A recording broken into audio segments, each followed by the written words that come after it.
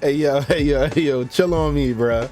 Chill on me, bruh. Talking about black folks always late, bruh. Chill on me, bro. Chill on me. Listen, I try my best to get live by 10 in the morning and it just don't work, bruh. It just don't work. Yo, appreciate the 100 emojis over there in the chat too, man. Appreciate the hearts and all that, man. Appreciate the likes on the stream. What's good with everybody, man? Good morning, good morning. Look, we gonna hop right into it. I don't know why my camera's so big. Why my camera so big? Hold on, speaking of which, why don't I just put the cam like right here and then I don't gotta keep moving over and moving over and moving over. What's good, chat? You said nice beard? Appreciate it, gang. Appreciate it, gang. No. Oh, yeah. See how I caught that, John? Yeah. Hands. My glue hands, Harley. Come on, man. Glue hands is Harley. You feel me? Harley. You feel me? All right, but look, I don't want to keep y'all too long. I'm drawn for real. But listen, I don't want to keep y'all too long, man. We gonna hop right into the news, bro. Listen, y'all know me. Like, I ain't the type of person to wait no half an hour, string y'all along till a bunch of people get in here. I explain it to them when they get in here, bro. But for everybody that's here right now, man, let's go ahead and hop into it, bro. First and foremost, the NBA 2K Next Makers program. I know that a lot of people have been talking about that in the community. And a lot of people been having like problems with them, or, you know what I'm saying, not understanding what it means and stuff like that. Let me just put it to you like this. The moment that NBA 2K tweeted on Twitter, guess who had the assets?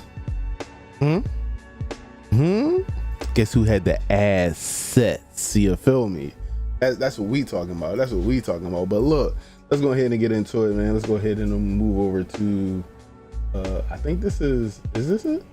I don't know what scenes these are. No, that's definitely not it.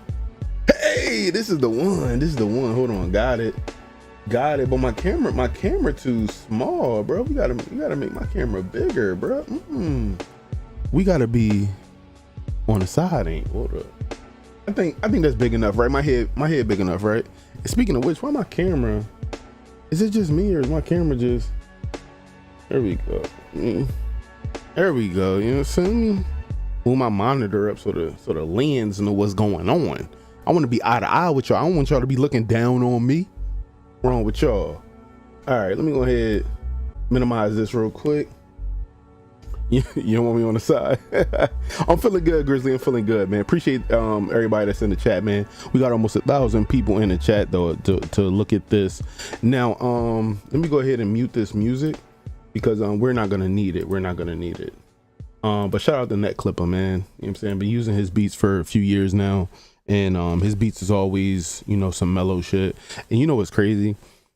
K Sounds, you'll be one of the people. All them years I was streaming on Facebook, and I never thought to myself to go over to Net Clippers page and just play old school hip hop beats. What the fuck was I thinking while we was over there listening to rodeo shell down. Like, what the fuck was I thinking? All right, so look, let's go ahead and get into the videos first, man. To the videos first. All right, so they got that 4K, bro.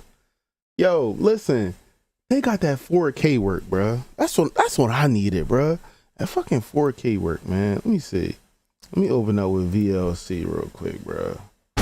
Oh, chill out, gang. You moving way too fast. All right, let's go ahead and make you full screen real quick. That's not full screen. Is it full screen technically? Yeah, that's full screen, I guess. All right. So chat, y'all ready? Y'all ready with me? Should I move the chat up or down, or are we good? Let me move the chat like right here. All right, we good, chat? Yo, press 1 in the chat if we good on audio, if we good on visuals, everything. Let me know so I can just go ahead and hit play.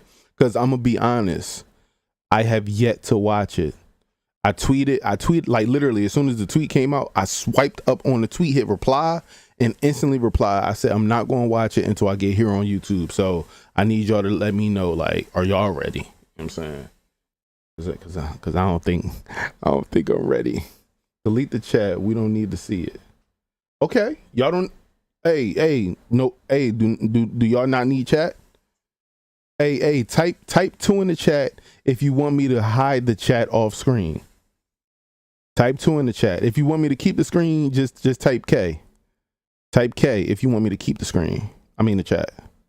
Oh, nigga said they don't need it. Nigga said I don't need the chat. I don't need that chat. Nigga. Shit, let's get into it then. Oh shit, Mamba. Oh, Kobe in the middle, yelling. Okay, welcome to this new city. Okay, beachfront. Oh, niggas playing volleyball and football and basketball. Is this a sports game? Is that Ronnie? Okay. Oh, yo, is that Little Shooter? Hold on. Starting five. What's starting five? Is he flying? That's skywalking? Yo, what's that? Oh, that's the standing emotes. Oh, hold on. The whole city just came to the... That must be my career. It got to be my career. Is that LD2K? Did he just get... Yo, hold on. Through the legs and got dunked on. Wait a minute. What is Rise? Is Rise like an all new dunking mode for dunkers? Oh, that's the LeBron joint. So you get the LeBron emote. Stay for the ball. See you in the city. See you on the court. Yo, niggas flooding the court.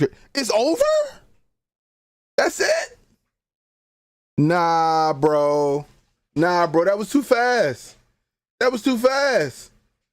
Do y'all agree that was too fast? Oh my God. We gotta go slow. We got to go slow, bro. We got to go super slow. I'm talking about the slowest of the slow. What the hell? Playback. Let's go slower. All right, that's on 90. Let me see where we at. Slower. That's on 80. We gonna go down to 50, bro. 70. Let me see. Slower. Okay, 60. All right, boom. All right, we on 0.5. You said the park is trash? They probably drop more throughout the day. Yeah, they probably do that. Is that current gen? Come on, man. Current gen. What's that? What's current gen, bro? What that is? Oh, you mean the current PlayStation 5 and Xbox X and S? That's the new current. We leaving that old gen in the past, bro. It's time to move on, bro. You know what I'm saying? You want crossplay, right? I mean, listen. Everybody got their own choices to make, bro. I ain't telling nobody to do nothing. I would not dare tell you to come to PS5. I would never tell you to go out and get a PS5, bro. That ain't the type of person I am, bro. Do what you gonna do.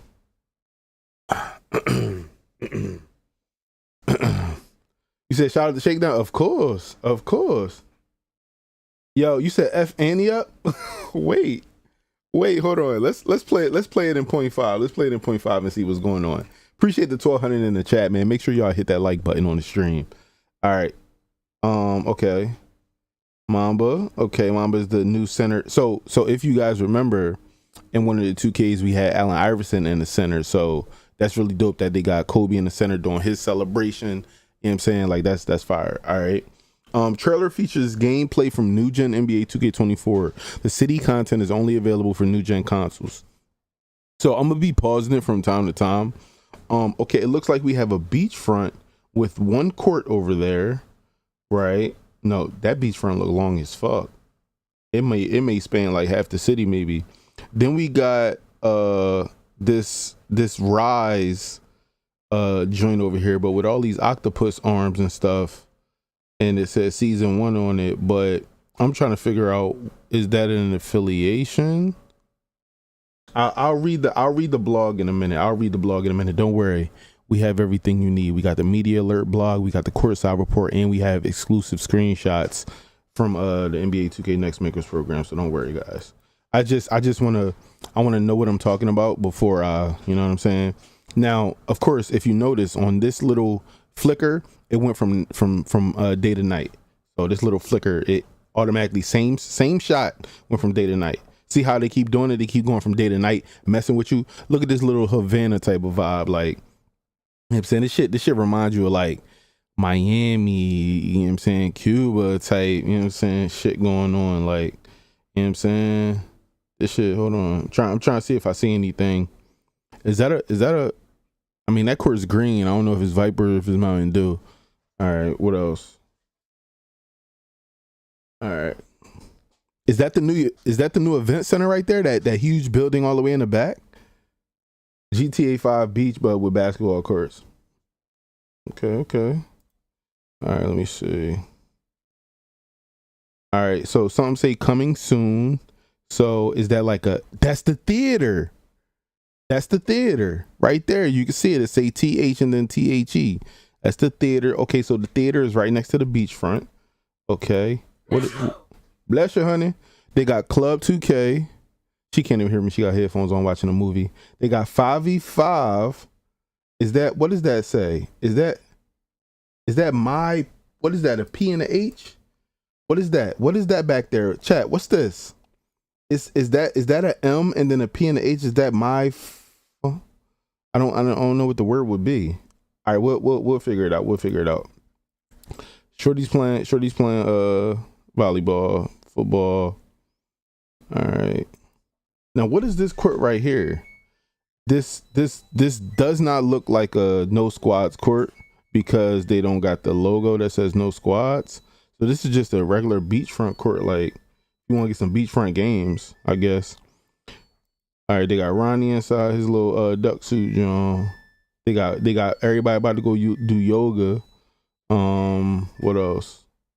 That must be the event center. I'm wondering what is this like a fast track for like getting to little places? All right, so boom, they got the little shopping area. Why you move that fast like that? You know you weren't supposed to move that fast, bro. That joint zoomed as soon as I went to go look. It's crazy. Who doing laundry? My wife. Chill on her, bro. She working, gang. You know what I'm saying? I'm working, she working. We a team out here. Don't worry about that. All right, so boom. Wheels, decks, specs, Roz. Nigga, do that say dicks? Nah, that's probably say docks. Nah, that can't be Dick's Sporting Goods, right? New Balance, Puma, Elite. Okay, Elite, Puma, Converse, Under Armour, New Balance. All right, that's all the shoe stores. Okay. Art of Shooting. Hold on. Lethal Shooter got his own. Lethal Shooter is finally in 2K fully, bro. That is fucking fire, bro. That is fucking fire, man. Proud of him, gang. I'm super proud of him. All right. Okay, so this is what your arena would look like. Los Angeles Lakers joint. They got the Mamba building right there. Damn, that's really a whole snake with the Mamba head on that joint. That's crazy. All right, so this is what it would look like when you got your games. So I'm guessing this would be your team blimp. Your team logo would be here. And this would be like all of your paraphernalia for your team. This is where you go to play your My Career games. Okay. The S logo. What? Where? I'm looking for an S logo. I'm saying, what? Okay, he said go back. Okay. Or the shooting. Where? Go back to Lethal Shooter sign. I saw a Shep symbol on the wall. Oh yeah. Yeah, you talking about this joint right here? Yeah. I saw that too. I was like, boy, you don't get that Benz Ryan ass nigga out of here. That nigga try to team up with me the next year, nigga. Nigga, Shep, who the fuck is you, nigga? I beat you in that motherfucking tourney, nigga. Took your belt, nigga, and then you try to team up with a thug, nigga. Step on my line, nigga. Don't hit my line, nigga. You know what I'm saying? Take you and your weird ass manager and your weird ass best friend that was really trying to be my friend for real. Nigga really was trying to switch sides for real. Ain't nobody really want to talk about that. You niggas lucky I ain't make a real My Career series out of that. Nigga was switching up like, damn, that nigga MP really not that bad though for real. He really taking over the city for real. Choosy ass niggas. You know what I'm saying? I really knew the real storyline for real. Everybody was gonna switch up on Shep. You know what I'm saying? I really knew. You know what I'm saying? The manager even hit my line talking about, I could really get you even more deals. You know what I'm saying? I ain't really making no money over here with Shep for real. Yeah, I know. You know what I'm saying? Well, we ain't gonna talk about it. You know what I'm saying? We ain't gonna talk about it for real. You know what I'm saying? I might, you know what, chat? I might end up doing that though. I ain't gonna lie, I might end up doing that this year because I remember I did that in NBA 2K17 with the storyline about the girlfriend. I should have made a alternate storyline with like all the clips and stuff from my career stuff and really, you know what I'm saying, made some real shit. You feel me? All right, hold on. Dang, it's moving so fast. Hold up. All right, boom. Let's see where we at. All right, Pro-Am 3v3 Pro-Am right there. So hold on. Was that the? That was the Pro-Am. That was the Pro-Am. Okay, so that was the Pro-Am. All right, bet. All right, so the Pro-Am and the theater and all that is next to each other. All right, what's this? Is that? I don't know what that is. All right, theater. I remember they had it. Starting five. Starting five. Is that the new? Is that the new matchmaking with five? Whereas though, like, is that the squad one or the random one? What the, wait a minute, bro. Don't move too fast for me now. What that say? Oh, all right, bro. Oh nah. Oh yeah, she's getting interviewed. She's getting interviewed. It's crazy because I was talking to Juice Man about this idea that I had for 2K. Yeah, she's one of them. I'll be hollering at her day one. Starting five is wrecked now. All right, bet. I'm gonna read the courtside report. Don't worry. Let's see. I just want to see if I notice anything. This I rock with right here. The emotes is gonna be fire. I ain't gonna lie. Emoting with the ball is gonna be dope. The crazy thing is, this looks like this is some type of remember the rooftops and stuff like that from the old 2Ks. This is what this reminds me of, rooftop gameplay and stuff like that. Ooh, what's this? This oh, okay, so this is like last year. You can see like see the quest buttons and stuff like that.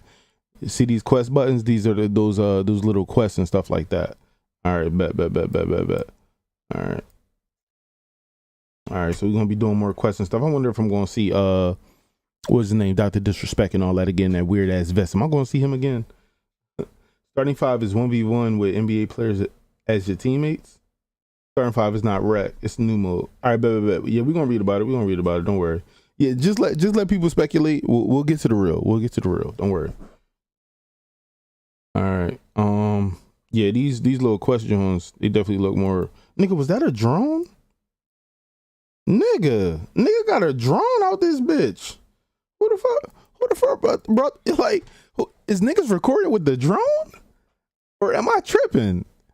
Nigga, just a random ass drone just sitting out that bitch, bro. Getting different. Oh, that'll probably get like different angles and shit like that. You know what I'm saying? So like when the cutscenes and stuff like that happen. Okay. No. I don't think it's for niggas to teleport. I think it's literally recording the gameplay. You know what I'm saying? And then they probably throw like different. I know that we had teleport drones, but what I'm saying is they probably upgraded the usage of it to throw in different screenshots and stuff. You see what I'm saying?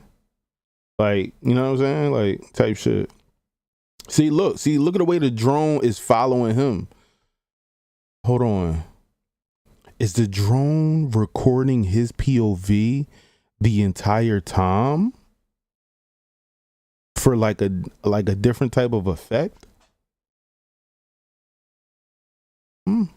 Might be. Like look, that's drone footage.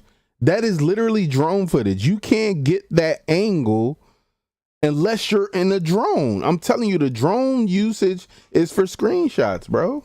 It's for the camera views, bro. I'm telling you, bro. Like, look at that shit. That shit look like drone. Now this right here, nigga, when I saw this screenshot, I said, what the fuck is this? What is this? Teach me. All right, so this looks like elite. This looks like the elite part. So this shit is hard. This right here, nigga, who being elites, nigga? Come on, man. Who going to the elite courts, man? Hey, listen, I fuck with Rise. I fuck with you niggas, man. I fuck with Slasher Gang or No Gang, but sheesh, if I'm being honest, they knew what they was doing when they created this, nigga. I'm futuristic, nigga. I'm futuristic, nigga. You know what I'm saying? Everybody gonna be elites, nigga. Niggas gonna be 3 niggas over on Rise, nigga, not getting no motherfucking rewards, nigga. We getting our 2-hour XP coins for free ski. I'm sorry to all you Rise niggas, but nobody will play there. The only way we gonna play on Rise is if it's plus motherfucking to reputation, or, you know what I'm saying? That's the only way we playing over there on Rise. For real, we some elite ass niggas. I'm just saying. All right, let me see. I'm just, y'all know I got troll, bro. Nah, this is not stage. This is new affiliation to look like. This joint look crazy. All right, and this is Rise. Damn, Rise got all of 0.2 seconds. They ain't even really show the Rise court for real. That's tough. Talk to Chris Manning and Shakedown in the city to learn more about affiliate. Oh, hold on, my boy Shakedown. Yo, Shake is in the game, bro. As an actual character, that's fire, bro. They got his voice in the game, you know what it is. Yo, that shit gonna be fire, bro. That's gonna be fire. Yo, shout out to Shake, bro. That's gonna be fire, bro. Yo, yeah, they got him as a bro. That is fire, bro. That is fire, bro. That is fire, bro. Yo, that's gonna be crazy. Why they got Shake out here looking like he dressed like K-Spade though? Hey Shake, you know this ain't the way you dress, bro. If you got on the fresh pair of Jordans, bro, you know you stole K-Spade swag on this one, bro. You know what I'm saying? K-Spade the prospect. All right, you said new braids? Yeah, new little hairstyle. You know what I'm saying? What y'all think about that, John?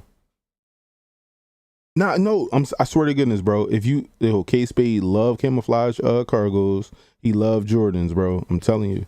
I don't know about the bucket hat though. They ain't really K-Spade bop, but you know what I'm saying? Everything else. No, this means more requests. Shaking my head. Why would it mean more requests? I think they stepped out of the music and the fashion and all that, and they just focusing on basketball. So I'm guessing there's basketball quests. Like the basketball quests weren't that bad. Like when you went to them little courts and stuff like that to take them over, and those quests wasn't that bad. It was the quest that made you stop playing my career games and not being able to progress. That was the problem. Like having to go talk to somebody before I play an NBA game was the hardest thing. Everything else was kind of fine about that. Like I just didn't like not being able to play my career game whenever I wanted to. You know what I'm saying? Being forced into watching cutscenes before a game was the huge problem. But they say that they alleviated that. So all of this stuff should be side shit that you shouldn't have to worry about before playing the game. You said the builders tomorrow facts. Who PlayStation kids over there? All right, let's see. Let's keep going. All right. Yo, what is this? Is this a elite door, bro? Nah, this shit look like fucking Apex, nigga. I'm definitely an elite, bro. I'm definitely going over the elite, bro. It's over, bro. Nigga, I want to climb the wall now, bro. I want to climb the wall now, bro. Ooh. Damn. Look at old head drip, bro. Look, yo, I caught this joint as soon as it went through his legs. Appreciate the 2,500 in here too. Appreciate y'all, man. Hit that like button, man. Yo, this bull, his drip. You deserve that shit, gang. You came out there in that flannel, bro. You came out there in that flannel. What you wearing, bro? What the fuck is you wearing, gang? You deserve to get your ass torched, bro. What's wrong with you? What is wrong with you? This Rise ass nigga came over to the elite court and thought he was finna do something. Got fucking bro. Oh my god, bro. Oh my god. Look, another Rise dude came over to play, bro. He got dunked. Oh my god. Look at boy trying to crash the board, or is he trying to help? I can't tell, but y'all all getting dunked on though. Hey, why are we even watching Rise for real, bro? My name is not Poseidon, nigga. My name is not Poseidon, bro. Let me me see this court, bro. Let me see this court. I ain't hating. I am hating. This look like that NBA 2K15 concept court that everybody used to talk about. Like literally, bro. This look like that 2K15, 2K16, like sunset concept joint, bro. Dead, bro. Dead. Look at the way they got the water going around the whole joint, bro. It's crazy how the concept came alive, and nobody gonna be there. Nobody gonna be there. Everybody wanted Sunset Beach 2.0, 3.0, 4.0, 5.0, 6.0. And now after all these years, all you Sunset Beach lovers, I was one of them. You ain't gonna go because you want to be elite. It's crazy. It's crazy how you rather be elite over Sunset Beach, right? Crazy. Niggas gonna be dunking on seahorses? I'm cool. I'm good. I ain't dunking on no seahorses, nigga. Elites, nigga. You know what I'm saying? Look, it's crazy, bro. It's PlayStation over Xbox, and it's Elites over Rise, bro. Like, bro, it's never. People can never just come together, bro. It's always gonna be separation, bro. This shit is sad, bro. I just want to see us come together. It ain't gonna happen. It ain't gonna happen. We ain't never coming together. We will never be one. You hear me? But we get to play together. But that's it. That's it. Yeah. Mm-hmm. Oh, Elite Headband. First look. Elite Headband. I'm on it. I'll have me Elite Headband around my body for sure. All right, let me see. Oh, Elite Drip. You got some more Elite Drip. Yo, why my boy? Yo. He looked like he fresh out of calculus, bro. Bro, what's going on, bro? Why my man's fresh out of calculus, bro? It looked like he just figured out trigonometry, geometry, like everything, bro. Nah, that nigga in calculus 2, bro. This is crazy. Get him out of here, bro. His shirt's tucked in, bro. Get him out, bro. He's fresh out of computer class, bro. I cannot lie, bro. Like, he looked like he just know too much, bro. The entire time he was getting his ass whooped by this dude right here, he was counting the percentages in the arc of the ball and the precipitation in the wind. And this nigga too smart, bro. He's too smart to be out there, bro. He's literally out there to analyze getting his ass whooped. It's crazy. He took data. He had a notepad. Every time dude shot the ball, he said, "Oh my God, perfect 45% angle on the head ass, bro." Like, what? Oh my God. All right. It looks like they still got the DJ booth joint. Yeah, you seen the side eye, bro? Stay for the ball, okay. All right, see you in the city. See you on the court. All right, that's pretty valid, chat. That's pretty valid. Pretty valid. A lot of quick stuff, but it's pretty valid all in all. I'm trying to figure out, is there anything that I may be missing that I want to know about? I do see that it's only 2 affiliations, not 4 anymore. Starting 5, seeing that I seen the rec on another screenshot. So let's look at screenshots before we go into the news and stuff like that. So on this screenshot, y'all, the rec is still in the game. So that starting 5 thing over there is something different, like proposed, but the rec is still on the beachfront over here. So you don't got to worry about that. These are the new, well, not new shops, but the shops that are all back and stuff like that. So it's a long, like, boardwalk type vibe. This is the NBA 2K League store. The crazy thing is, I think that the NBA 2K League is going to have a lot of importance in NBA 2K24, and I'm saying that because they got their own screenshot within the media rollout for 2K. So with the NBA 2K League getting a screenshot, bro, it got to be something big coming with them. It got to be, bro. And by the way, just to let y'all know, I've worked with the NBA 2K League exclusively, so you know what I'm saying, trust me, they got some heat coming, bro. They got to. This is the Rise Court look.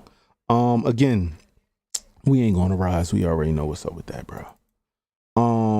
The beachfront, you know what I'm saying, little beachfront games and stuff like that. I feel like this court right here, this court is gonna be heavily populated, bro. I feel like this court, like people are gonna want to come, like especially people that played on like current gen, like they're gonna want to come in and get like, oh, NBA 2K21 versus NBA 2K24 type videos, like beachfront here versus beachfront there type videos. Like I feel like that's gonna be a hot spot like for the first couple of days. Cages. Cages where I think cages are back. We'll take a look, but this is the elites. This joint is so futuristic, bro. This is why I'm going there, bro. It's too crazy, bro. I ain't gonna lie. And this is another one of those quest courts with the drone out, getting camera view angles and stuff like that. It's fire. All right, let's go back to the assets now. Let's read the media alert. It's time to finally figure out what's going on with everything. Let's see. Okay, here we go. All right, hold on. Did somebody just don't? Yo, appreciate the $5 dono. I don't know if it popped up, but I appreciate the $5 dono. Appreciate the 2600 in here too, man. Hit that like button. My career in the city returned to NBA 2K24 with all new features for PlayStation 5 and Xbox Series X and XS consoles. Check out the all new My Career Quest. There it is. Let me see. Appreciate that $5 dono, yo. Showing some love. Waiting 2K24 sell squad vids. Hey, you already know, man. Day one. We gonna be out there, man. Trust. Check out the all new My Career Quest for greatness and stunning picturesque beachfront courts in the city. Today, 2K unveiled new upgrades coming to My Career for all NBA 2K24 players to the city for PlayStation 5 and Xbox Series X. The city for new gen welcomes players back with an all new beachfront courts and a street ball side quest, while My Career focuses on a single goal of becoming the greatest of all time. So, no music, no fashion. They said literally beachfront courts and a street ball side quest. That's it. Simplistic. My career in NBA 2K24 is streamlined to give greater focus on what matters the most, proving yourself on the court, says Eric, VP of Development and Visual Concepts. Meanwhile, players will find themselves transported to a brand new beachfront location in the city, providing an opportunity to immerse themselves in a vibrant basketball culture and carve out their own unique legacy. Where is stage? It's probably somewhere in there, bro. I'm a look at all this right now. We're about to actually read up on this media alert, and then we're gonna go down to the courtside report too. I'd rather the city than a small ass neighborhood. Okay. Key game features. My Career introduces a new key games feature, allowing players to play the most important games based on the matchup, rival teams, and milestone achievements. New story. Begin your NBA journey by stepping into the limelight as the most anticipated prospect in the last 20 years. Chase on the court accomplishments such as Rookie of the Year, meet with the MBPA, and learn from MBPA player president CJ McCollum and executive director Tamika Leo. I don't want to mess that up anymore. And climb from the Got Next tier to the GOAT tier. Okay. All new beachfront location. Hold on one second, chat.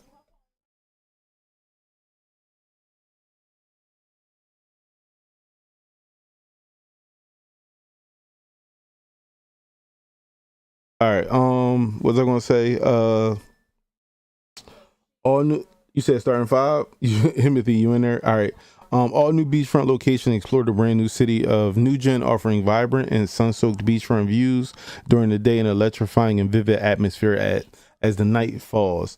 Wander through the streets and encounter new buildings, waterfront courts, and affiliations along the captivating Kobe court for more competitive environment. Okay, so it is a Kobe court confirmed. Starting 5 is an online 1v1 head-to-head mode on the New Gen, where players can challenge each other as they choose a team and slot their My Player into the starting lineup alongside some of the NBA's biggest names. Okay. So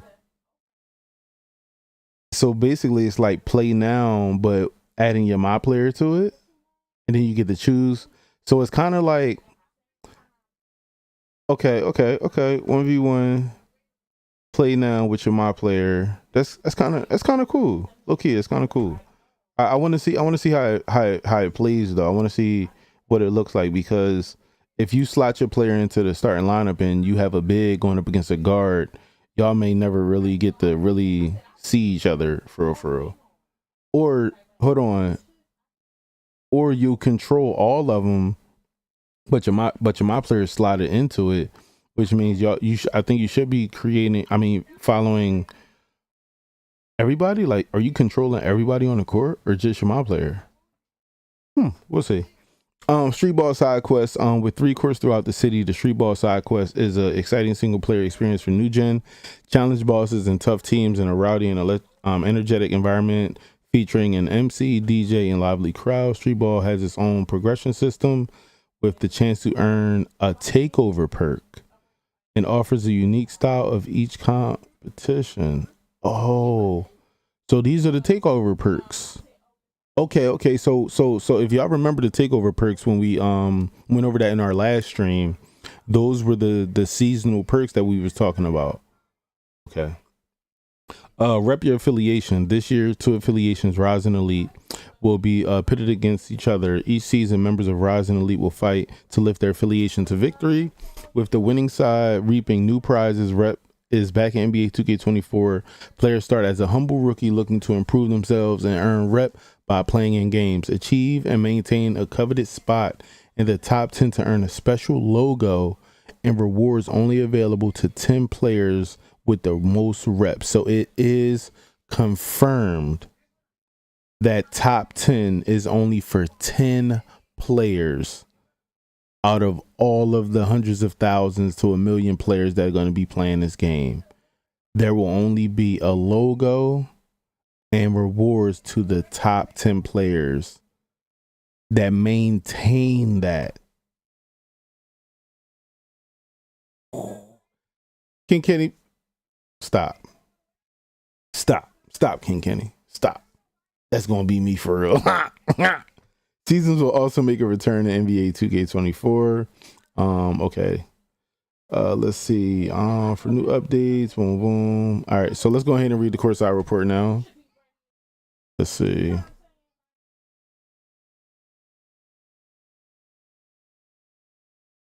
All right, let's close this out. Move this over. That's like the ranked system. Wow. So there's only Elite and Rise. Yep, only Elite and Rise. 10 players is crazy. Shout out to the boosters. It is over, right? Why everybody go to Elite and they change the course season 2, stay over there. Bro, you think they finna, I mean, how much do you think they gonna change it? You know what I'm saying? Like, yeah, they'll like, I feel like every I mean, no, they could change it over time though.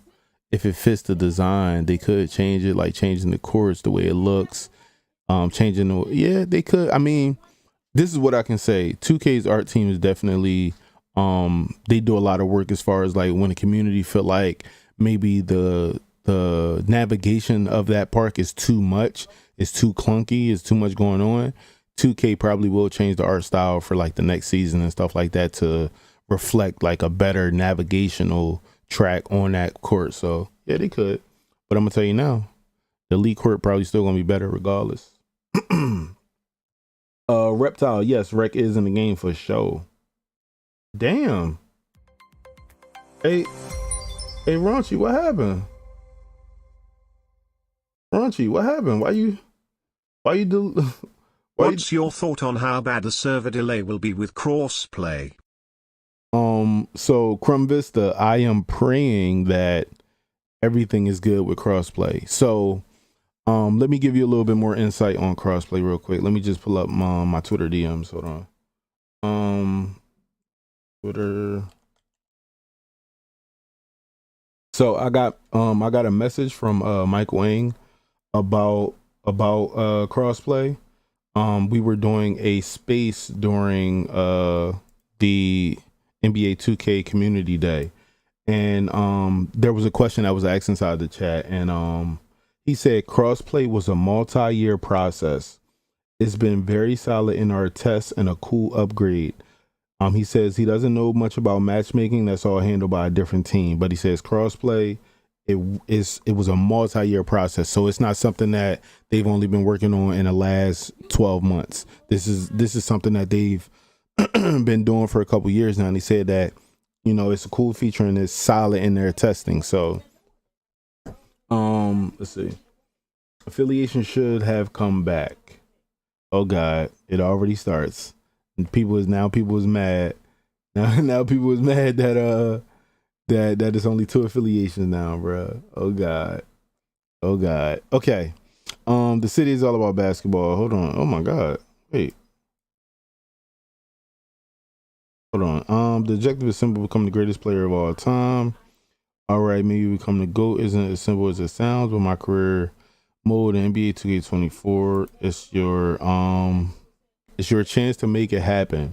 Do you have the skills and the drive to prove yourself as the best prospect since LeBron James?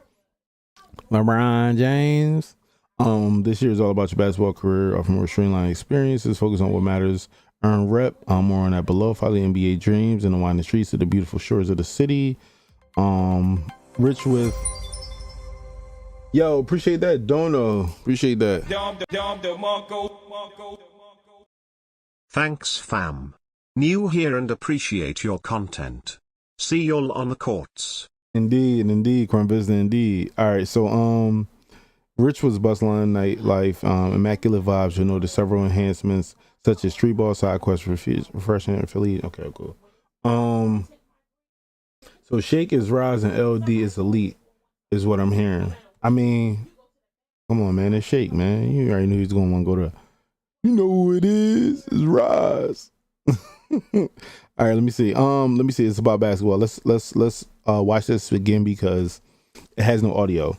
Take your career to places no GOAT has gone before.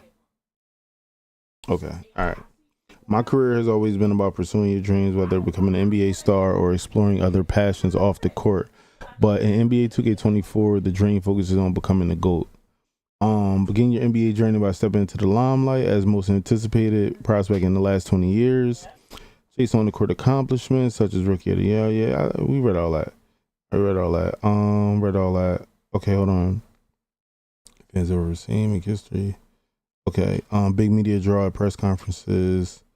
Earn recognition for setting records. Okay. Adding rings and accolades to the trophy case only to heighten your fame. Okay. All right. Beachfront, new sunrises, new gen consoles, and vibrant sunsilk stunning. Okay, read that. Let's see. City beachfront courts are a perfect canvas to unleash your dazzling skills. Creative crossovers, and let me see. Streets stumble upon new buildings, courts. Okay, read all that. Day or night, read all that. City radiates, read all that. Take a stroll, run along 3v3 beachfront. Okay, open for casual competition. Okay, you will naturally gravitate towards a section of the city thanks to its panoramic views and lively ambiance. Okay. The beachfront street is home to the Pro-Am, the Rec, Annie Up, Theater, Club 2K, the all-new Starting 5 building. Making its debut in NBA 2K24, Starting 5 is an online 1v1 head-to-head mode where you'll challenge others using a team made up of your my player and 4 other NBA players. Each game, you'll choose a team and slot yourself into the starting lineup alongside of some of the biggest names.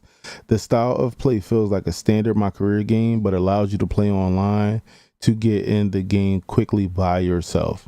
All right, so it plays like a My Career game, which means you're only going to use your my player against another my player in a 1v1 setup. So if you're playing a power forward and you're a guard, y'all may not even guard each other, but it'll be like a My Career co-op type of vibe. You know what I'm saying? Like you'll be able to play somebody else. But confirmed, Annie Up is back because somebody in the chat asked about Annie Up. So yes, you're fine. Annie Up is still there. Don't cry. Don't yell. Just it's there. Don't worry. Will you get rep playing Starting 5? I'm not sure. They don't say it here that you'll be getting rep. My career is primarily about basketball journey and the ultimate goal of league stardom, but the street ball side quest is an exciting single player experience outside of the main NBA path. So again, 2K said that they're going to let you focus on my career and that you have a choice to do the street ball side quest now. It is not looped into your my career story. W. All right. We all read about this, but this is where you earn your takeover perks. So if you want takeover perks, you want to do all of the street ball side quests. I'm sorry, this is how you earn. Remember when we talked about the takeover perks and I was showing y'all that they were earnable things?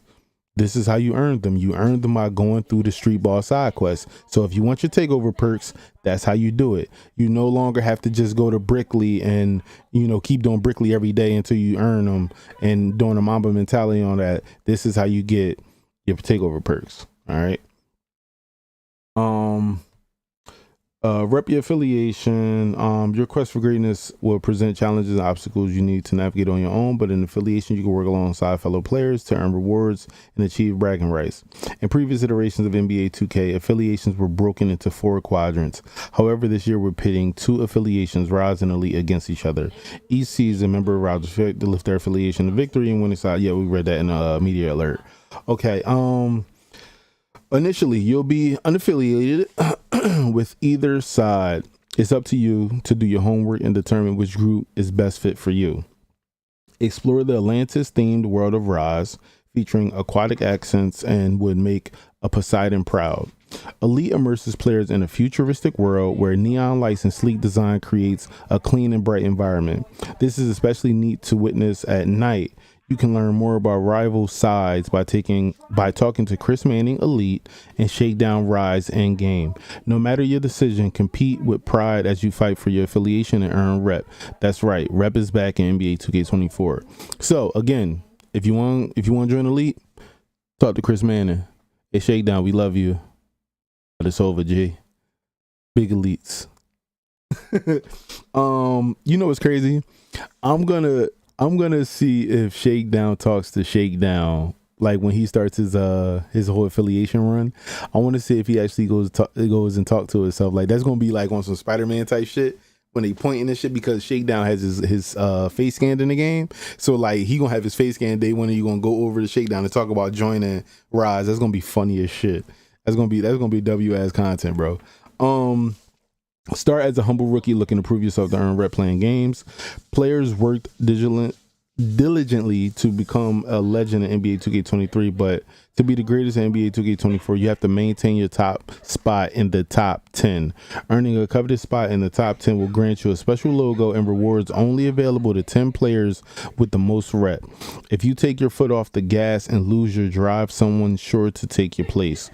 And with it, all of your special rewards and top 10 title. Fortunately, rep doesn't reset at the start of the new season. Just know that your rep will reset if you decide to change affiliations. So make sure you choose wisely. Okay. So if you rise day one and you realize you ain't getting all your goddamn rewards throughout the season challenges, and then you decide to go over to Elite, you lose your rep. Ooh. Hey man, you better choose Elite day one, baby. Only having 10 is a L.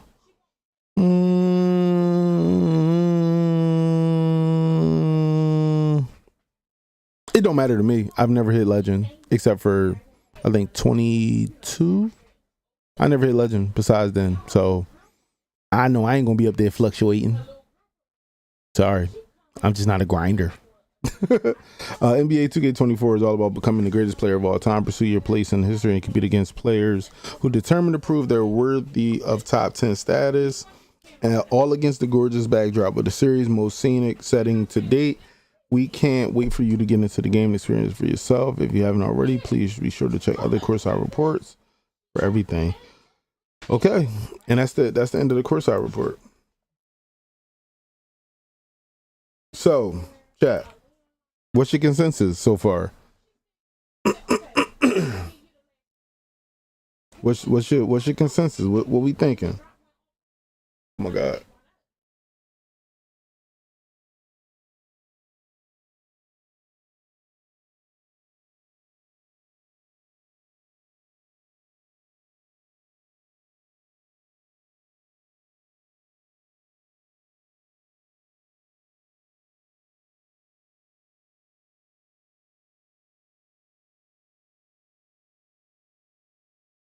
Okay, so somebody said Art of Shooting. What's that? So if you're not familiar with Lethal Shooter on social media, he's like a shooting coach, but he also does content on the side of like super duper hard challenges of like how to hit shots. Like one time he did a challenge where there was a spike to rim and he had to like basically all net every shot or the ball would get flattened by one of the spikes. Like he's one of the best shooters I've ever seen. Rec and Builder tomorrow, yes. Builder definitely tomorrow for sure. Not too sure about Rec if they're gonna be releasing that footage, but I know that the Builder stuff is gonna be coming out tomorrow. Plus all of the creators that went over to NBA 2K Community Day, they're gonna be doing that too. I wonder how many affiliate courts they have around the city.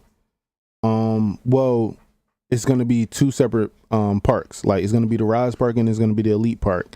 But throughout the city, no, I don't think it's going to be like that. But you mean like how many courts are going to be within that?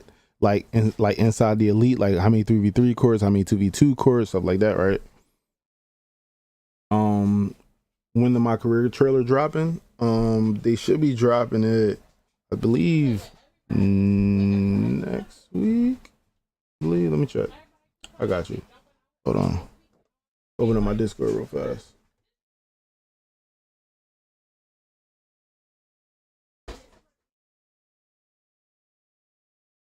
All right, so the week of August 28th, My Career, the city, and my team.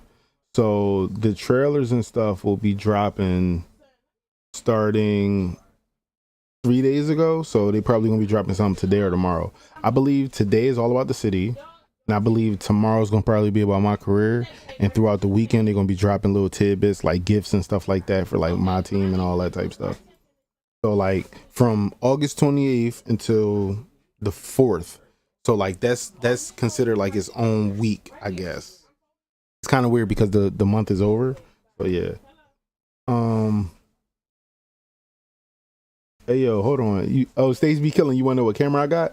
I don't know if I have my bot that has that. Just go over to my Twitch and type in exclamation camera, bro. Somebody type in my Twitch inside the chat. Matter of fact, the Twitch might be in my description. Check my description of the stream and you should see my Twitch there. Yeah.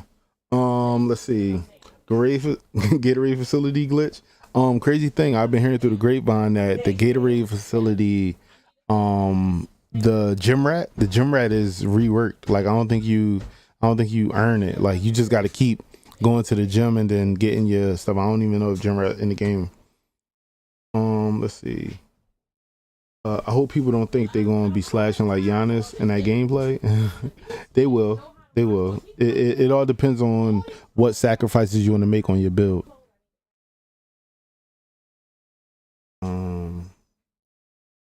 Yo, he said Rise Park is for Kensington folk. Nah, bro, you drawn, bro. Dang. Main Easter egg question from the trailer is what were the two things on the water rise up slasher game?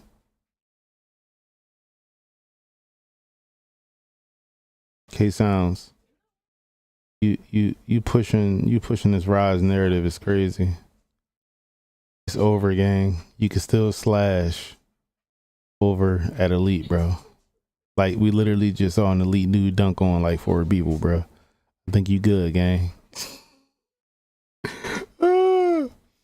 Be ready in that rec. I'm running boys including iPod. Yeah, just join my Discord. My Discord link is inside the description, I believe. iPods, a lot of people saying they going to Rise on Twitter. On God, they tripping, bro. And Kenny Big Rise, nah, y'all got it, bro. y'all got it. It's not a need badge. What's the difference between affiliations? Is it a boost or something? I don't think so, no. There was a dome and an island in the water. Might be extra content, bro. Yeah, pushing Rise is crazy, I ain't gonna lie. I just want to know which court won't lag. That's where I'm going, bro. Let's see. Every game becoming open world, no bullshit. Yeah, I mean, it's been like that for 2K for a little bit now. Why you streaming on YouTube? My joint acting up. Hey, Trendy J, bro, you always got issues, bro. If you ain't hating on what people saying in the comments, like Trendy J, I be reading the comments, bro. I be in my mentions too on social media, bro. You always got a problem with shit, bro. Like, go ahead, bro. Go sit down, gang. My squad trying to run that bet against your 5. Same K. I don't bet. Yeah, I'm not a gambler, man. Sorry, I don't do those things. I'm not running. Elite Part looks way better, of course. Are the existing affiliations still in the game? No. All the Vipers and all of they all gone. Bless you. Do you know what version of templates we are getting? For example, I choose LeBron template. Is it going to be prime LeBron attributes or current attributes? Official, all builder information is dropping tomorrow. So the builder, my career, all that stuff is basically dropping tomorrow. Honcho Time, my Discord is inside the description of the stream. So just click the description and tap down. We gonna rise above the odds and conquer the elites. King Kenny, stop, bro. Rise on top, stop. Yo, y'all are crazy, bro. Yo, nah, you did not just fucking do a war cry. Raw, like, bro. You rise niggas need to go ahead, bro. They said rise above the hate, bro. Nah, bro. Bro, you said how's the defense? I ain't see nobody get bumpy yet, bro. I'm just being honest, bro. I ain't see nobody get bumpy yet. But I do want to go over something with y'all. Let me open up Twitter. Let's go ahead and go to this new scene here. All right, so chat. Oh, by the way, this is why I streamed on YouTube this morning. I literally asked at 9:54. I asked at 9:54, and 70% of the people told me they wanted me to stream on YouTube. So that's why I'm here. So I appreciate y'all for voting. Let me see. I wanted to talk about this. This is huge. I need y'all to strap in. Shout out to the 2,400 people in here. We are about to talk about thresholds for badges. All right. You only run with your subs. Okay. Tyreek, what do you mean? You only run with your subs? Do you mean like YouTube subscribers, or do you mean like Twitch subscribers, or do you mean like just fans in general? I believe somebody in the chat can answer you, but yeah, I don't put a paywall between me and my fans. I don't do that. But let's talk about some attributes, man. Let's talk about some nerdy stuff, bro. So, what can I do with this? I guess I can move me over here and then flip me, maybe.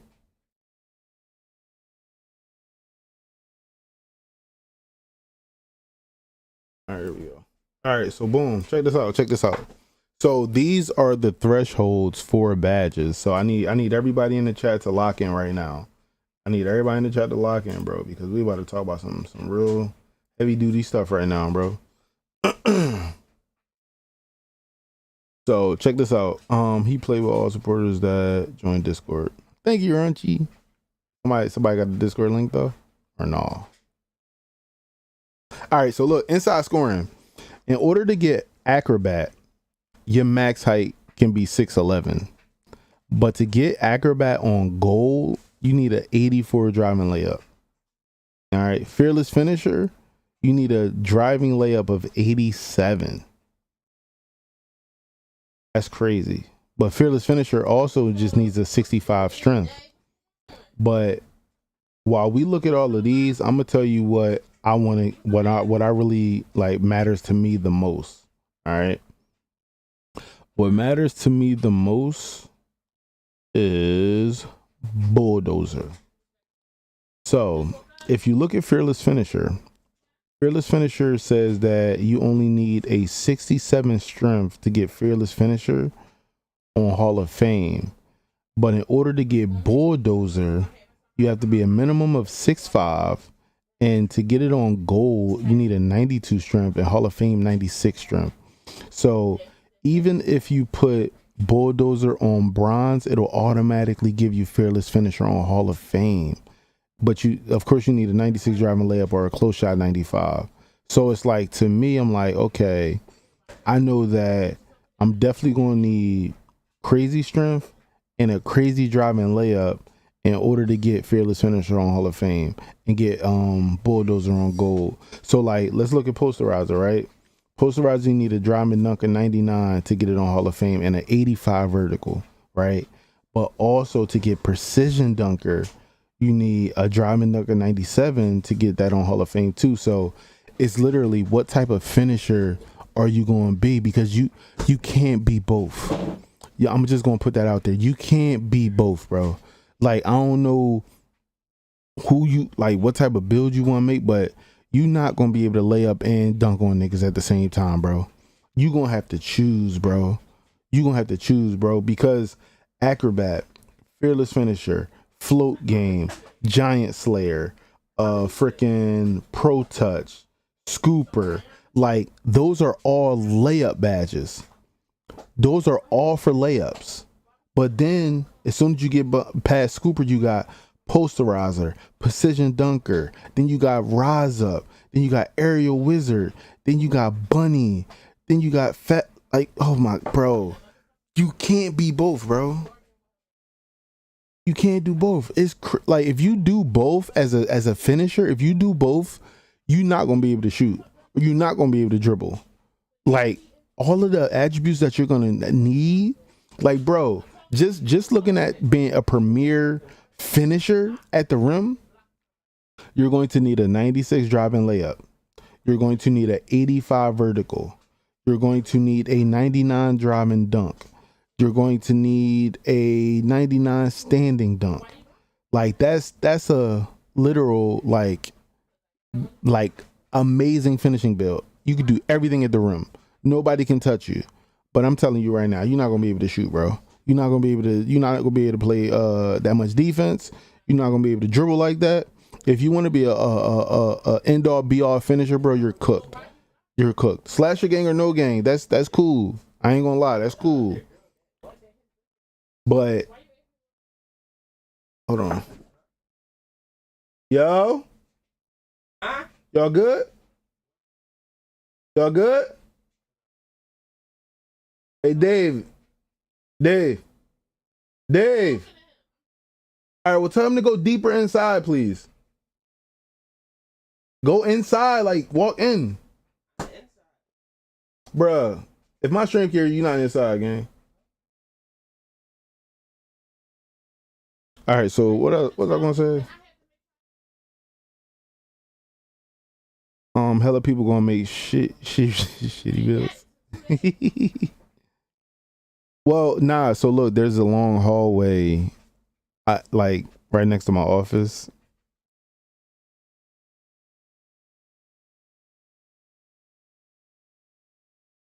You said zoom in. You can't see. All right, bet. All right, I'm gonna zoom in. Oops.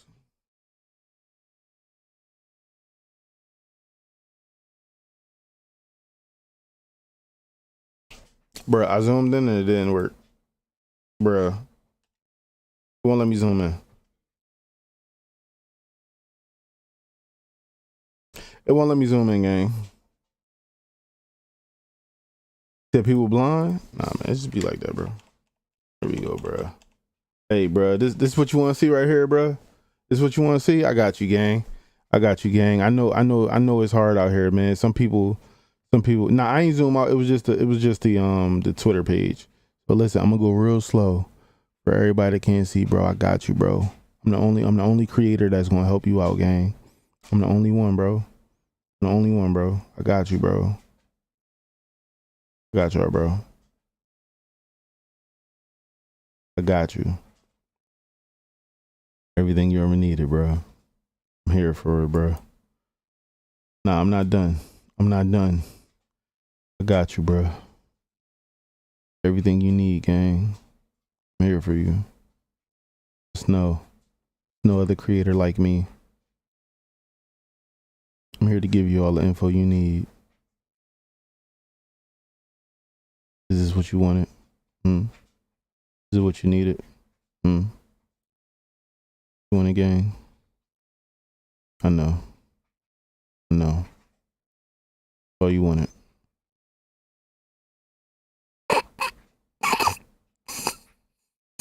Man, let me stop trolling, gang. All right, so that's inside, right? So like I was saying, bro, if you want to, there's literally 2 different dimensions to the inside scoring game. All right, now let's talk about perimeter shooting. To be a perimeter shooter, I'm gonna be honest, it's a lot easier to be a premier shooter. You can be a subpar finisher and be an elite shooter at the same time. All that you need to do here is put your 3-point shot up to a 99, right? And put your acceleration to a 93. All right. So if you have an acceleration of 93 and a 99 3-pointer, you can be an elite shooter. Nobody on the court can stop you from shooting. If you get that ball in your hands and you're wide open, you have maybe a 7 out of 10 chance to hit the shot if you're good with timing, that is. But being an elite shooter, you only need 2 attributes. You only need a 93 acceleration and a 99 3-point shot. That is crazy. See how shooting is like different? You know what I'm saying? Like, and also I will say you will need some mid-range shots. Like you will need a mid-range at 92 if you want to be a mid-range shooter. But Space Creator, you can get Space Creator on Hall of Fame with a 94 3-pointer. So if you do want to go for Mini Magician, you can go for a 92. But again, that's only 3 attributes. Whereas though with finishing, you need a dunking, you need a layup, you need a strength. You need, like, bro, in fact, let me see.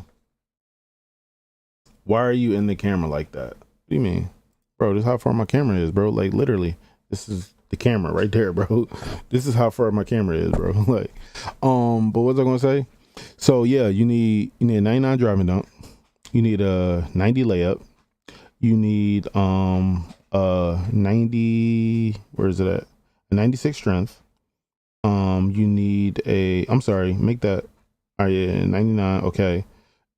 Then you need, for post fade phenom, you need at least an 86 mid range or a 93 close shot or 85 post control.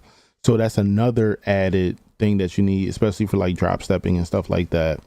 Like you need 95 strength for back down punisher, which you can get from getting your bulldozer because you'll have a 96 strength, but it's like it's too many attributes you need to put up. Oh, and did I forget your vertical? So you're gonna need vertical to do, posterizers and stuff. You're gonna need standing dunk. To be a finisher in NBA 2K24, it's going to require the world. Whereas though, if you want to be a premier shooter, you only need to put up like 3 things: mid-range, 3-pointer, and acceleration. Like, yeah, you can put your free throw up for free points, but who cares about free points? But all you need is acceleration, mid-range, and 3-pointer. That's all you need for shooting. You know what I'm saying? Everything else, you good, but to be a finisher, it's going to require a huge sacrifice for sure. I'm definitely trolling. What you mean?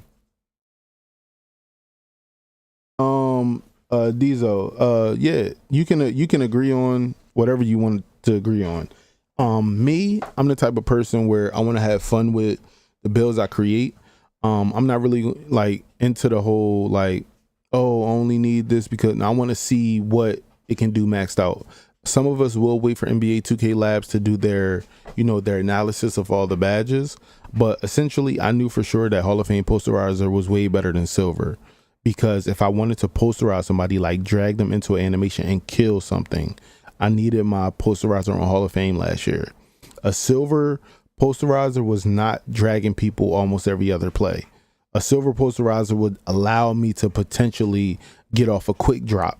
You know what I'm saying? Like, it wasn't really dragging people. Once I used that meter, it wasn't stupid.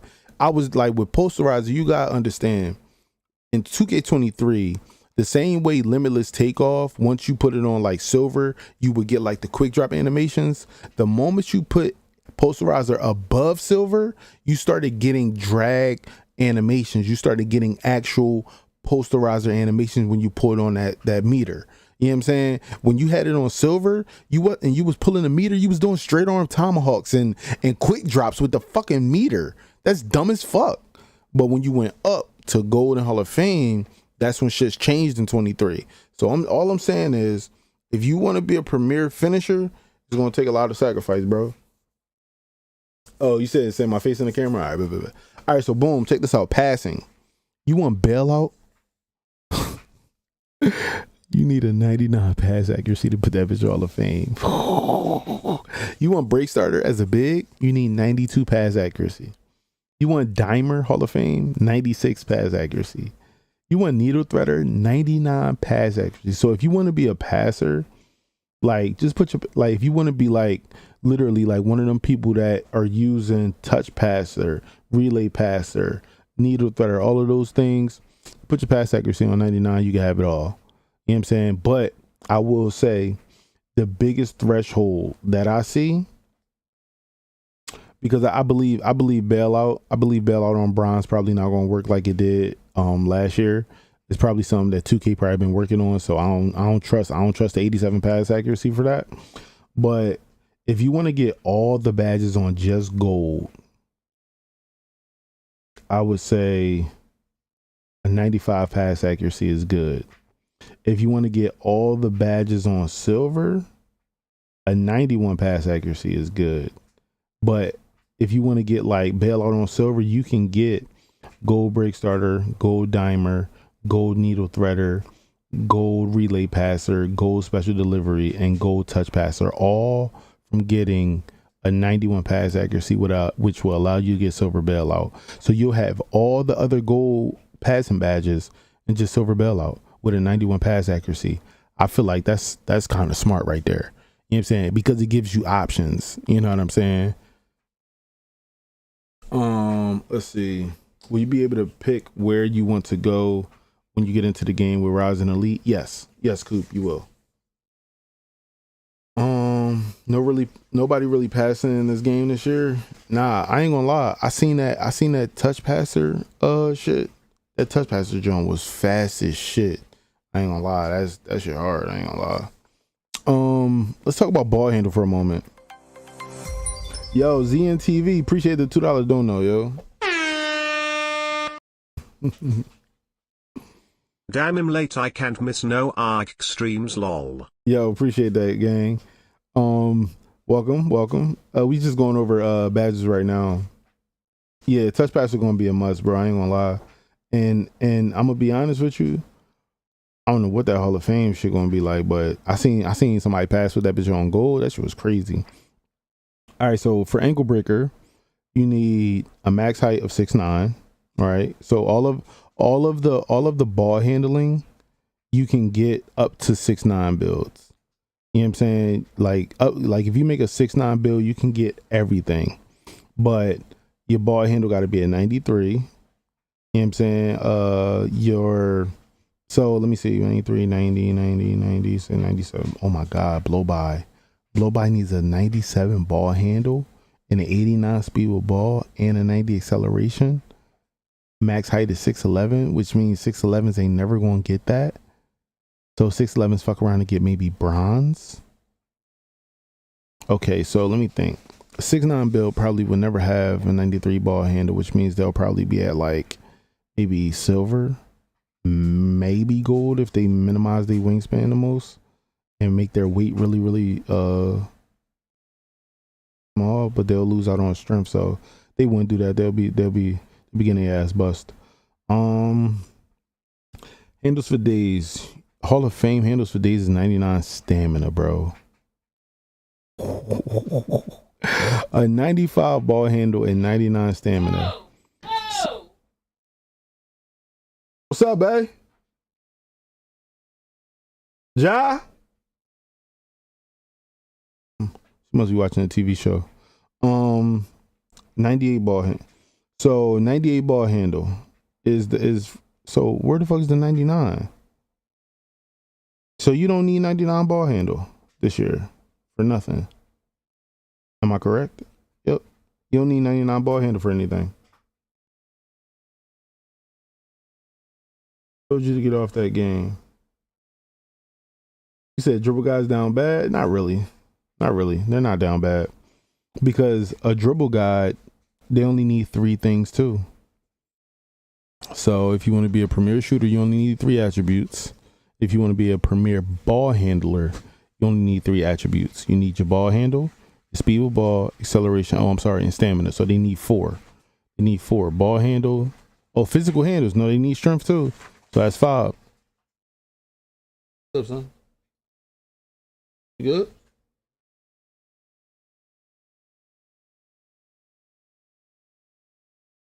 I'm about to pull up pull out my little tool on. All right, so they need 5 things. Okay. You want to be a premier passer, you need 2 things. To be a premier, post playmaker, yeah, 2. And to be a premier ball handler, you need 5. You need ball handle, speed with ball, acceleration, stamina, and strength. It shouldn't be that bad. I think the lay is going to be the most overpowered attribute. Nah, y'all in Genjutsu? Why? Why we in Genjutsu? What's wrong?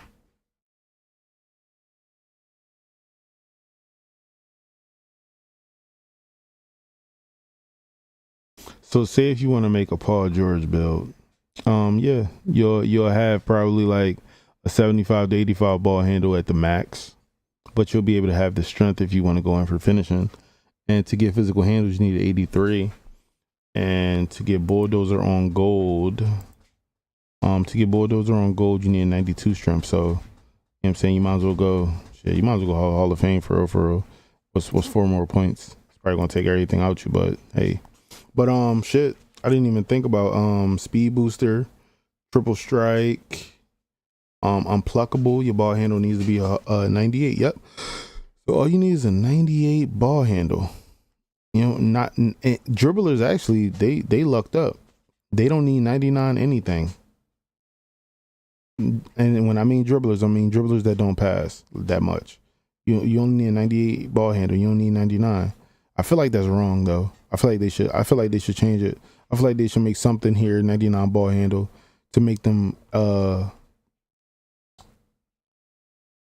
sacrifice more, because let me see.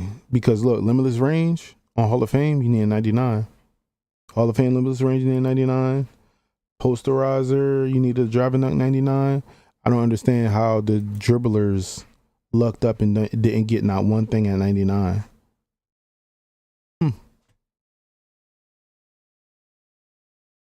No, handles for days is 95. Handles for days is 95, bro. All right, let's talk about defense. Brick wall. You're gonna need a 99 strength. Fuck. I think my lock gonna have to be a slasher. If I'm gonna have to put all that strength into it, I might as well just make a fucking slash and lock. I think I found my build. Anchor, interior defense 85 and a 99 block, which is impossible, I think, at 6'7". Let's see. Chase down artist, minimum 6'3". 94 block, 89 strength. Look at that, all that interior defense. Perimeter defense is 94 for ankle braces, 94 for challenger, 99 for clamps. Fast feet 97. Pogo stick, vertical 83 and a 97 block. 99 stamina and a 93 perimeter for 94 feet. Movable enforcers a 95 strength, which is easy. If you go for brick wall, you might as well get a movable forcer. Right stick ripper is a 96 steel. Glove is a 99 steel. See, everybody got something in 99 except the dribblers, But the dribblers do have to have a 99 pass accuracy if they want to get certain shit over there. But I feel like they still need something 99. Off ball pass is a 90 perimeter defense Hall of Fame. Pick Dodgers a 98 perimeter defense. Workhorse is 99 stamina Hall of Fame. Box out beast is a 90 strength and either offensive or defensive rebound 93. Rebound chaser is a 99 rebound either offense or defense. So yeah, man, everybody got something. Screens, defense, and rebounding. So that's the new thing. They've added screens into this. 73 ball popper, all you gonna need. Trying to give somebody zits the way I'm getting bumpy. Can he stop? Stop it, bro. Yo, I'm not gonna lie. Can I tell you the best lockdown build that's gonna be in the game? The best lockdown build will be a 6-7 build. I'm saying it here first. The best lockdown builds will probably be 6-7 because they'll be able to be fast enough, strong enough at 6-7. 6-8, you're going to be stronger, but you're going to be slower. And I'm gonna say this now. Chase down artist needs a 71 speed and an 83 vertical.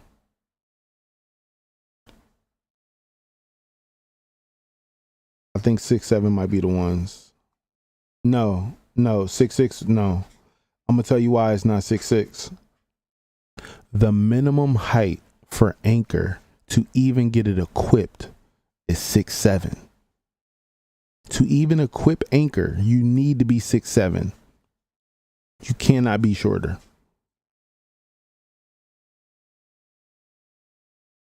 6'8", you could do a 6'8", but I feel like you gonna end up being slower. I feel like you really gonna end up being slower. And I feel like with 6'8" builds, like you may be able to get the perimeter defense up to a 93, but to get the perimeter defense up to a 98 is probably going to be really, really hard to do at 6'8". You really going to have to mess with that builder for real to get your perimeter defense up to 98 in order to get Pick Dodger on Hall of Fame. Now, of course, some people really don't care about Pick Dodger on Hall of Fame, so I'll do you one better for all the people probably going to be in the chat like, nigga, who the fuck cares about Pick Dodger? In order to get fast feet on Hall of Fame, you need to have a 97 perimeter defense and an 82 acceleration. 82 acceleration. That's hard. That's hard to do at 6'8", bro. That's really hard to do at 6'8", bro. Yo, Jamel, appreciate the $2, yo. I think being a specialist build is the move now. Yo, so Jamil, you must have been in the Twitter spaces that I was in yesterday, and when I was talking about it. Like we gonna have to be specialists in our crafts, bro. It's that simple. Yo, Brother Jones, what's good? The real question gonna be how fast is Silver speed booster for 6'8"s? Hey, yo, Brother Jones. So you saw a bunch of the different patches or hot fixes that are coming for like the crossover boost and stuff like that. Like, I feel like, is it even going to be worth it now? Like, now that they about to patch the walk back, they about to patch the what is it? Matter of fact, let me look on Twitter. They about to patch a bunch of stuff, bro. Let me see.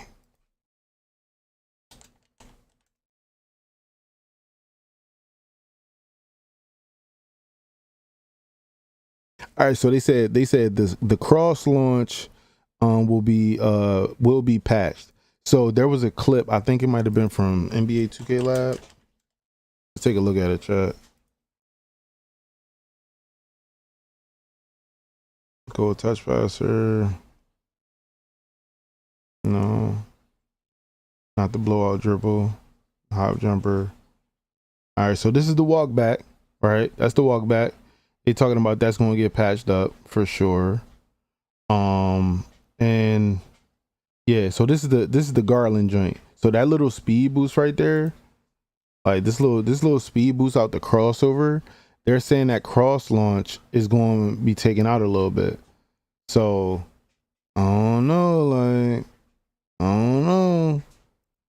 but I'm gonna be honest with you though.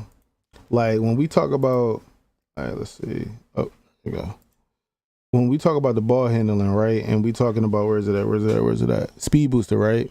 So you need a ball handle of 81 and a speed with ball of 75 and 81 speed or 83 acceleration. Now you can get that by being a lock, but your lock has to specialize in passing and locking up, because we gonna be taking out a lot of stuff from our builds. You know what I'm saying? Like for instance, if we even go back to NBA 2K's page, right? When they drop the builder info, let me see. They've been dropping a lot of content. Okay, so even if we look at this, right, this player is already at a 99 potential overall, right? It ain't gonna have no speed with ball and ball handle.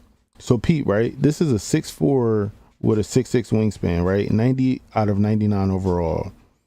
They're already missing the speed with ball and a ball handle, right? And they missing the speed and acceleration. You know what I'm saying? So like they're not even designed, and they only got a 68 3-pointer.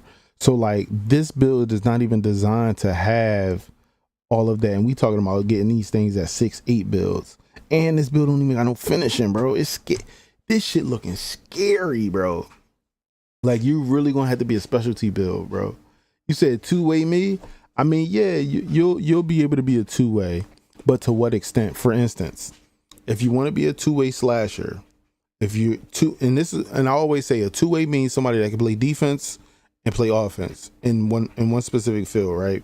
So if you want to make a two-way slasher, that means you're gonna have to choose if your slasher is a layup slasher or if he's a layup dunker. Because if you putting up all your attributes and stuff to be the best defender the 2K league has ever fucking seen, your slashing is gonna have to be one dimensional. Either you're gonna be a person that do layups or a person that dunks. You can't do both, because you have to have some type of serviceable pass and serviceable shot in order to hit, middies or stuff like that. Like, yeah, I can cut backdoor every single play, and I'll probably win out on them backdoor cuts every single play if somebody's playing a zone and putting a guard on me.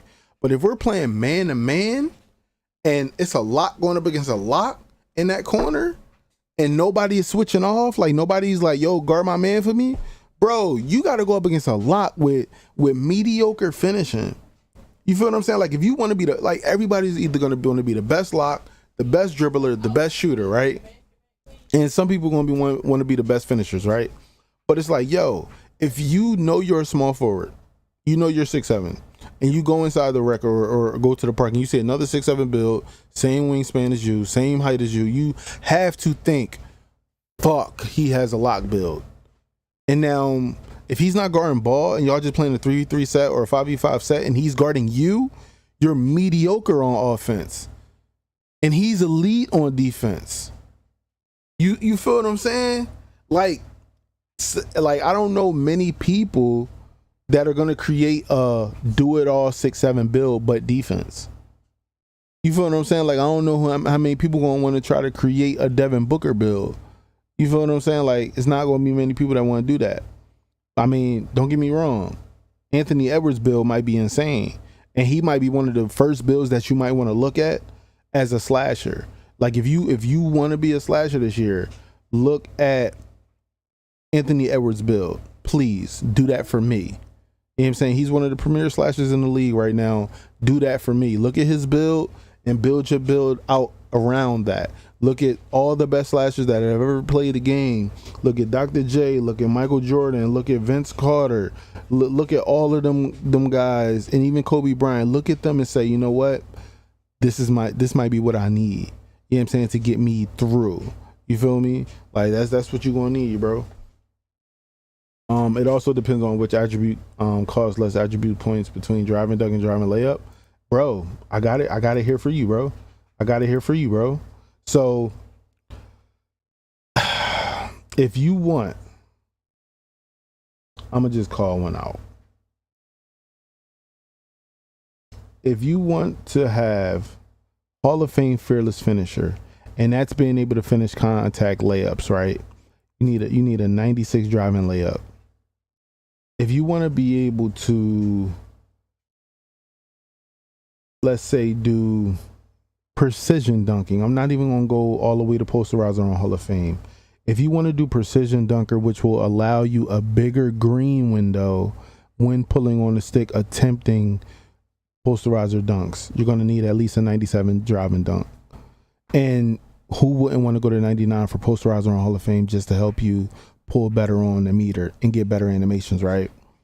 So when we talk about what you're going to be, you're going to have to be somebody that either focuses on layups, right? Because this is a 96 driving layup, or somebody that focuses on dunking, which is a 99 driving dunk. Oh, and did I forget to tell you, as a person that's focusing on being somebody who lays up the ball, you're only going to need a 67 strength.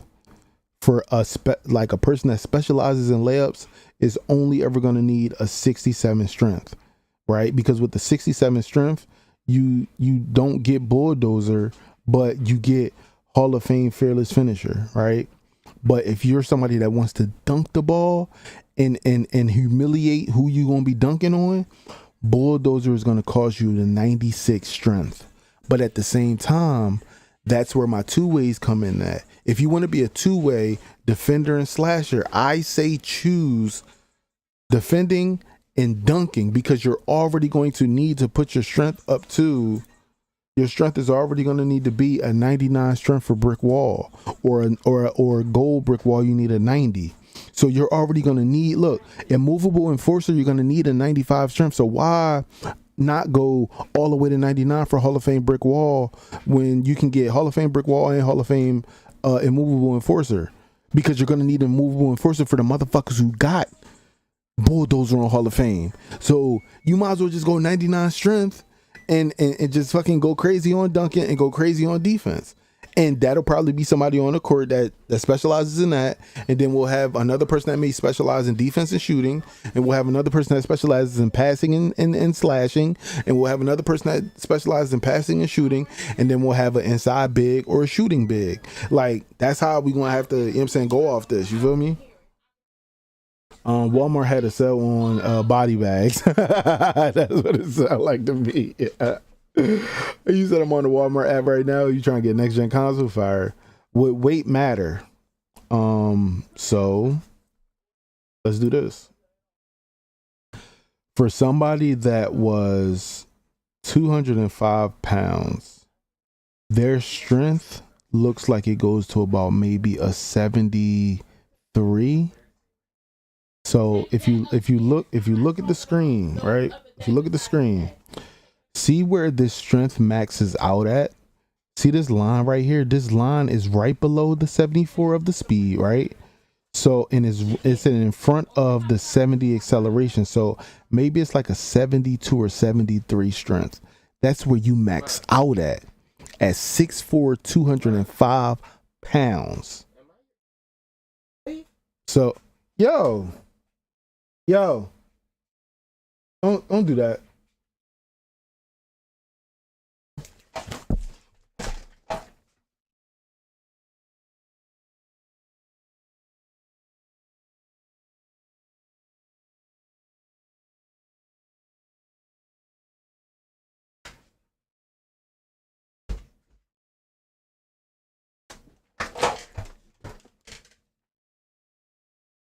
All right, I'm back, chat.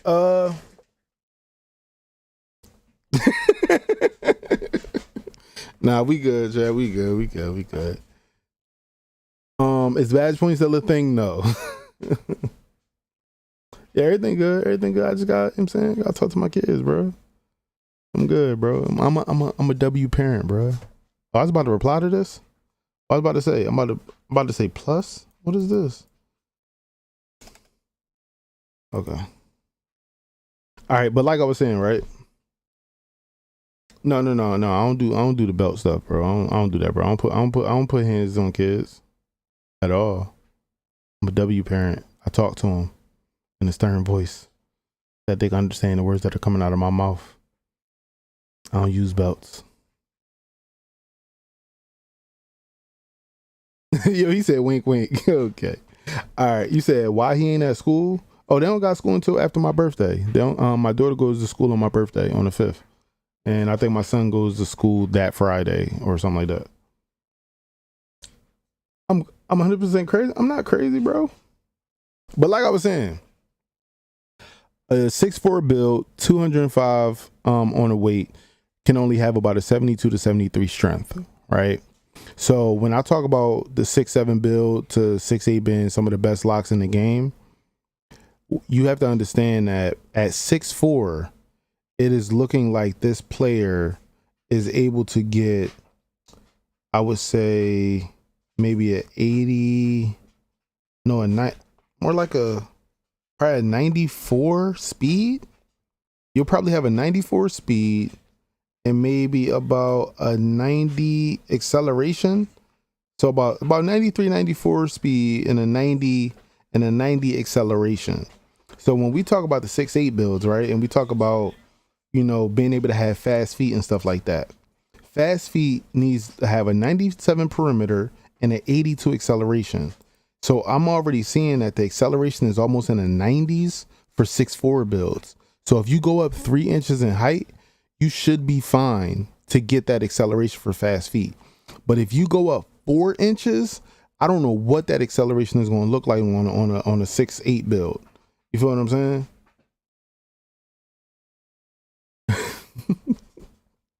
So that's where my mind goes when we talk about the builder. You know what I'm saying?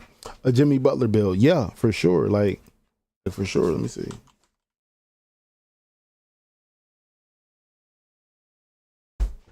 Jimmy Butler, 6'7". Jimmy Butler is 6'7". He's probably one of the best defenders in 2K right now, and he's at 6'7" in the game. You said Kawhi 6'7", you say? That's what his name, right? That dad voice came out. You said my dad voice came out. Oh man. All right, so look, Kawhi Leonard is 6'7", 230. Jimmy Butler is 6'7", 230. But I know Kawhi Leonard's wingspan is longer, bro.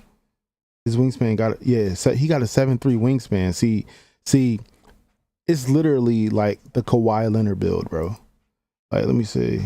He don't even have his wingspan here. Let me see. Matter of fact, listed height. I'm listed weight 230.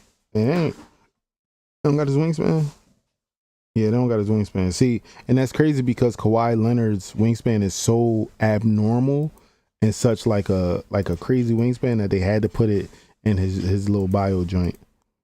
You know what I'm saying? Now, let's see. But was I finished? Okay, I think I was finished, right? So for all the bigs out there, like anybody who's going to be making a big build, you got shit so easy, bro. Like for instance, brick wall, 99 strength. You already know you're gonna get 99 strength, right? That's one. Let's see. Where's the blocking? Where's the blocking? Pogo stick, 97 block. Is that all you need? Is a 97? Block. 97 block. No, fuck. Anchor. No. Interior defense. So you only need a 97 block. Okay. Interior defense, 85. Interior defense, 96. Okay, so strength 99, block 90, 97. Interior defense, 85, 96. Interior defense, 96. And an offensive or defensive rebound at 99. That's all you need as a big. Oh, and a 99 stamina. You can get Hall of Fame workhorse. That's all you need is a big. Crazy. That's crazy. That's all you need is a big. I mean, but that is taxing though. Let's not get it effed up. That shit is super taxing. You know what I'm saying? So like, are you going to be a finisher or are you going to be a shooter? Because you already know you're going to need, if you want break starter, if you want break starter, it's going to cost you a 92 pass accuracy on Hall of Fame and an 86 pass accuracy on gold. So that's you definitely going one of those, 86 or 92 off the rip. So that's taxing. You know what I'm saying? And you know you want a free throw because you're going to be getting fouled a lot. So you know you want to have a free throw. You know what I'm saying? So if you, let me say, if you want that silver free points, you need an 80 free throw. That'd be your only fucking badge. Yo, a big's only shooting badge is fucking free points. Bro. Oh man. All right, let me see. Wouldn't the max height mean that it'll have to be available for that height? What would be the point of the max height that can't get it? Oh, I know what you mean. So if like, say for instance, you're talking about like, where's it at? Where's the max? All right, so like fast feet, right? For a perimeter badge, you can't get fast feet for 6'10" builds, right? For a right stick ripper, you can't get right stick ripper for 7'1" builds at all. For glove, you can't get glove on 7'1" builds at all. For pig dodger, you can't get pig dodger on 6'11" builds at all. But for all of the stuff in the paint, you can be 7'3" and do everything in the paint. Anything that you need to do in the paint as a defender, you can be 7'3", you can be 7'2", you can be 7'1", you can be 7 foot. Because a lot of these men heights, like brick wall men is 6'6", box out beast men is 6'3", pogo stick men is 6'4", post lockdown men is 6'6", chase down artist men is 6'3". So you can do all of the defense inside the interior paint at 7'3", 7'2", 7'1", 7 foot, and 6'11". You know what I'm saying? 6'11". I feel like 6'11" is the start of that yeah, we in the paint with it type shit. So 7'1" height is a no-go? Nah, you could be 7'1", bro. You said 6'9" ain't gonna be dead. Listen. Let me tell you something. 6'9" is fucking dead. You fucking hear me? 6'9s are fucking dead. Dead. They're done, bro. It's over for them. Do you not, bro? Do I gotta zoom this shit in, bro? I'm gonna zoom it in for you, bro. They're dead, bro. They're fucking dead, bro. Look at this shit, bro. They're dead, bro. They're dead. They're dead, bro. 94 feet. You have to have a maximum height of 6'8". 6'9s are dead, bro. They're done, bro. We smoking on 6'9" packs all 24. It's no reason to make the build, bro. It's OV, bro. They're done. Every defender out there that want to be a defender, why make your build 6'9", bro? Yo, Big Mike, appreciate the $2. Can you even make a 2012 to 2018 LeBron type build? Nah, you can't, bro. I'm gonna be honest with you, gang. You can't, because that prime LeBron build has crazy pass accuracy, crazy finishing on both sides of the ball, layups and dunking. He had some okay shooting, and he had some, I would say, stellar defense, but he also had immaculate physicals. So like it's just impossible to make. Like you can't make a 99 stamina, 99 strength, 90, like a 93 block, a fucking a 72 3-pointer, a 99 drive and dunk, a fucking 89 layup, a fucking 99 pass accuracy. Like I don't see nobody making that at 6'8" at all. You feel what I'm saying? So again, 6'9s, rest in peace to y'all, bro. Y'all had y'all shine, bro. Y'all had y'all shine, bro, but it's all about 6'8" and down, bro. If we on a perimeter with it, bro, 6'8" and down, bro. Don't come out here with no 6'9", thinking you locking shit up with 94 feet and all that, bro. It's over, bro. It's over, gang. It's over. Now, don't get me wrong. Don't get me wrong. A 6'9" build can have fast feet, so they can play in a half court set. But to be a dog as a defender, like a real dog, like somebody that's literally gets on the defense nerves every play, you gotta be 6'8" and below, bro. You said 6'8" dead too? You said Jason Tatum is still 7'8". What happened?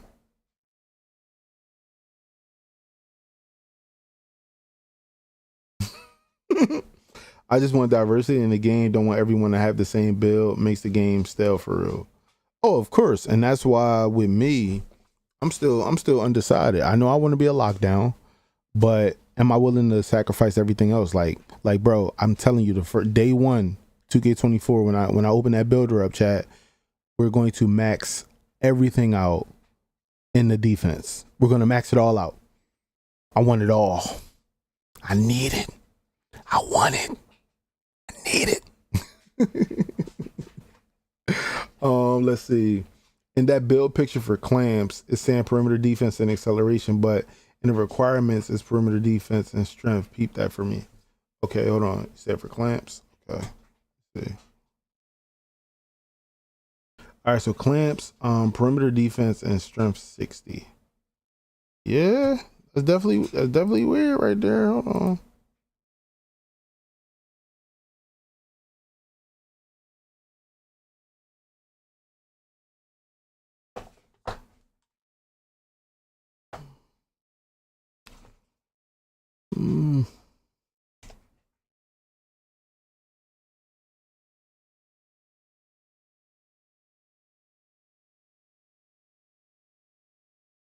All right, so for clamps, this one was acceleration for this one.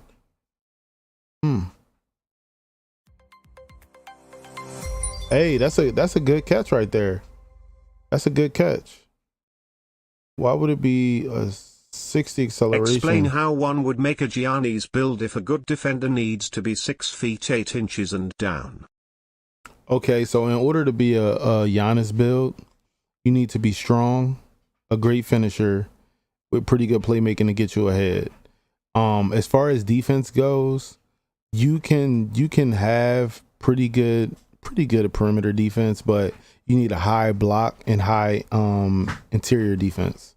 You know what I'm saying? Like let's be honest. Giannis is a great rebounder. He can stretch the floor, he can run the break, and he can block the ball.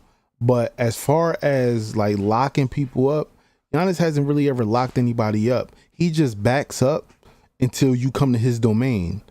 Like if you watch a lot of Giannis clips, like he's not getting bumpy out there like Jimmy Butler do. He'll bump you maybe once, but for the most part, if he feels like you're about to drive, he can recover crazy because he's long. So like he'll let you, slip off my body. It's only going to take me 2 steps to get to the paint. It might take somebody else 4 steps. So he's just going 1, 2 and jump. And all he going to do is put his arm out and swatch his shit. Or he going to back up and let you come into like the top of the key area. You know what I'm saying? Like foul line, like top of the key area was inside the 3, so he don't give up a 3-pointer, and then he just play you from there. Like Giannis has never like got crazy bumpy with people, bro. Pure sharps are dead. It's crazy. Who said that? Who said pure sharps are dead? Why would they be dead? Bro, do you see how easy it is to be a shooter? Are you smoking? Are you smoking? It's super easy to be a shooter, bro. You only need a 3-pointer, a mid-range, acceleration, and that's it. That's all you need. You can do a free throw if you want, but who's getting free points? But that's all you need. You need a 3-point shot, an acceleration, and a mid-range. That's all you need, bro. And you could be a premier fucking shooter. Pure sharps. You know the craziest part? I'm gonna be honest. A pure sharp mess around and be one of the best builds starting out. If you can go in and max out all of your shooting first, and you know you want to be a premier shooter, you can tinker with shit then after that. You know what I'm saying? If you want to be a premier shooter with no playmaking, and have some layup slashing in there, bro, look at this. Look at this shit, bro. You can go like after you do your 99 3-point shot, right? After you do your 99 3-point shot, after you do your 96 mid-range, and after you do your 93 acceleration, right? After you do those 3 things, nigga, the rest of the world is your oyster. That's the only thing you need to do to be a sharp. Those 3 things.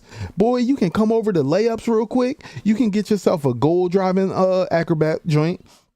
You can get your fearless finisher with a 67 strength, right? And a 96 driving layup if you want to. Or you can bump down the goal. And since you already was going to have an 84 for the goal acrobat, you might as well go up to 87 for a goal fearless finisher, right? And if you want float game, look, you can go up to 88 driving layup and get a Hall of Fame float game. You can go in with an 88 layup, right? A 67 strength, a 99 three-pointer, a 99 mid-range, and a 93 acceleration, and you fucking finishing and shooting. All lays on these people and being a premier shooter at the hash with limitless range. Y'all better. Oh, he's saying, pure short sacrifice and defense. Oh yeah, I mean, they actually know. That's what a two-way shooter is for. So let's do it like this. You ready? Because I have all the screenshots up. So let's say you don't want this, right? Boom, you don't want that. Let's look at this. This person currently has a 82 mid-range, right? If you look at the perimeter defense on this build is like a 95, right? But this still right here is a 90. So if you go all the way up to the shooting, he's only at 82. His mid-range can go into the 90s. His three-pointer look like it can go into the 90s, right? So at 6'4", your shooting can go into the 90s. You don't need all that ball handle, all that speed with ball, and all that pass accuracy and all that probably. You know what I'm saying? Then he take down the finishing and then start from scratch. So you take down all the finishing, all the playmaking, you put up all your perimeter defense, all your steal, right? And then just go to shooting. After that, you're cool. So you can't say pure sharps are dead because pure sharps are just known to shoot. They're not known to handle the ball and do all these other miraculous things. So you can't say pure sharps are dead because pure sharps is like, fuck it, I'll just put all of my shooting up and then be able to play miraculous defense. Stop me. You know what I'm saying? And Klay Thompson build had 87 defense. That's what I'm saying. Like, yeah, we talking about the leaks and all that, right? Yeah, like, bro, you can mess around and do something with a little sharp, bro. You can start with the NBA template, and then my player, tweak it from there. Yeah, you can. I like how iPod caught my comment while talking quick. Yeah, I mean, cause it's just a quick look over type shit. You know what I mean? Like, but yeah, bro. Don't listen. I'm gonna put it to you like this. Don't say that any build is simply dead just because we see like all of these crazy restrictions. Don't say that any build is just dead because I'm gonna be honest with you. Yo, Damon, appreciate the $5 dono, bro. Appreciate that. I like that the attribute system is taxing. It brings back skill set specialist. Mm-hmm. So look, being a two-way of any specialty is what a lot of NBA players do. There are some NBA players in real life that can do it all. They seem miraculous. But for the most part, not every build can do everything, right? Like when we look at a Steph Curry, we not looking at Steph Curry lock shit up. He gets shifted by Kyrie Irving every other night when they play. You know what I'm saying? So we're not looking at Steph Curry being an elite shooter and a premier defender. No, he's an elite shooter, a great playmaker, and he could float the fuck out you. He not, like Steph Curry not going in the paint slashing on shit. That's Ja Morant. But Ja Morant also not showing you that he's shooting from 36 feet on the floor. Ja Morant is showing you athleticism, a little bit of playmaking, fucking going crazy with the slashing and the dunking and laying folk from time to time. You know what I'm saying? So it's like you see Ja Morant, his athleticism makes up for some of his loss on defense. You know what I'm saying? So like when we gonna look at this 2K builder, we gonna know for a fact that when you come into the builder, what do you want to do? Do you want to play defense? Do you want to shoot? Do you want to play make? And when I mean play make, I'm talking about pass, not just dribble around. Do you want to be a dribbler? Do you want to be a slasher? And when I mean slasher, do you want to be a dunker or somebody that lays the defense? Once you choose the first thing you want to do, go there. Because once you go there and max out what you need to do for all of the badges that you want, then you can decide, okay, I have this much potential overall left. Where do I want to go from here? And I'm going to tell you right now, if you go to shooting first and you say, I want to be a fucking shooter, 99.3, 96 mid-range, 93 acceleration, just go there first. Once you put those three things up, the rest of the builder is your oyster. You are already a premier shooter. You don't need to touch nothing else on shooting. You're premier now. Now you figure out, okay, I'm a great shooter. What's the next thing I want to do? Do I want to be a playmaking shooter? Do I want to be a dribbling shooter? Do I want to be a defending shooter? Do I want to be a slashing shooter where I'm on both sides of the ball? Where if somebody tell me to cut from hash, I can cut from hash and finish, whether I'm, you know what I'm saying, possibly bullying somebody or if I'm not. Like, and we also have to know that the higher you go in height, the lower those thresholds are going to be, the lower the max attributes are going to be. So that's why I'm saying, I want to be a lock this year. I'm going to be 6'7". I don't think I'm going to be 6'8", bro, because I don't want to lose the potential to do other things. You know what I'm saying? I want to have a choice in that. And of course, when I go into the builder day one, I'm going to go to 6'7". I'm going to max out the wingspan, right? And I'm going to tweak with the weight and stuff like that. I'm going to take a screenshot. I'm going to go to 6'8", max out the wingspan, tweak the weight a little bit, and take a screenshot. Then we're going to sit there for about 10 minutes and compare and say, okay, this build is X'd out. It won't give me what I need to get to the next threshold for my badge. 6'8's dead. And then I'm going to go 6'7". Or I'm going to say, oh shit, I can get everything I need to get and be 6'8". I don't need to be 6'7". Why not go 1 inch taller and get everything that I wanted at 6'8"? You feel what I'm saying? So like it's all gonna come down to if you need to be a certain height to get everything you want, and all I want is all defense. Like I want to be all defense. I want to get every badge on Hall of Fame that I want to get. As it's my choice, bro. My choice is, even if I don't need it, it'll be still good to have. Because guess what? When we talk about these floor setter badges and stuff like that, right? Being able to, you know, set a badge all the way to gold, day, whatever, and it never fluctuates below that gold one. It's amazing, bro. It's amazing, bro. Just saying. Let's see. Hold on 1 second, chat. Okay. All right. My phone was vibrating. I play on PC and hack. Go crazy on the man. Do you think the requirements change for different heights? That's why it's different like that for clamps, or just a mistake? To me, I'm gonna be honest with you. I feel like it could, but at the same time, I don't think that's the real reason. I think it's a mistake because, like, looking at it, right? Let me see. Like looking at the clamps, bro, perimeter defense and strength, that makes sense.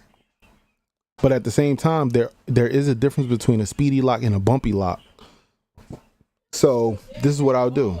I'll do this for y'all. I'll do this for y'all.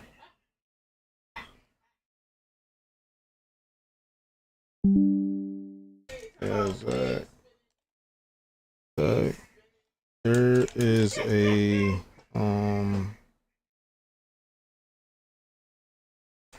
about clamps and its requirements for a 2K24. And the graphs you gave us, it says it requires, requirements are, what was that? Perimeter defense and strength. Requirements are, damn, I can't spell for shit, bro. Perimeter defense and strength, right? but in the builder dropped builder screenshot from a few days ago, it was tied to perimeter defense and acceleration. Right. One is it, or is it, or no, which one is it, or does it depend on height? Or does it depend on height? Let me see, example, 6'4" build versus 6'8" build. Yo, appreciate that too. I don't know. Will I be able to do a prime Wade build? A prime D Wade build? Are you talking about mid ranges, slashing, playmaking, and a little bit of defense? Yeah, you should be able to. You should be able to get away with that. Be able to get away with that. All right, so chat, is this a W tweet? Let me know, is this the question that y'all want? Type 1 in the chat if this is the question. Type 2 in the chat if you want me to switch something up, because I can tweet this out right now.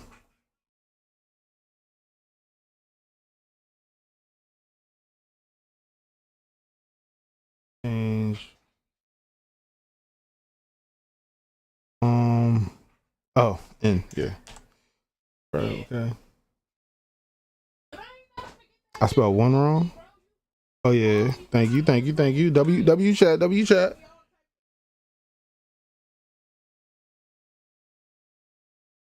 right, what else? Anything else?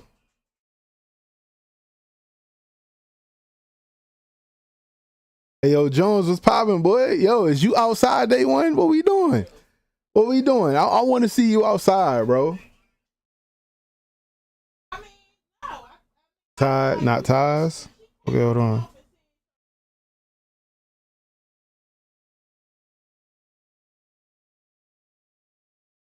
Yo, W proofreaders, bro. Come on, chat. Yo. I don't use AI, bro. I use my chat, bro. I don't use the AI, bro. Did you get a Cell Squad jersey? I got you, gang. Hey, you want this joint, bro? It's all yours, gang. Boom, it's all yours, gang. It's all yours, bro. You know what I'm saying? Come get this joint, gang. You know what I'm saying? I got you. Let me see. Man, ain't motherfucking grammar majors in here, sin, bro. Nah, bro. I got this. I'm telling you, it's all about the stitching, bro. Yo, W proofreads. We good, chat? Tie, not ties. I think I changed it. Hit post now is good. All right, bet. All right, y'all said it's good. Hey yo, if y'all want a Cell Squad jersey, man, just let us know. You know what I'm saying? We'll do another drop this year if y'all want one.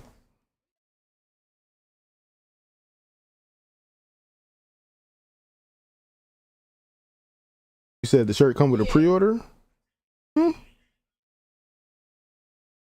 If you look at the stitching, it's crazy.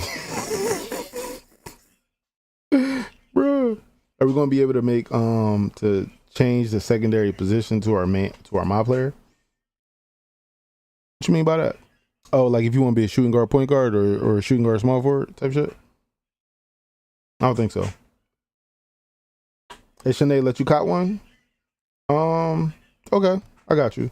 I'll hit up whatchamacallit and see if they can do another drop. Hey yo, Jones, nah, bro, we got you, bro. Listen, join the Discord, right? So I can give you the right role, and you'll have a VIP role, so you can always, you know what I'm saying, get the messages and shit. Because literally, that's all I be doing all year, bro, just grinding. Oh, somebody sent me a DM. Hold on, chat. Somebody sent me a DM.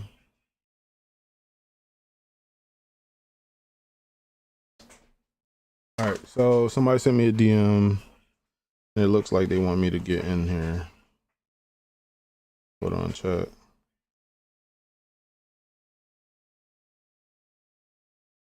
Being rewarded for beating those better players, but a rookie one account is not going to level up by losing. That's kind of like the aspect that I'm going, like they're not going to lose rep but they're also going to be going at a much slower rate to the point where like they're not going to level up quick enough on those accounts to actually beat you in the rep rate. But I don't. But know like I said, it's definitely it definitely helps that the system is not now like that, where you play somebody with a lower rep and you don't get as much rep. But I still feel like they're definitely going to find the loophole. But it definitely is going to make them work harder. It's going to be more annoying for them. But yeah, that's what I'm saying. We gotta.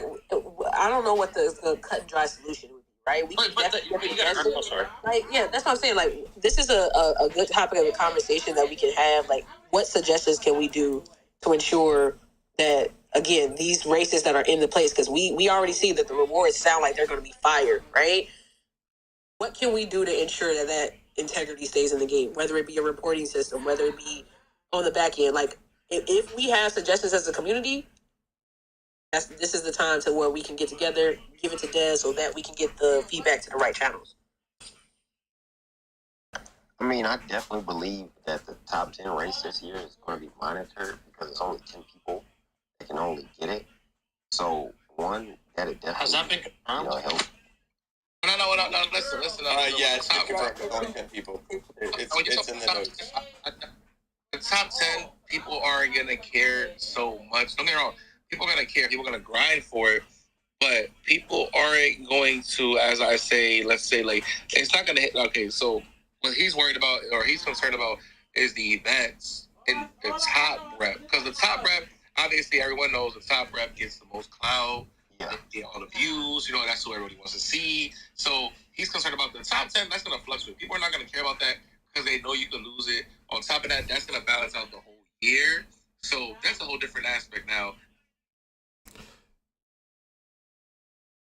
All right, chat. So let me get back to what we was talking about, because they invited me to a Twitter space, and I do want to be a part of the Twitter space, but right now I'm focused on y'all. You know what I'm saying? I'm here for y'all. So go back down. We already got a reply from Zach. It is confirmed. It is strength. Confirmed, chat. Confirmed. Go ahead. Everybody take their screenshots. Anything that y'all need for the info. It is tied to strength. Zach responded. It is tied to strength, guys. It is not acceleration. So we good.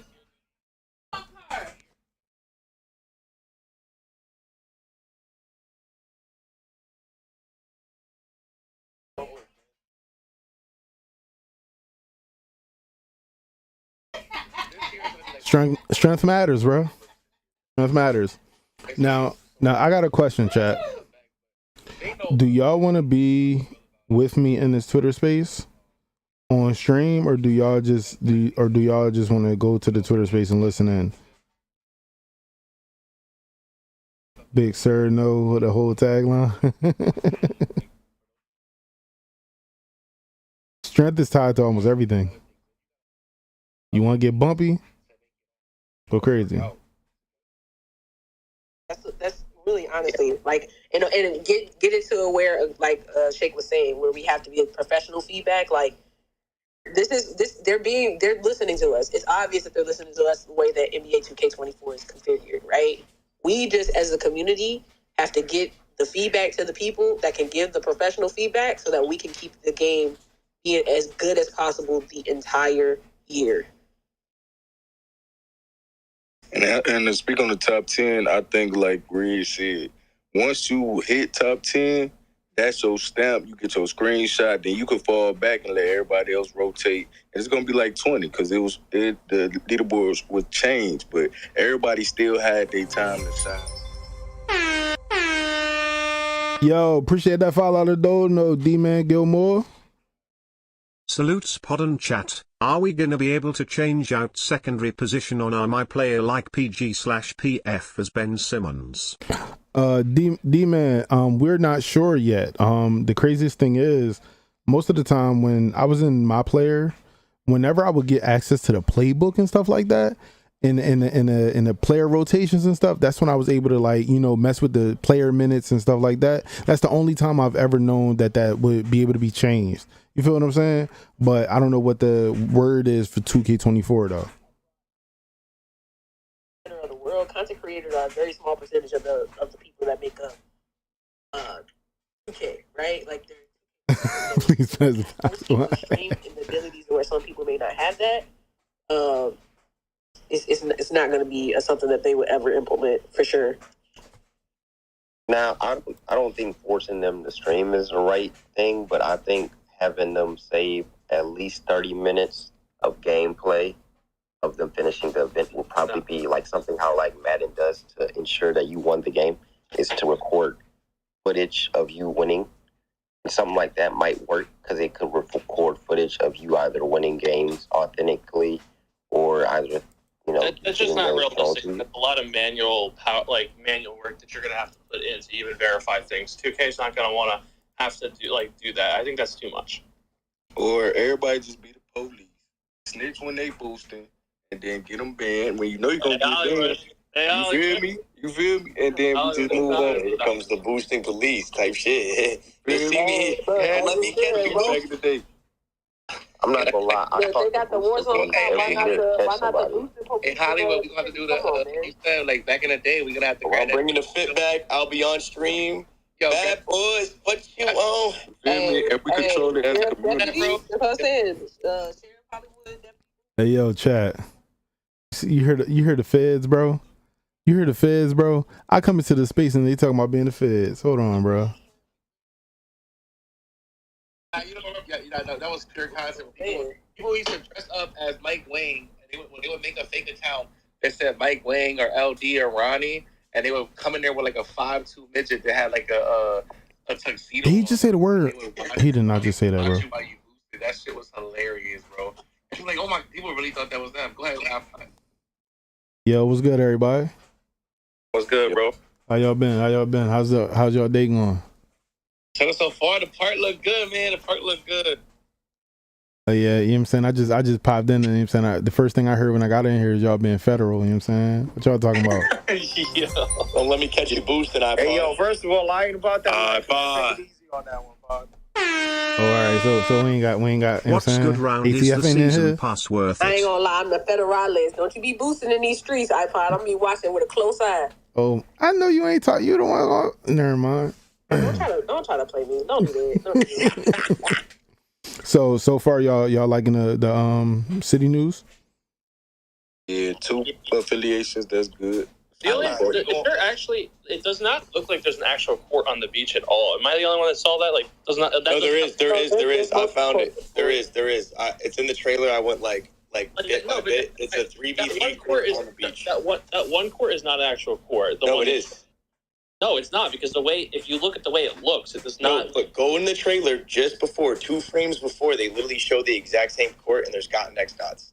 So in blue. So look, this is what it is. They said that they're going to be putting beachfront courts in the game. So it's like probably might be a max of 3 courts up, down, and shoreline or something like that.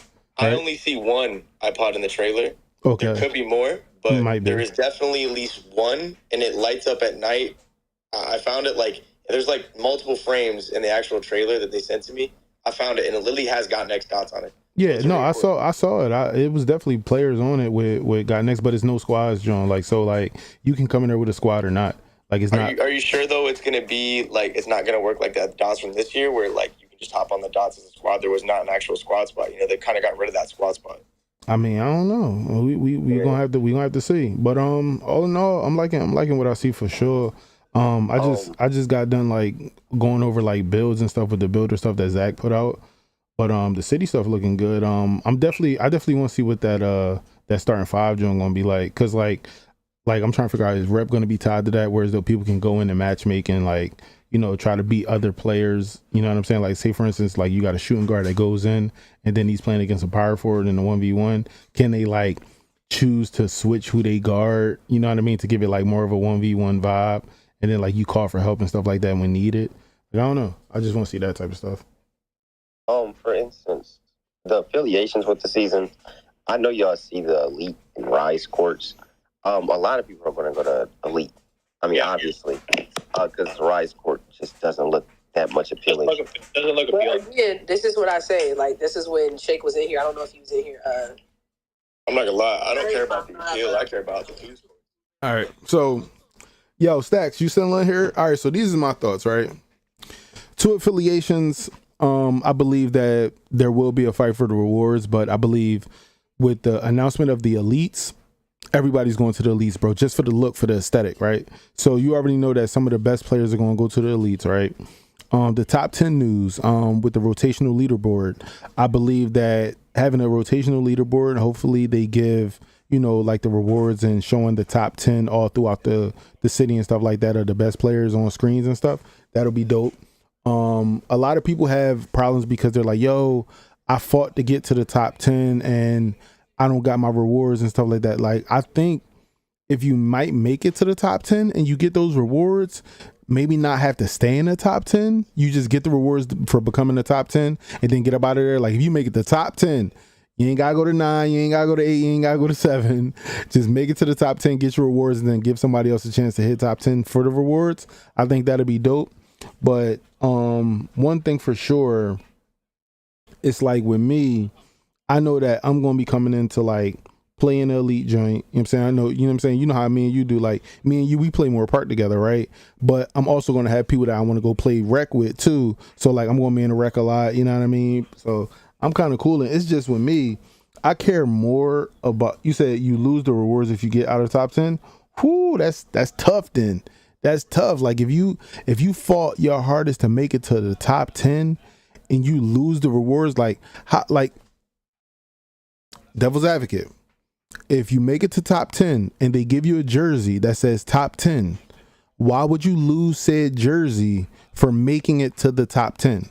If we're talking about exclusive rewards for becoming top 10, like a jersey, an arm sleeve, something like that, why would you lose it for dropping out of the top 10?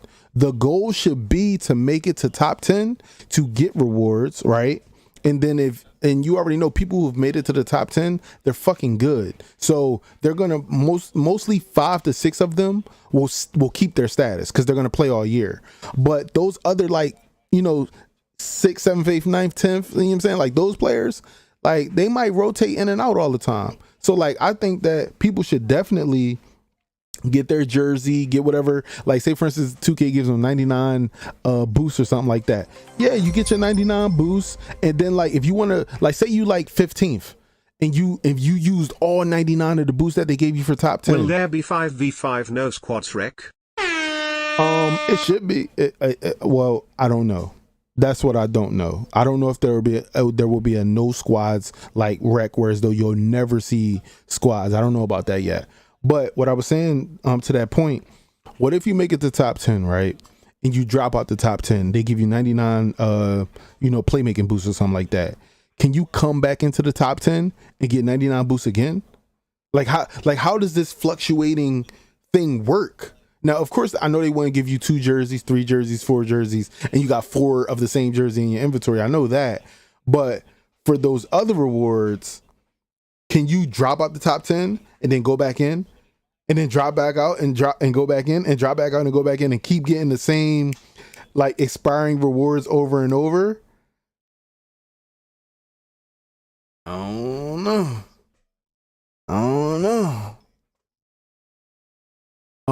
What's the threshold for top 10? How do you stop people from getting those rewards first week? I don't think they'll get them first week. You gotta hit like a certain rep in order to get it. You said that's like Jimmy Butler. He got to hand back his MVP trophy. Yeah, that's what I'm saying. Like, W strength. I pass on Hall of Fame. What's the top 10 rewards anyway? We won't know. That like we don't know what the top 10 rewards are just yet. I hope that they're very transparent with us and tell us that from the beginning. Is top 10 even worth it? It all depends on what the rewards are. It's a rep system. It's all dependent on what the rewards are, or if people will grind for top 10. Let's see what they talking about in the Twitter space. Like its own mode. Definitely get rewards for it and things like that. But basically, you go on with some AI, you play another player who also has AI as well. So that's where you get your takeover perks from, y'all. Yeah, they said that you're gonna get the rewards in there for sure. Yep. If you want takeover perks, go play that side quest. Go do it. Now, this is my thing, right? How OD are these top 10 rewards gonna be? That's what I'm thinking about right now. Like, I'm thinking like, what could they possibly do for the top 10? Because they said in the top 10 rewards, you only have those rewards while you're playing or while you're in the top 10. So Overall? So my question is, what would set, and this is a good group of people up here, what would satisfy the community? What would be worth grinding for to where you want to stay in the top 10 all year? I want to feel like I'm a god. So them badges. Like no ifs, ands, or buts. I 99 everything. Badge. I want to feel like I'm a 99 everything is unlimited crazy. boost, unlimited Gatorade. I just need that. I mean, if you, listen, you gotta understand. Listen, say you're top 1, and top 1 gives you 99 everything. That shit would be crazy, bro. Like that's what I'm really trying to figure out, because if you guys have, it has to be something to where it's worth the grind, because it fluctuates. Literally, you could go to sleep and wake up and you're out in the top 10, right? So what is going to be worth it to where you're going to want to not get as much sleep as you can to be... I ain't gonna lie. A little bit boost is enough. It has to be something different. I hope the top 10. I ain't gonna lie to you. I hope there's a top 10 and Rise Up and there's a top 10 in Elite. I think they might do that, bro. I ain't gonna lie. Since there's 2 different affiliations, I think that's what they'll do. I think they're gonna do a top 10 for each. And I wouldn't be mad if they did a top 10 for each affiliation, because that's how it used to be. You feel me? So I would not be mad at all. But like, imagine if you got all Hall of Fame badges or some crazy shit. Because they said like the badges don't impact that crazy. But like, oh my gosh, I hate this area. But imagine if you got top 10 for, you know what I mean? Like, cause there's obviously gonna be a different award. I don't know if they're gonna give the whole top 10 the same award, but he obviously they said in the courtside report, that it's gonna fluctuate, but you don't keep that reward. So if you don't keep that reward gotta be crazy, bro. No, I think y'all misunderstood. The logo that you get. Yeah, you do get a logo. But he said the rewards. They said other rewards too. Yes, they said the rewards. Yo, what's up? So they're gonna have a competitive advantage then? Basically, yeah. So how can they? When will they drop out the top 10 then? They're gonna drop out the top 10 because obviously other people are gonna keep playing. You're gonna go to sleep. It's gonna fluctuate. But one thing I think is cool for the top 10, which wouldn't be an advantage. It would be an advantage, but I think it'd be a cool thing. I think the Hall of Fame thing would be excessive. I think they should do. You don't get badge regression, and your badges lock in. Like, you don't lose them type shit. Yeah, I like that idea over giving people like the God build, whereas though they'll never lose. Like, think about it. You'll be able to go on 30 game streaks because your build is just unstoppable. Yeah. Let me ask you a question. So we were talking about Malik was really upset about the badge, like, what's it called? Badge requirements. Yeah. So, like, what if it's where the requirements to get certain badges is lowered if you're in that top 10? What do y'all think about that? That'd be fire. That's also OP, though. Now, that's OP, but that would be crazy. I'm taking the unlimited boost and the poor boy cent idea, which was... Yeah, I think unlimited boost would be cool. Unlimited boost would be definitely... Y'all gotta make them want... Like, that's old stuff, bro. This is something new. Y'all gotta make them want to stay there, like, realistically. It's gotta be something with unlimited boost and no regression. How about this? How about three times the VC for winning? I like that. Or 2 times. That's cool. But what does that do? Like, I mean, VC is cool and all, but like... Because think about it, right? That should add up. You know how much that'd be 25,000. We talking about a ranking system with the potential to be a ranking system that will have clear cut advantages to players to stay in those. You feel what I'm saying? Honestly, for me, I don't need none of that. I just need a leaderboard. That's all I need. Yeah, and then we know. But also losing the rewards after you already been in the top 10, I don't know about that. I like that. I like that. You know, it makes you have to grind the entire year. Like, that's what the whole thing about 2K needs longevity, because everybody complains that the game is dead in December, January. Like, having a top 10 with rewards that on top of great gameplay, having a top 10 with rewards. Hey, Stacks, I'm on the same page as you, bro. I'm like, yo, everybody talking about how they want boosts and extra badges and all of that. Like, they thinking about the legend grind. This grind is completely different now. This is a fluctuating leaderboard by ranking. This is not hitting legend. And it's so sad that we as a community, we love the nostalgia of older games, but we get too caught up in that about what it takes to hit a certain threshold in something. Like they're talking about giving you a logo for staying in top 10, and other rewards won't be given to you if you lose your top 10. But if you giving rewards to people that make them better and harder to beat, how do they ever drop? You know what I'm saying? It ain't just a time thing. Like, they're not just putting in time. Oh, somebody can drop out because they went to sleep. I don't know about that. I don't know about people just dropping because they went to sleep for 4 hours. I don't know about that. But if you tell somebody that their game time on the game for 8 hours a day, and in those 8 hours, they only lost 4 times out of 8 hours of playing, that's different. Opposed to just playing a game, you know what I'm saying, possibly getting a VC boost, being able to lock in your badges, that like those type of rewards, they seem like they don't have a clear-cut advantage because it's badge regression and stuff like that and progression. But if you're giving somebody 30 extra badges plus unlimited boosts on both sides of Gatorade, that's a crazy advantage. So for top rev, 2K only really cares about like the first person or the race. So they watch those accounts closely. Like after the red race is over, 2K really don't care about, you know what I'm saying, who's boosting or not unless somebody tells them.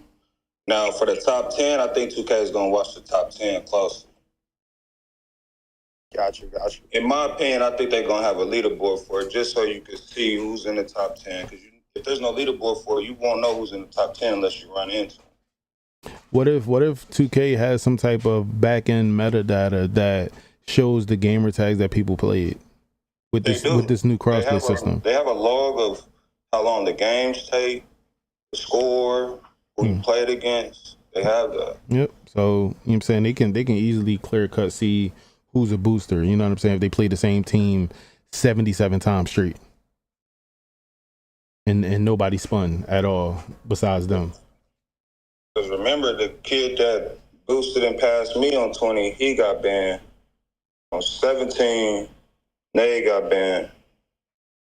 I forgot who. Somebody else was. They will always ban whoever's in the race. After that, though, they really don't care.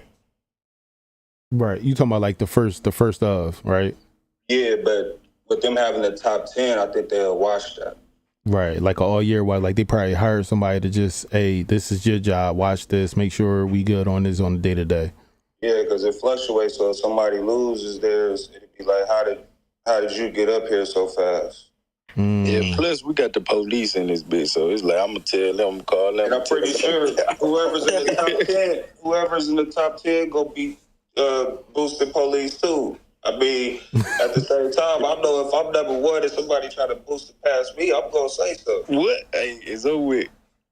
Well, I don't nah, these niggas is federal. These niggas is federal. My spot, you better take it out. You better take it legit. That shit crazy. See. Now, I got a question for everybody that's speaking. Like, are we CIA? Are we FBI? Are we Metro Police? Yo, like FBI. FBI. It gotta be. I'm saying from my Bro, we can't be no FBI. sheriff office, man. From my personal self. Yo, I'm coming through the window on the roof. I don't care. We black ops. We took it Officer before. We gotta be like, We the feds, bro. Officer Banyo, man, Policia.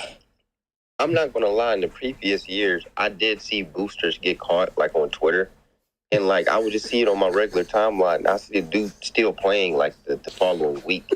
So I mean, it would work, but like it's got to be like a clear report way that we got to report these players, because some of them get away easily.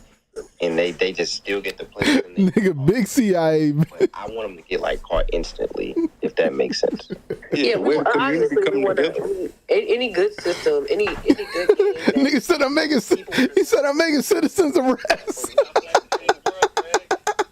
What's gonna happen with the starting five thing is, I believe people are gonna find a way. Hey, nigga, ain't not there another person saying I'm a motherfucking CI, nigga, I'm a CI, nigga. You know what I'm saying? Confidential informant, nigga, I got caught, nigga. Now I need to, you know what I'm saying? I need to go ahead and pay this one forward, nigga. I got caught, so now, nigga, I'm a CI, nigga. I'm a confidential informant, nigga. I got caught, nigga. Now everybody else need to get caught, nigga. It's gonna be a lot of them niggas, bro. I'm telling you, a nigga get caught, that nigga officially becoming a CI for 2K, nigga. He's like, yo, I got caught, nigga. If I went down, we all going down, nigga.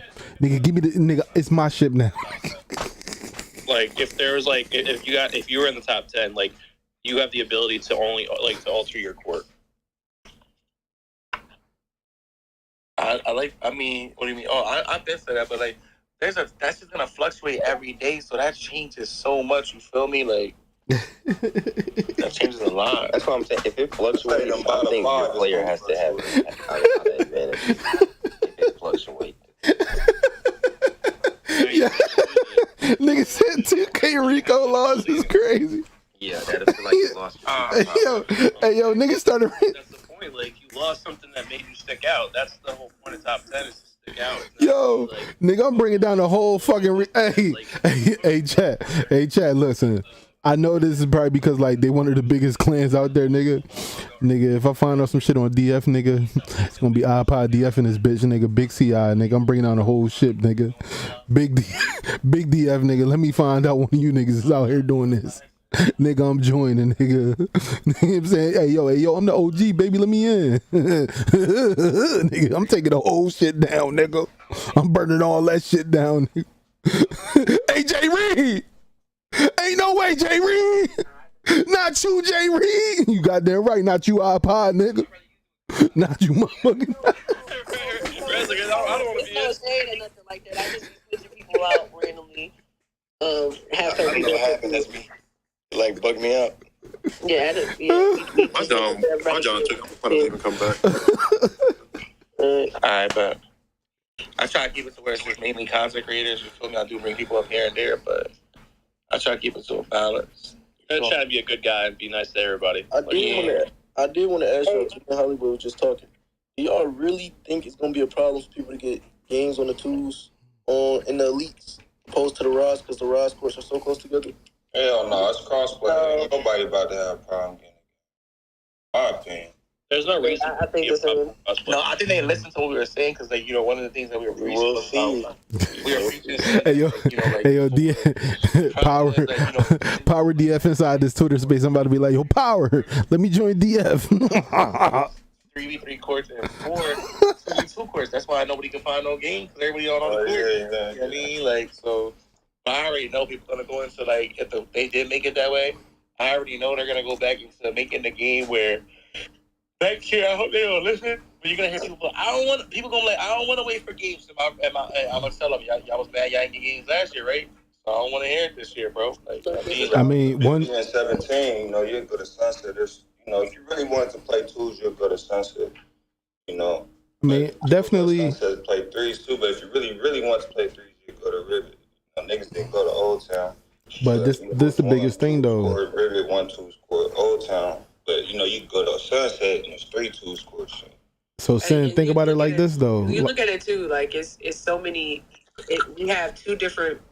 We have crossplay. I'm about to mute everybody. Like, I'm co-host now. I'm about to mute everybody so I can talk. Niggas ain't gonna be talking over me. I ain't gonna be the motherfucking Skip Bayless in this bitch. I'm finna talk over all these motherfuckers. Watch this, chat. Yeah, I feel like with the two. Yeah. So like, you know, what I wanted to say was one big thing that 2K has now is they got a big art team that can change up anything. So if something feels off and the community doesn't like it, they can easily, you know, hey, next season we're going to do a whole new art style. You know what I'm saying? To make it easier to get games, you dig? Yeah, that's fine. That's definitely. You goddamn right I did. You goddamn right I did. Nigga, big co-host Powers in this bitch. Fuck they talking about. Nigga, keep talking over me if you want. I mute this whole shit. Nigga, I ain't no Skip Bayless in this bitch. Nigga, that nigga Skip Bayless, that nigga was like,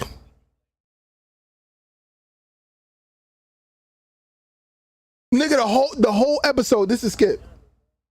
He like, damn, I can't say nothing. This is crazy. These are his thoughts. He's like, I don't think should I enter? Wow, that got rowdy. No, I'm asking him like what his thoughts on like bringing the mayor system back. Oh, I see what you're saying. Yeah.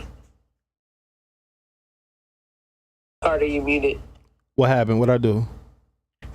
No, I was saying like, what's your thoughts on like the mayor system coming back and like being able to customize course and stuff like that? Can I be honest? Yeah. I always. I don't think it's a good system. Simply because you like Sin knows this because Sin ended up playing against me and we both had like the courts that never got touched for like 3 seasons. And he ended up, getting his court that time because he had a great teammate, and I had Mo Buckets on my team. And it was OV. it was OV, bro. So yeah, I don't know. Maybe the mayor system more so for like issues with our park or whatever the case may be. Whereas though, like when we have clear cut issues, we can come to 2K with some solutions. But other than that, bro, the mayor system. Yeah, let us ball, they bro. have the mayor system set up though. I say this like on some of my videos. What they should do, the mayor system is a perfect frame for doing community votes. Like they should how we was able to vote for who we wanted mayor to be. They should give us like weekly votes on what court changes we want, music changes, like what events we probably want this month, shit like that. Yeah, that'd be fire. In game. That's dope. That's a great idea, bro. I ain't gonna lie, I'm gonna bring that up to them. That's a great idea, bro. Like give it like the community like a voting thing where you can vote like you know how they do the polls on Twitter, like asking us like, as far as like change to the game. They need to do that in game because, even though it's a lot of casuals in the world and people might vote on some troll shit, at least it gives everybody the opportunity to vote, Hey, we might be making this change. In game, we get to vote. Do we want to make this change or do we not want to make this change? Right, like this week, do we want Ruffles or do we want Mobile One type shit? Yeah. That's I ain't gonna lie to you, but that's what they should have did with the theater. Like what we want in the theater this week. Saying that would actually be crazy. But that would definitely be dope. Like if they gave us like a weekly thing ahead of time to vote. Now, another thing that 2K gonna say why that can't work is though. Because like us, we're just gonna pick the best events, bro. Y'all know that, bro. That's why they try to balance. Like for instance, that's like minus the event. That's like because the event is like going. Yeah, you could even do like red. Like you could have like one of the theater events be a community based voting event. So like you got the 3v3 that's gonna stay obviously. That's like asking me about it though. But well, we have to remember this is all partnerships with the NBA, like NBA 2K and those companies though. Like those events being in games, companies pay for those events to be in. So like, I was talking, Champ. I was talking about the theater though, like having one dedicated event in the theater that the community can vote on, and whether it's 1v1, 2v2, like whatever it is, like just having one event in the theater because they're gonna keep threes. They probably gonna rotate maybe 1 or 2 other events, but having at least just one for the community to vote on would be tough. Yeah, I mean, again, that company's gonna have to pay for it. If it's gonna be there all the time, then it's like, okay, that company is getting more like events than everybody else too. We have to kind of put that. We're talking about. No, I'm not talking about events like Ruffles. I'm talking about in the theater, like the. Oh, I see. Okay, I see what you're saying.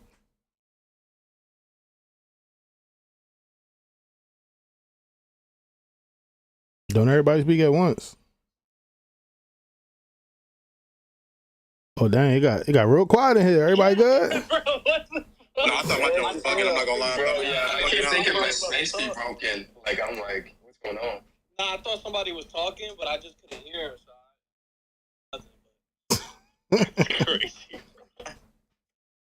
So, has there been any reveals of how Rec is going to play? If the Rec is going to have a no squads version versus squads? Because in the last couple of years we had like the 90 and under type vibe and things of that nature. Does anybody have any info on that? I mean, I can give you the answer to that on the first. I bet that, gang. Appreciate you, gang. Oh yeah, my bad, bro. I had got sidetracked, but what's it called? My thing with the whole, you know, like what you guys were saying about voting and stuff. Like, you know, obviously they have partnerships and stuff like that. But I also feel like that would help 2K see what we want and don't want in the game. Like, they're like, oh, well, they really don't like this event. Maybe we should, like, get rid of it. You know what I mean? Like, I feel like it'll tone down. But, like, the reason why I say you can't really give people the chance or the choice to do that is because that's like me, right? Like, say, like, Holly, like, you know, me, Sid, you, all of us, right? If 2K put Puma up for grabs every week, we picking Puma every motherfucking week, bro. We, like, you know what I mean? Like, I don't know, like, I do like the idea, but, like, I'm just trying to think of a way we can narrow it down. Because I want to bring that to their attention, though. Like, that's a great idea. You just gotta change the options. You can't have. I mean, forget events. Yeah, what they could do is else besides events. They could just have two options every time that it's time to drop an event. They just put out two options and just fluctuate the options. Like, don't even have the same ones all the time. You know, just like have ruffles one time. I get what you're saying. Like, I get what you're saying. Though, like, all right, so basically, like, say they have like Puma 1 week, right? Basically, give us the next 3 available events that haven't happened yet, and then rotate.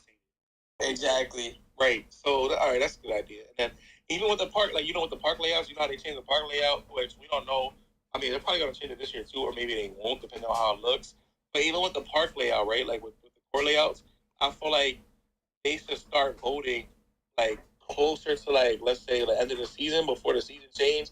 They should let us vote for our park, for what we want it to look like. You know what I mean? Like, so, but then I feel like they won't like that. I feel like they like to surprise us at the same time. So I don't think they'll let us do that because they want to surprise us on how it looks. So would you guys rather be surprised or pick your own? I like surprise because, like, if you hop in there surprise, you'd be like, oh shoot, like you get that feeling of you feel me? And then you hop in there, you be like, oh shoot, look how the park look. This joint look dope. Like, you know how every season they switch it up. And you get in the park, and you be like, yo, this joint look dope this season. I'm gonna play more park type shit. You feel me? But if you already know what it's gonna look like, it kind of like defeats the feeling. That's a fact. I agree with that, bro. Did they do any events like related to? I'm just giving Ruffles an example. Did they ever do any events in the rec center, kind of like that? I see. Nope. No, they have their event. Yeah, the World Tree, that's it. Oh wait, yes they did. Remember they did the 2K League thing with the 5v5? Well, yeah, they did that, but I'm saying, but that's not like a. That's basically rec. That's basically rec. Yeah, but I'm saying, like, I'm surprised they haven't done more in the rec center with events with 5v5. What could you do? I mean, that's all about getting creative. But, like, I'm surprised with 5v5 they didn't do, like, events like that. Like, that's all I'm saying. Like, I'm not sure. I need a mode next year called for. I need to make a mode next year. It's called 1%. That's what I need.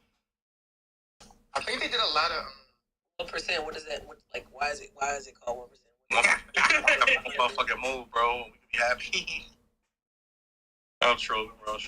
No. Like, I'm thinking of there was a 5v5 event on Curry. I don't know if it ever came to next gen. It was like the power booster thing where you had, certain teammates depending on the quarter, like that were boosted to like 99, and they had takeover the whole time. Like, that's an event you really could just like roll to the rec. It doesn't really need to be in the event center unless you want. What would you guys think about an event where you have takeover the entire event? You guys are literally just playing each other with takeover. But that should be crazy. Or is that too much? They had that at the theater this year, I believe. One of the theater rotation modes was takeover. I think that's more of a theater event, like an actual event. I don't know about that. Yeah, I'm skimming through this trailer right now. Finally got a second, trying to find some gold nuggets, see what's out here, man. You know, I still haven't watched the trailer. I've only seen pictures. No, I've seen it, but it goes so fast, and then I'm like, what did I even see? Yeah, I slowed it down and seen a whole bunch. We know that Annie Up is in there. We know that the Wreck is there. We got the new starting 5. As far as the Poseidon Court for Rise, the entrance is, all watered down and stuff like that, and then you get in there. But the Elite court is really, really dope. It looks like, to me, it looks like an Apex Legends type of map. You know what I'm saying? Like futuristic and stuff like that. So I like that. The gear for season 1, as well as the gear for like the Elite players, that gear is really dope. The Kobe Bryant joint is really dope. Also, Chris Manning is the head of the Elites, as well as Shakedown is the head of Rise. So you have to talk to both of them for those, quest settings, as well as there will be drone footage for the actual events for like the side quests where you go and get your takeover perks. They have drone footage of like different angles and stuff like that. So that's really dope. The beachfront courts, of course, the new shooting spot for lethal shooters in the game now. So I'm guessing that's where you go to, just like a Chris Brickley type setup. Hopefully it's set up like that, whereas though you go get either shooting badges or learn how to shoot, the time you jump shots and stuff like that. Hopefully in an online setting, or they give it like a my court type feel, hopefully, for the art of shooting, but I'm not sure. So, it's just more info that needs to come out. But I seen a lot, man. It's a lot of dope stuff. Is that the event center out in the water, or is it in the middle of the city? I'm confused. You said what center? Like, all right, so when you look at the beginning of the I got video banned in of, someone's Twitch for calling them out for boosting in an event in 22. He told the other team to sell. How will 2K fix that this year? They never gonna be able to fix it, gang. You just got keep, you know what I'm saying? Got to keep them honest. You know what I'm saying? If you're gonna be fed, you're gonna be fed. If not, yeah. So those are gonna be in the center. That's where that one is. And then the one you're talking about is on the far left. I'm looking at it right now, which it does look like it might be an event center that you have to cross a bridge to go. That's what I figured. I was just curious if that actually was the event center. What do you guys think of Elite? My problem is, like, is Elite always in the dark like that? Because I'm getting park after dark. No, like that. No, it's just showing it at night. Yeah, just showing it. Okay, so it could be in the daytime too. Okay, Yeah. I'm not. Look, Hollywood already talking about Rise Up. I don't know. I told you, I'm Wait. better, but Anything led by L, I go to. I don't care. I'm sorry. I ain't mad at you. That might be. That changed everything. I thought that she was in the dark 24/7. No. It's just showing it in the dark. It looks really nice. Like, this is what I'm saying. Like, I don't really know what both parts look like at night, because even the trailer, like, it looks like in game is gonna be so, like, that park out, or that Elite court is gonna be so crazy, because like there's like the top parts move, the circles and like lights. But you whatever. At night though, at the end there, you can see what the Rise Park looks like at night. It shows it at the end of the trailer. Or does it show the Elite one? Like you can see just a light. Like it looks good. Honestly, I think Rise looks okay at night too. I just think that, in my opinion, Elite looks a lot better. But can we see that shit?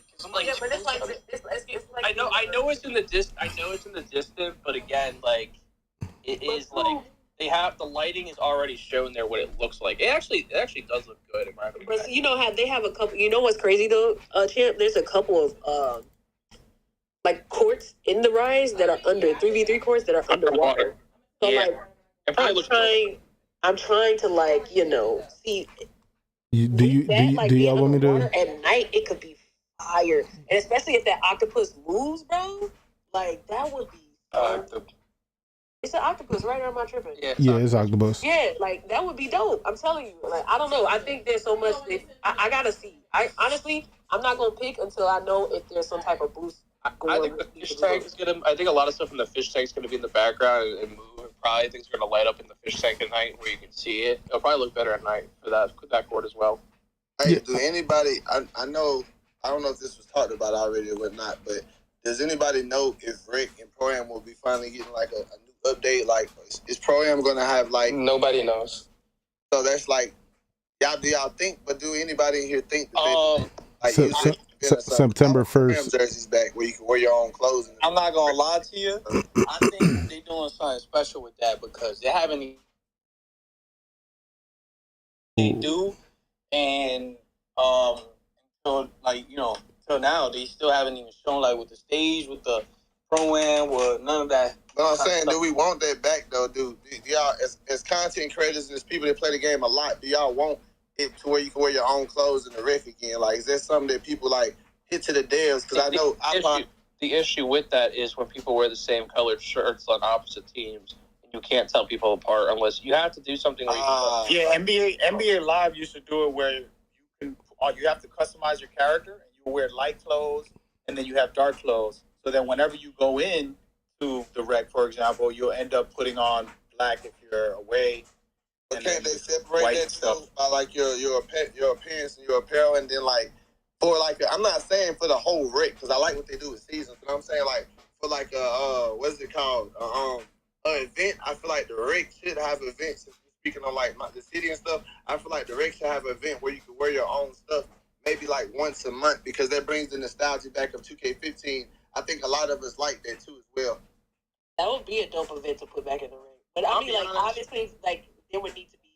It can't just be like you can wear your own clothes. Like it probably had to be like shirts and skins or something like that. Yeah. I'll be honest. They got to bring back arenas before they bring back anything in Pro-Am. Like Pro-Am, again, I think it's been very underwhelming what Pro-Am has gotten in the last couple of years. Like they really they play the arenas and everything. I hope they bring all that stuff back. Like it took away from even being on the leaderboards. Like people were Elite 6 because they wanted to get the arena. So when you rolled up in an Elite 6, arena, you're like, oh damn, like these guys must be like the shit. Oh, crowd capacity. Do anybody in here remember when you're loading the Pro-Am and they show how many people in your crowd? Bro, I saw empty seats. That was embarrassing, bro. Like that. I'm saying, like, yeah, it used to be the crowd would like be filled up in there after a while, but like in the recent 2K, it's like, bro, we got empty seats in our Pro-Am arena. Like, bro, we must be ass. I just was speaking out because I remember like that's one of the things that drew me to 2K. That when I did start playing Pro-Am when it was Road to All-Star, before the 2K League even existed, I remember when they had that tournament, and then like if you didn't have a teammate, you could look. It was different menus inside Pro-Am where you could really like optimize your skill set and then really find teammates. And I feel like Pro-Am hasn't got enough attention. I know y'all guys been talking about the city in my career, and Pro-Am news ain't out, but I would like to touch bases and like push that as a community that they need to kind of look at Pro-Am maybe a little bit more, rec a little bit more. I don't know if they have, but I know it's a lot of people that play more 5v5s in Park. Not saying this is more highlighted in Park, right? Because a lot of people play Park, but I know a lot of us Pro-Am guys like myself and like rec guys that play 5v5, we would like to see that nostalgia back in 2K and like them to like touch bases more on it or just like give us more intuitiveness to it because we fell back. Nobody plays Pro-Am other than matchups and leagues anymore. Like, rank don't even matter. Like, I remember when rank used to matter. Like, people really used to go in there and play rank. And, like, if you had a number one ranked team and say you started the YouTube because you're the number one ranked team on Pro-Am, it could be good content for you. It's just like the creative space of 2K has to be in every mode. And that's something that I was going to tell you, Hollywood, whoever went to Team Up or whatever community day. I just wanted to tell you, I don't know if y'all talked to the devs about that or y'all guys care anything about it. But me as a Pro-Am guy, I fit in the community of that. I would like to see it get like more information, like more appearance changes and stuff. Yeah, I feel you, bro. And I agree with you, and a lot of people will agree with you as well. We were talking about it yesterday that Pro-Am got robbed for $250K. Not trying to take no shots at my team people, that thing, but that money got sent over to the other side, and so it's been a problem. But I will say this, man, we got literally no news. Only the season 1 information supposed to be for next week. That's Monday, Tuesday, Wednesday, Thursday before the game releases. And they said more. That's what I'm saying. So we're gonna get more news. Basically, is what I'm saying. So, well, Coach, I don't know how many Pro-Am players like in here that play it, but anybody that, let's say that the game come out and stuff, like if they don't do, what if they give us the same BS last year? Like it's not touched on. Like, how are we gonna feel as a community about that? And that's where we had the conversations. Again, I want to. I really was talking about events earlier, right? We want to make sure that this game is an enjoyable. We want to give the feedback, professional feedback to 2K, so that we can get certain things implemented or see what changes can be made. Just like iPod said, our team is massive for 2K, so we want to see what can we do. So that's the feedback that we give. If the stage is the same, if the Pro-Am is the exact same, then those are the conversations that we need to have. Like, 2K, you did an amazing job here, but this is where we're seeing, like, we need more here. This is some of the suggestions that we have as a community that would make this game mode pop, right? So that way we can start working on those things. And those things, especially like if it's something in the game that's not in the game this year, those are the things that we need to get to the dev team early. Like like November, September, like those are the things we need to get early because that's when they start planning for I have a question. That, just so you guys know, on September when the game releases, the devs are already working on the next edition. So you know what I mean? Like it's time to give them feedback on the future. And I just think that, and then I just think that's a big issue, and then high rollers in the stage coming back is like I feel like those two issues for those modes will bring those modes live. Bring high rollers back for stage. You know what I'm saying? Because a lot of people can't afford to just buy VC. Not saying I can't, but there's a lot of people out here that's younger than us that don't work. They can't afford VC, and that was a way for them. If they stack through my career, they can go online on stage and use that my career VC to double or nothing it. And I feel like that was a nostalgia to a game that you come back to. Okay, hold on 1 second. Hold on 1 second. You got Dub. Remember, bro, there's rewards around the city that they do, and they get so much VC. They got the endorsements and all that stuff. Hey, Red, let me ask Dub a couple questions real quick. Yo, can I not be heard? We good? Hey, Dub, can you hear me? I can hear you, bro. I can hear you. I need to know if Dub can hear me. iPod's talking? Yes, iPod's talking. I'm gonna leave and come back. Tell him I'm gonna leave and come back.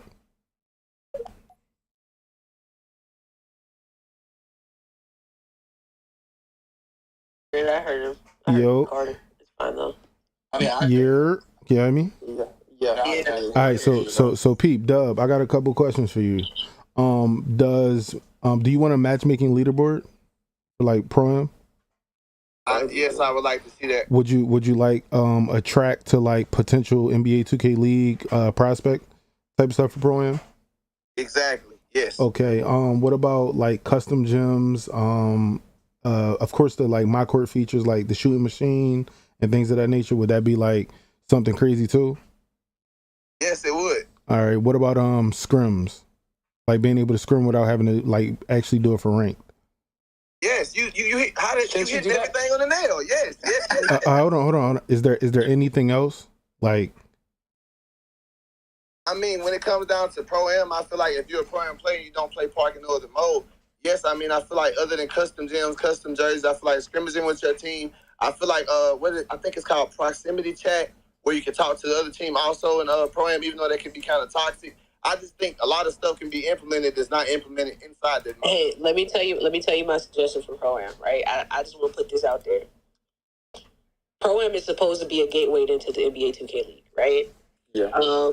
Best of the best players, but the way that the league is currently, or where the Pro-Am is currently played, it doesn't really translate that greatly into the league. And if you want to get noticed as a prospect, the way that they can make Pro-Am pop for real and really prepare people who are looking to go to the league is have preset builds in there, bro. I've been suggesting it for a minute, but preset builds per position that will, and then no Gatorade, no boost, and you really have to feel what it's like to like play on a league type build prepares you way more. Hey Jones, that nigga was hyping shit when I was reading the shit you was putting in the chat. That nigga was like, that nigga dick was getting hard. He was like, nigga, how did you know? Greatly improved scouting. I sadly don't think that will ever happen. They got it where you Hey, Hollywood. I know because of the money aspect of it, but if they can implement something, no, it will happen. But I don't know if it's gonna happen this year. Champ, what about iPod and Champ? What about the secret menu that they have? The 2K League where you could that's what I was gonna say iPod about before the game.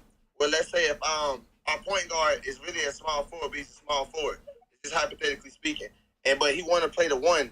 They got it. I know in the 2K League, I be saying when they scram and stuff like that, I just want not us to have everything that they have, but a lot of the stuff that they have customly, I would like to see in Pro-Am for like the general public use. Okay, so you want to see more 2K League S builder stuff in their device kits on the retail version of the game. Yes. Now it should be optional. Now this is my question, right? So basically the way that it's set up right now, and I don't know if Frank is listening. The league build is completely different from the regular 2K retail game. So I'm not sure if that would be something like everybody remember when we had the buy the little D-Rose like joint addition to the game where it wasn't part of the game, it was like its own game type thing. You know what I'm saying? Like for instance, you know how like with Call of Duty you can download Warzone. The draft combine. I know what Right. You can download Warzone. And then GTA 5 where you gotta buy it for $10. I get what you're saying. Exactly. Like, do you like the only way that I could see that even being feasible is it's going to have to be some type of pay thing behind it. Yeah, it's going. I mean, because you're asking. Because look, chat, you're asking for things that the 2K League paid for. Like the NBA paid for that. You see what I'm saying? Like the NBA paid a shit ton amount of money to have their own build of the game. Version of the build. Man, how you gonna practice? How people gonna practice on league builds then and try to? I'm not saying me, but just I know a lot of my partners be wanting to make the 2K League, and it's like Pro-Am really ain't like he said. Like Bone said, Pro-Am, if you go in there with your my player, you're not going to the league with your my player. So what are you really practicing? So my thing is for that. My thing is for that, and this is where it says it comes in, like the investment in yourself, right? And I agree with you. I feel like Pro-Am can be revamped into a mode that can really prepare people for the NBA 2K League, and I feel like that really needs to be fleshed out in order to do so.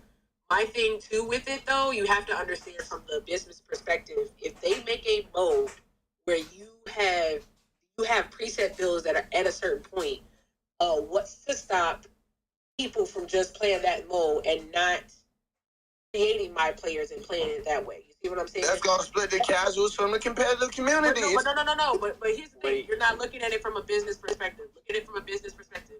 If I have a mode in my game that is preset that allows people to play 3v3 and 5v5 against each other without having to grind anything, and the builds are preset to a certain level with certain badges. As a player who may not have the money to invest into 2K, from a business perspective, you're going to lose money if that mode exists within. If it's free though, like, cause I probably said it'd be a DLC, so and that's what I'm saying. Like, if you want to pay, if you want a mode like that, you're going to have to. That's gonna have to be just paid. make it a part of the season. Here we go, Dub. Listen, let me help him out.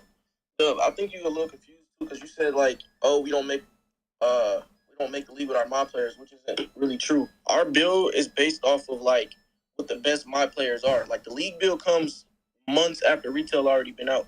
So like we don't really know what the league build look like until late into the game, damn near, or midway through the game, because we don't know what the best builds are. So it's kind of hard for them to just make a preset builder with preset builds, and the builds can be dog shit, basically. You get what I'm saying? Like, I was just trying to help you out just because I'm in the space or whatever. Nah, you definitely just helped me out. Yeah. I was just speaking off. I've never, like, I did the 2K League thing, but I've never been in there, so I appreciate the information. I was just speaking on because I got a lot of people that be telling me, like, bro, I be saying I watch the 2K League, and they player and my player, I made the same build, but it don't move the same. I'm telling you, bro, I love my last name, bro. I hate looking at my gamer tag on the back of my jersey, bro. I hate it, bro. I be wanting to be just Carter out there, bro. And the retail can't be like the paid version because them folks paying, like you said, it's a business standpoint. But it could be an add-on to the DLC to change the game, is what I'm saying. Like I said, me personally, right now, I'm a league player. So like, I was in the same situation that you was in, bro. It's like you basically are making a league with your mod player, bro. You got to play in those tournaments, play in the league host tournaments, teams in the league host tournaments, win the tournament. And then once you get into the league, that's when we get those preset builds. The player role, I get it. You get what I'm saying? Yeah, I'm understanding you, bro. That's crazy. I never knew that. I appreciate that. Yes, sir. Yes, sir. Malik came to say today. Again, outside looking in, it would be way more from the conversations I've had with multiple coaches. They're like, it would be way more advantageous for them to make a mode like that where you have preset builds so you can kind of see what people would actually be like in the league. We don't know if that's something that can be implemented. Again, it's the money thing that comes to it, but I would love to see something like that to actually fully prepare people for what they should expect if they make the league. Or they can do the tournaments too with their Boom, like the tournament work.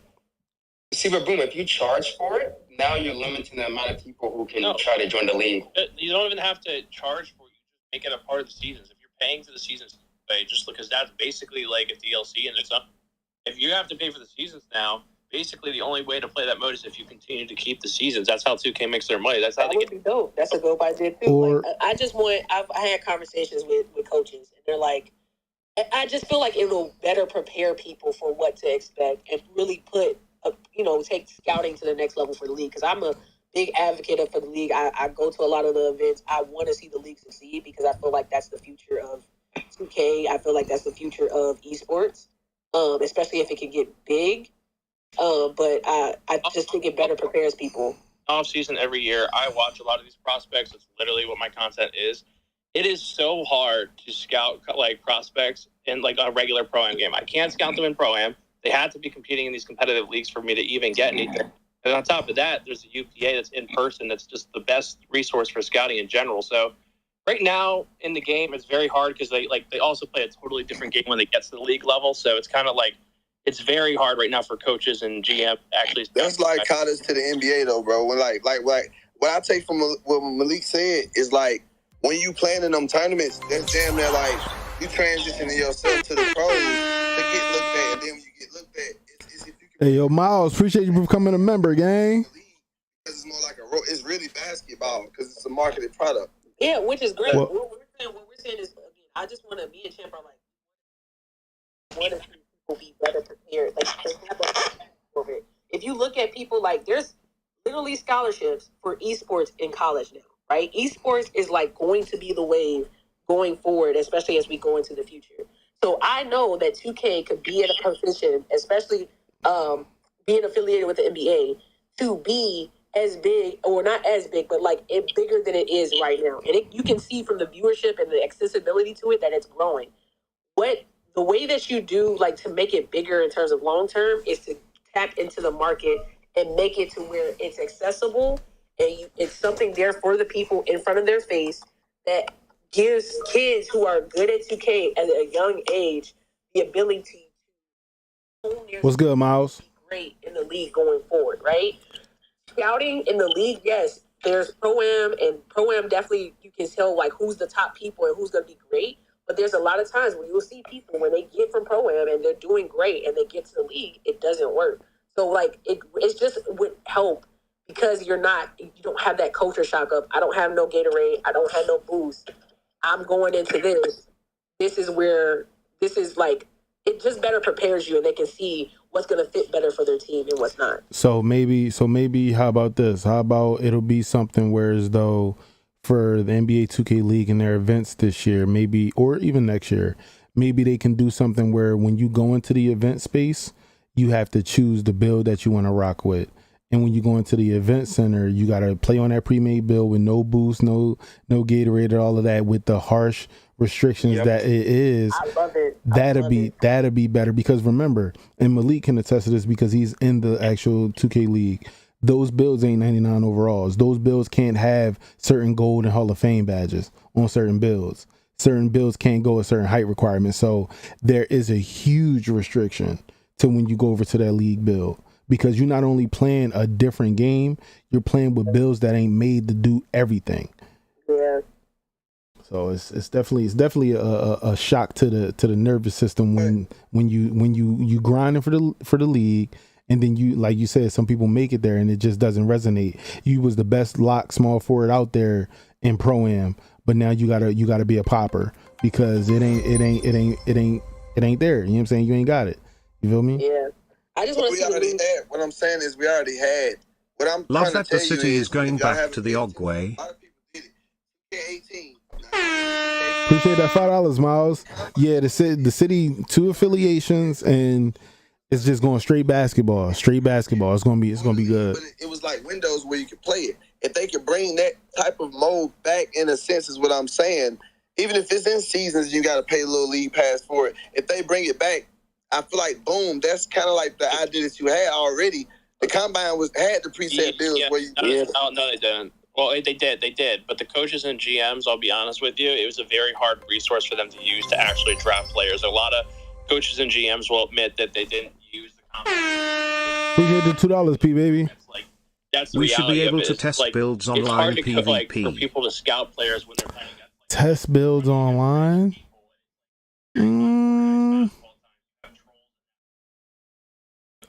I feel where you coming from. Like you like make a mode within the game, whereas though like if you want to use like a template of somebody type thing, you know what I mean? That what you mean? And then play with it online and see what it's like. Like how when you make your build out the builder, you can go in and test it 3v3 or 5v5, something like that. Like now you want to do an online test too? Everybody in this know for a fact. We're going to get a rig, and we still going to see some people doing that 23 stuff. Standing out of bounds, standing in the paint because they ain't getting it. But we going to see it. We see it every year. No matter what 2K do, we still going to see casuals do that. But they need to give them, if they want the ball like that and they really think they're that good, and they want to make the league, because I hear people saying all the time in Rick, and they don't have a team, I feel like it should be a mode for people like that. Even if it's not that or a tool for you guys, it just should be implemented in the game. It could be the opportunity. It could be like, all right, just to be on both sides of the spectrum.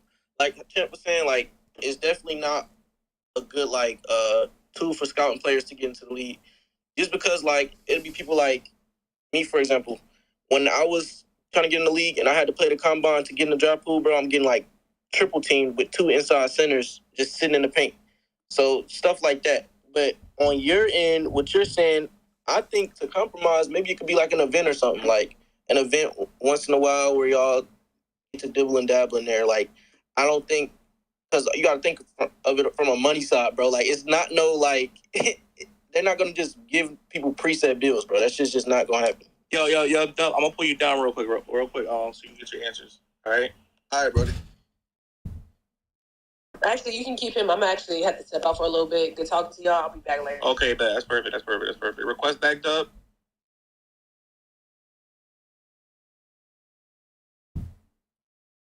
Hey, I'm gonna slide down too. Y'all be easy. Take it easy. All right, son. Hey, hit me too, Red. All right, son. Yo, Savin, appreciate the $2. All right, then. Hey, yo, you already know we Elisa Jones. You already know, guys. I'm playing that new shit. What I was really trying to say to y'all is I'm not a casual player, bro. You feel me? Like I've been playing. A lot of y'all know who G Nation J Nice was back in that. Like I've been playing against a lot of y'all for years. So I know the community, the competitive side is different from the casuals because I get in Rick late at night and play with people that's calling me crazy and saying crazy stuff and saying they good when they really not, and I have to sit here and, you know, basically watch them sit in the paint. Like, I'm just saying I want to remove and balance the game out to where everybody saying casual shouldn't really speak, but I feel like they can speak. They just have to have a voice in the community. They're really the majority voice if you think about it, because content creators' voice matter. But I'm going to be real with you, bro. They're going to listen to the people that's paying the money because it's a business at the end of the day. So if we don't have a balance between it to where we can get what we want, they can get what they want, then for years we're going to still coming through this drought to where the game is changing all over just to cater to really 90 or 80% of the community. We're only like 10 or 15% of the community, guys. Like, we get views, we upload, we content create, but at the end of the day, that really don't matter because, like, there's people that play the game that's a regular 9-to-5 worker. They play it, you know, it's a lot of those people out here that play it. I got a lot of friends that work at regular jobs that play the game, but they're not like us. They don't make content. They don't post videos. They don't really know what I know. But at the same time, their opinions sort of matter in a way because if you don't listen to them, then, you know, we're not going to know that side. We're only going to know the comp side. And maybe, I'm not saying we're wrong, but I don't think the content or comp side, you know, I feel like it should be a 50-50 split. And I feel like the game should be split up like that. Since they got cross-gen now, we're going to have more toxic players really sitting in the paint and doing that. Even though it's still a comp stick 2K, it doesn't matter. People IQ and people personality won't change. So as a company, I feel like what 2K got to do is, like, listen to both sides, but as well try to cater to just the whole game as a whole for both sides to have fun. Because every year it's either a comp 2K, you know, or it's a BS 2K. And some 2Ks, like majority 2Ks, has been consumer-based 2Ks, and I get it because it's a business. But that's why I say what I said about the 2K League, because there's also another business thing that branch off into. You see what I'm saying? All right, so peep this, right? That's why these spaces be so important, because I'll be honest with you, I'll sit in here and I'm literally just taking notes. So, like, everything that you were saying, you got, you know, validity to it. It's getting recorded or streamed or something like that. You know what I mean? For people to listen. That's the whole purpose of these spaces, and especially, like, going into this year with our community being so, I feel like, more connected this year. Like, it's gonna be real important for people that, you know, have a connection with 2K to pass y'all's ideas and stuff like that up to them, because at the end of the day, like you said, like, casuals make up majority of the community. So y'all's voice definitely matters. P baby, appreciate the $5 dono. A 99 free agent my player card for top 10 reward, like you get a maxed out player / badges for a couple days. Also yes, same builder tester just online. 99 free agent my player card for the top 10 reward. You get a maxed out player badge for code. Also same builder tester just online.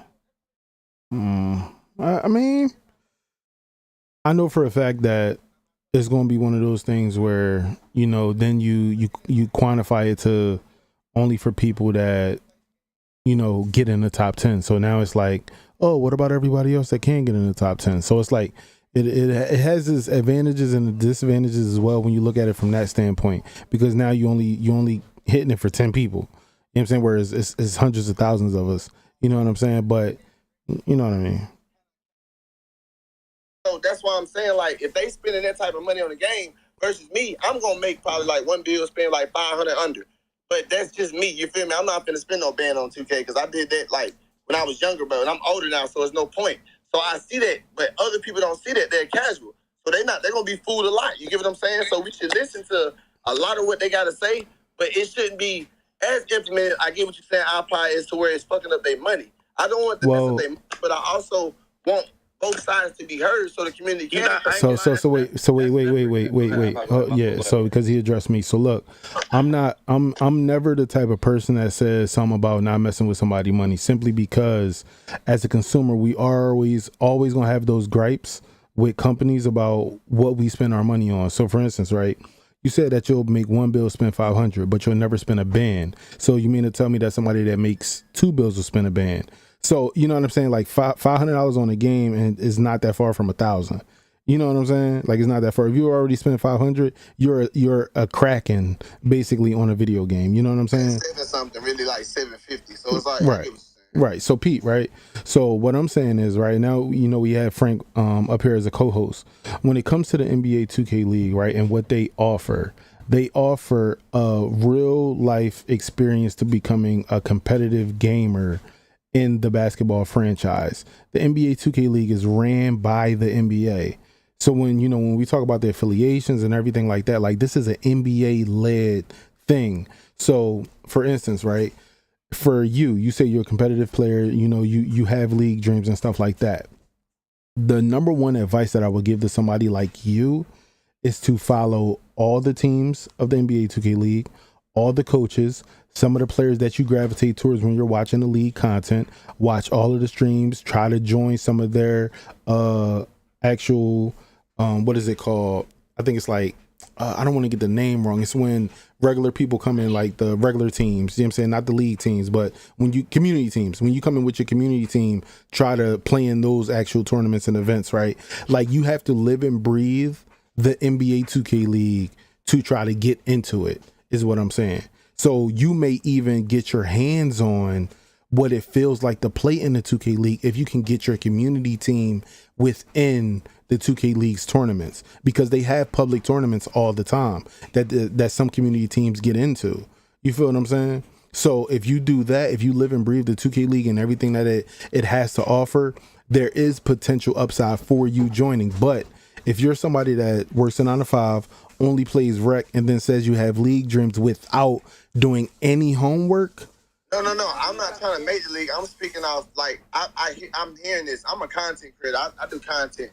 I'm just do competitive content, like wager stuff like that. I don't really do all the, I'm not really trying to make the league. You get what I'm saying? I was just speaking because I haven't heard nobody really, I know it hasn't got no news out, but I haven't heard nobody speaking on these things. And I also heard if we talk about these things, that y'all can get it to the devs or like give us more information on it. Because these are from people that I know that follow my YouTube. You know, these are people that follow me and stuff. So I'm just giving questions out that y'all added me as a speaker. I'm just giving these questions out or whatever. That's all. Yeah, babe. I'm gonna get up off here. Y'all boys be easy. Who? Hey, Malik, you gonna slide tomorrow for the Bills? The Bills tomorrow. Hey, Frank, blood. Okay. For sure. Frank is here, but also, like, if you guys don't know, man, the 2K League did an event last year, and they'll probably do an event, I'm assuming, again this year, and even I got to participate in it. Like, there's ways to get in the league. other than just like doing like trials. Like for instance, I won for like power forwards last year and got unlimited boosts and got the chance to be like, you know, go through like a draft experience and talk to coaches and stuff like that. I didn't take up on it because I'm a full-time content creator, but ultimately like there's plenty of ways to get in the league other than just like, you know, praying that you get in the draft. Like they have events now and stuff like that in game.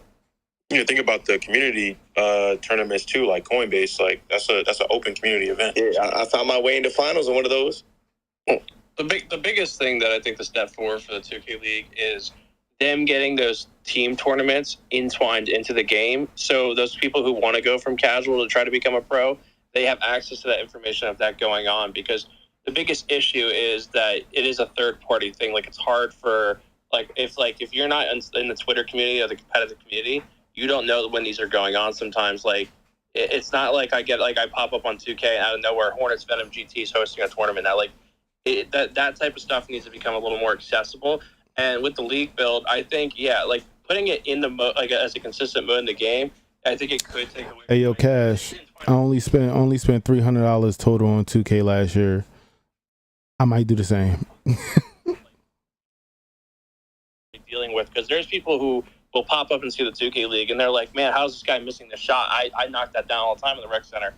And like when people hear, oh, it's a different game mode or whatever, it doesn't always go through their head. They're just like, it's 2K at the end of the day. But if they actually get a chance to get their hands on that mode and play it, it will change a lot of perspectives. So again, putting it in the rec center, or not the rec center, the event center, and having like people be able to play that might give the casuals a different change of perspective as well, in my opinion.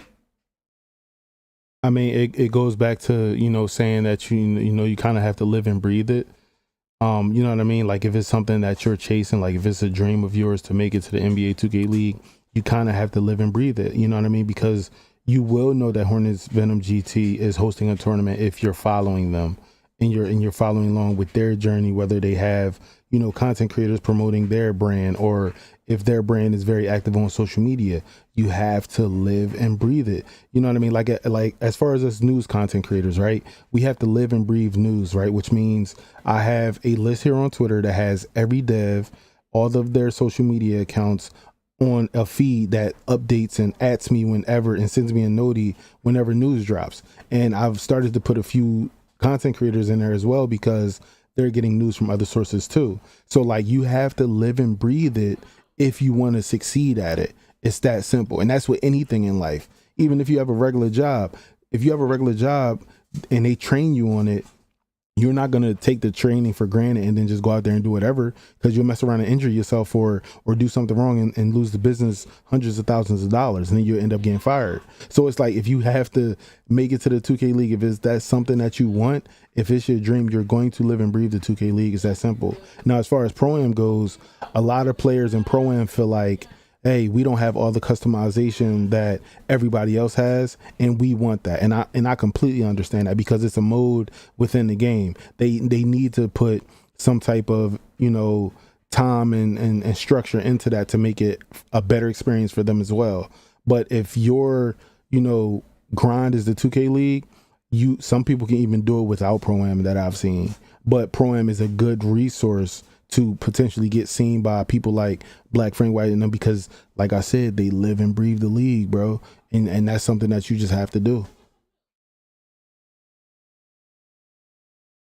Frank, did you want to say something, or are you busy right now? Because I know you came up here. I thought Frank had something to say.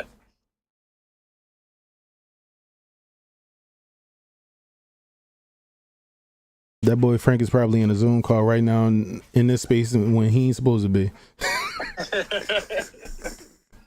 Oh, man. Exciting stuff coming forward. I'll be honest with you. I'm just happy that the city looks smaller to me. And I think that a lot of people wanted that. I think that now it seems a lot more concise. It's a lot closer together. I hope that there's more I really do hope there's like a bunch of beachfront courts. I did say that earlier, but I'm really hoping for that. Yeah, no, it's a dope. It's super dope, man. Like, I ain't gonna lie, like I'm not gonna lie to you, bro. I'm 100, like, you know, reading that article, I'm really curious to see what they're gonna do for the affiliations, man. Cause like I'm reading it, and it says, like, talk to LD and Shake to learn more. So I can already see us going in there, and it's going to tell us, and he's going to hit you with, like, yeah, you come over here, you get this. And Shake going to like, well, if you come over here, you get this. And I'm not going to lie. If it comes to, like boosts and stuff like that, you know what I mean? I definitely think that, what's it called? I definitely think that Shake's a playmaking guy, so I ain't gonna lie, I think Shake gonna have the playmaking side, man. And LD's more of a shooter, so it's gonna be interesting, man. I mean, I got a question. What would y'all lean to though? Like, say one side was playmaking and one side was shooting. Where would y'all go? I mean, I'll be honest. I think that like they said, now that we only have 2 affiliations, I think it's going to be a combo. Like, one's going to have playmaking and shooting, but then, like you said, one's going to have like defense and one's going to have like rebounding or something like that. Like, they're going to take all the. Hey, yo, Chad, I'm trolling like shit. I'm trolling like shit. Simon ain't say type 3, dog. Y'all hype as shit. It might be a lot of inside play too for them too. Like, Rise, it seems like something like I said, getting dunked on. That's what I think of. Yo. Oh my god. But personally, I again, bringing back the concept of affiliations, actually like doing something with your attributes, and like if you're in this affiliation, like you're gonna have this advantage. Like, that's gonna kind of divide it a little better, because I don't want people to just go to an affiliation because it looks cool or who's in charge. Like, it has to have something more than that. And I think that if there's an actual like attribute boost or something like that, or something to help you like be better at something, then definitely. Hey, yo, by the way, chat, we almost had 1,000 likes on the stream, man. Go ahead and hit that like button real quick. Appreciate y'all. I mean, it's I ain't gonna lie to you, bro. This, like I said, this game is promising and looks like it's gonna be the one. We got one thing to knock down left, man, in this gameplay, bro. We get the builder information tomorrow. That's gonna be big, you know. Listen, but I tell you, people are going. Excuse me. When people start talking tomorrow, everyone is going to be talking tomorrow. Literally, everyone. Off the strength of, you get to really see what the builder's like. You know, like, it's no more just talking and seeing numbers. We're really gonna see, like, oh, this is the way it is. This is the way that is, and that's gonna be a game changer, man. That's really gonna turn a lot of heads. I need to know, iPod, are you gonna be Rise or are you gonna be Elite? I just need to know now. I mean, bro, I'm a futuristic type dude, man. So, you know what I mean, I'm gonna be, you know, comparing it to Apex and all that every time I pull up. You know what I'm saying? Be trying to be like, yo, I should climb over that wall. You know what I'm saying? Let me go ahead and grab my Gibby real quick, throw down the shield on this court type shit. Like, I'm elite all the way, bro. I already know it, bro. So we got one Elite Red. I know you. I think this 2K is gonna represent, and I hate to say it because earlier I was really thinking it, but you know, a lot of people in here, everybody play different styles of basketball and different styles of 2K, but if they saying this what it is, this is going to be one of them 2K where if you not what you say you are, in the last couple of 2Ks, these players has got handicap.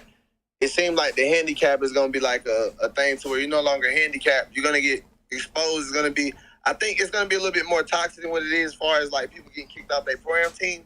Because, you know, a lot of guys started pro-am teams out of these last 2Ks. So this 2K is gonna affect a lot of players in a lot of ways that they used to that, you know, being able to be 6'9", being able to be 6'1", be able to dunk. If they're used to that, like the newer style 2K since next year hit, and they didn't play 20, they didn't play 16, I feel like they're gonna struggle. But for people like our iPod said, I'm not really too much tripping on it. Yeah, I mean, this is the biggest thing for me. Out of all the information that we've seen about the builder, about the badges, I mean, Zach came in and dropped a hella banger even before build videos are dropping, because what everybody has to realize is for every creator dropping build videos tomorrow, they're going to be able to have the time to hop into the Twitter spaces, but they've also already tweaked a lot of their videos to reflect the change in the thresholds for certain badges, because they made a ton of content in that community day, and then they realized like, oh, well, some of the thresholds are wrong, so they changed a lot of that stuff. So when you're making your build day one of NBA 2K, you need to be in a call with your friends, whether you're in a Discord call, whether y'all on FaceTime together, whether y'all on whatever app y'all use to talk to each other, being there with your friends, being there with your Pro-Am team, being there with your threes partners, being there with your duo for 2v2, and make the builds that will work for both of y'all, or all three of y'all, or all five of y'all to succeed. And if somebody's not on the same page, it's going to be tough. They're going to have to either get replaced or they're going to have to fall in line, because every build is not going to be able to do everything this year. It's that simple. iPod, not trying to bounce off what you're saying, but bounce off just a tad bit. It's kind of crazy that you say that now, because like if they I think they released all the requirements for a lot of different badges. If you're really serious at 2K and you're in the spaces, they got all the requirements. A lot of these content creators to show it. So what y'all guys got to do is like what he's saying, give it to people now. Really, you don't even got to wait if you want to really be a scientist and like kind of jump the gun a little bit before tomorrow. Of course, come to the space tomorrow to read the host, but. This gon' be 17 but more realistic. I hope they don't make us do a million quests for MC. Also, who you running with, King? Eyes. We got like 7 days left. Hey, Suburban. So I'm running with anybody who's in my Discord. Discord.gg/iPodKingCarter. If you pull up to the Discord, you always have a chance to run with me. All of last year, I ran with some of the same usual suspects: New York, Boom Boom, Beast, Generation, Jubug, T-Wolves. Who else? I ran with, of course, Cell Squad from time to time, Trey, Raunchy, Ricky, Chase, Ken. But for the most part, man, I run with my community, bro. IKC Nation all the way, gang. If you ain't joined the Discord, join the Discord. It's that simple. You know what I mean? After that, I'm debating I'm leaving my job or not. Oh no, he's putting a 2 weeks notice. Ray, you talking about another like 8? What was it? I think it was 17 or 18 when you was doing like the when you went crazy. You was going against all the niggas like Pride and shit back in the Gap. Freight over there. Well, you crazy? What's it? That was yep. I got to drop a video. I quit my job to go for top 10. Coming soon. Top 10, All bro. right, fellas. I think this is my cue, though. I'm going to go, work on some more footage because I got some rec gameplay I still got to piece apart. But thank y'all for having me in the space. Hey, yeah, you make sure you call me, bro, on Discord. Just let me watch the process. I just want to see. You want to see how I edit iPod? I got you. You know what I mean? Big learning, you know what I'm saying? I just want, Holly, you were telling me I need to learn, you can teach me the ropes, some of the things. Hey, I ain't gonna lie, iPod, I wanted to ask you since you was in here. So how you feel? Hashtag rise up. I'll see y'all later. All right. Hollywood, how do you feel about iPod? Because you make a lot of, I've been watching your videos for years, you know what I'm saying? Man, you go way back. So I'm looking at it like, how do you feel about the stat sheet stuff for being kind of taken out? Do you feel like you still gonna be able to make that tall build that you made and do? Like, what you think from playing the game? Do you feel like, can you answer that? All right, so I haven't played NBA 2K24 at all. Not one pass, not one shot, right? Okay. But from what I see of all the videos, the builder, the thresholds that Zach dropped and everything like that, I know for a fact that I'm most likely going to be a slashing lockdown defender. So that's probably going to be a two-way slasher. I'm probably going to have very, very mediocre shooting, very, very mediocre passing, but the slashing portion I'm still undecided on because I believe my build is going to be 6'7". So I don't know if I want to go slashing dunking or slashing layup or have somewhat mediocre of both, because you will have to choose the thresholds for some of these badges, and I want my badges on Hall of Fame because I want the choice to put it up to Hall of Fame if so.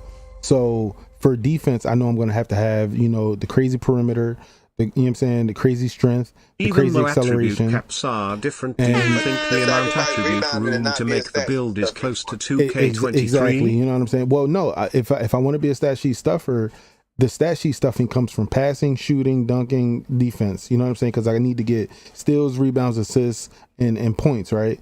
So. Yeah, but LeBron got a 45 rebound, but also high badges to counteract that to where he grab at least 8 or 9 rebounds if you play with him in like modes. So that's why I'm asking you, do you feel like you can go with like a 45 rebound and cheat the system and still be a stat sheet stuff? I wouldn't call it cheating the system. It's more so just boxing out. Like, I know in an online setting, I play way different than I do on my career. Everybody knows that. Everybody does. We all play differently when we're in an online setting.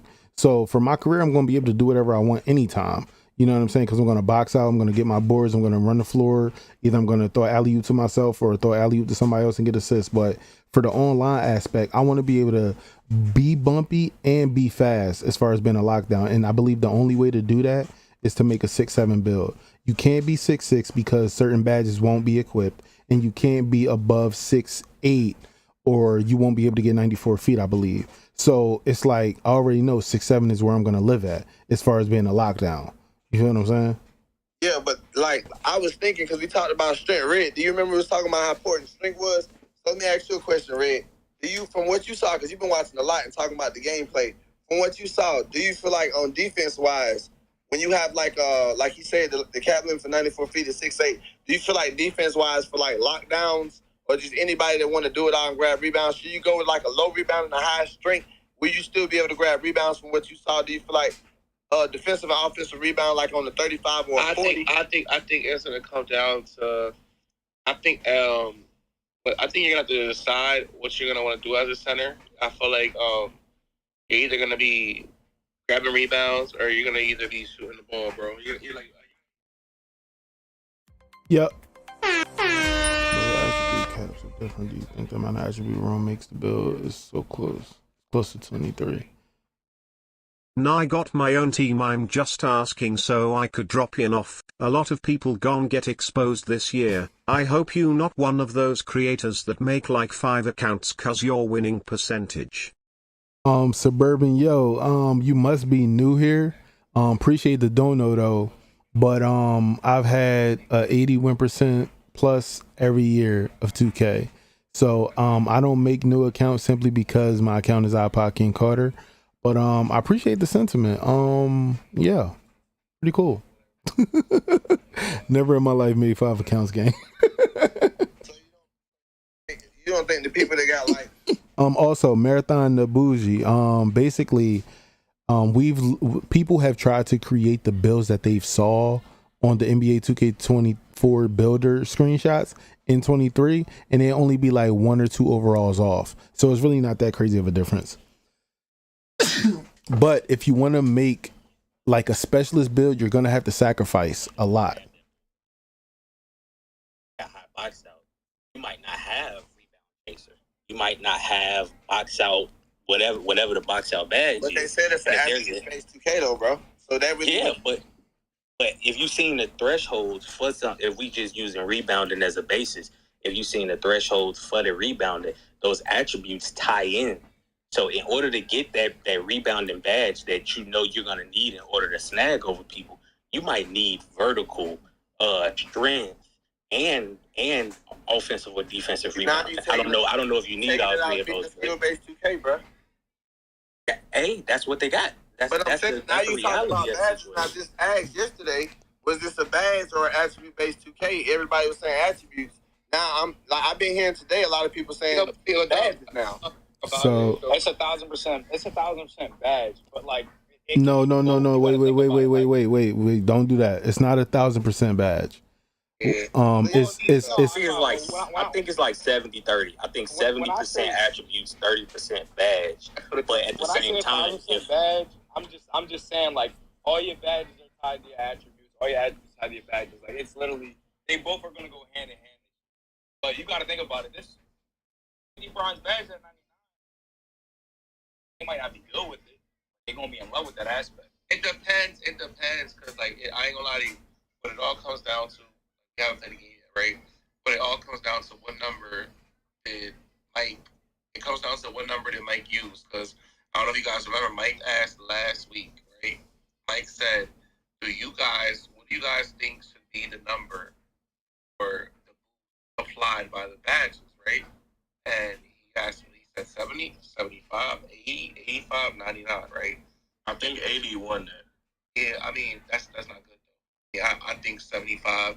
80 won it because, like, I believe that's the best balance if you want for the casual side to be involved. But 75 would have been the best balance, honestly, because you got to think about it. Excuse me. You got to think about it. You got hotspots, right? Then you got once you get your hotspots, then you got 20% from your no meter. Like, you know what I mean? Like, that shit gonna be OD. That's gonna make the game a lot easier to shoot. I mean, we'll see. Even in some of the like easiest shooting 2Ks that we've ever heard about, people still complain that the shooting was too hard. They was giving you full bar whites, and people were still complaining that the shooting was too hard. Do y'all feel like it's gonna be easy to shoot? I've been thinking about. I ran with you on the court once. Let's get W's, Wody. Hey, CeeLo, appreciate the $2, gang. What's popping with you? How you been? 75-3, right? Someone asked, what do you need to shoot consistently? And they said a 75-3. And he said, but the thing about it is, it's going to show because you could be someone who shoots 1 for 10 with that. We're good. All right, so let's do this. Knowing me, I think I'm going to be able to shoot from deep with gold limitless. If I have gold limitless, I think I'm still going to be able to perform. Wait. That's a 96.3 though. That's a 96.3, gang. You gotta have a 96.3. So that's what I'm going with. I'm going to play sharp. Now I've been watching your content for like 2 years now, bro. I'm just new to your streams. I don't usually see you stream on YouTube. What's gonna be your build? Hey yo, Suburban, appreciate the $5. First off, follow me on Twitch. That's where I stream at primarily. My build is gonna be a 2-way slasher to start out. Do you think that was that in particular? Do you think that's too steep, or do you think bailout is one of those badges where it's like, hey, if you don't have high pass accuracy, I don't want to see you doing that shit at all? Well, if we look at it right now, right, they may have not tweaked the way that bailout works, but just tweaked the actual incentive for having that high pass act to get it. You feel what I'm saying? Like now it's like, oh, well, no, you got to have this pass act to get it because maybe they didn't tweak it as much as we think they did. You feel what I'm saying? No, that's a fact. That's what I was saying. But like, bailout is a badge because bailout was crazy, bro. So bailout is a badge that definitely needed to be like higher to get because, bro, you had people passing out of anything and everything. Like things that should have been a damn short turnover got like with a bronze, bro.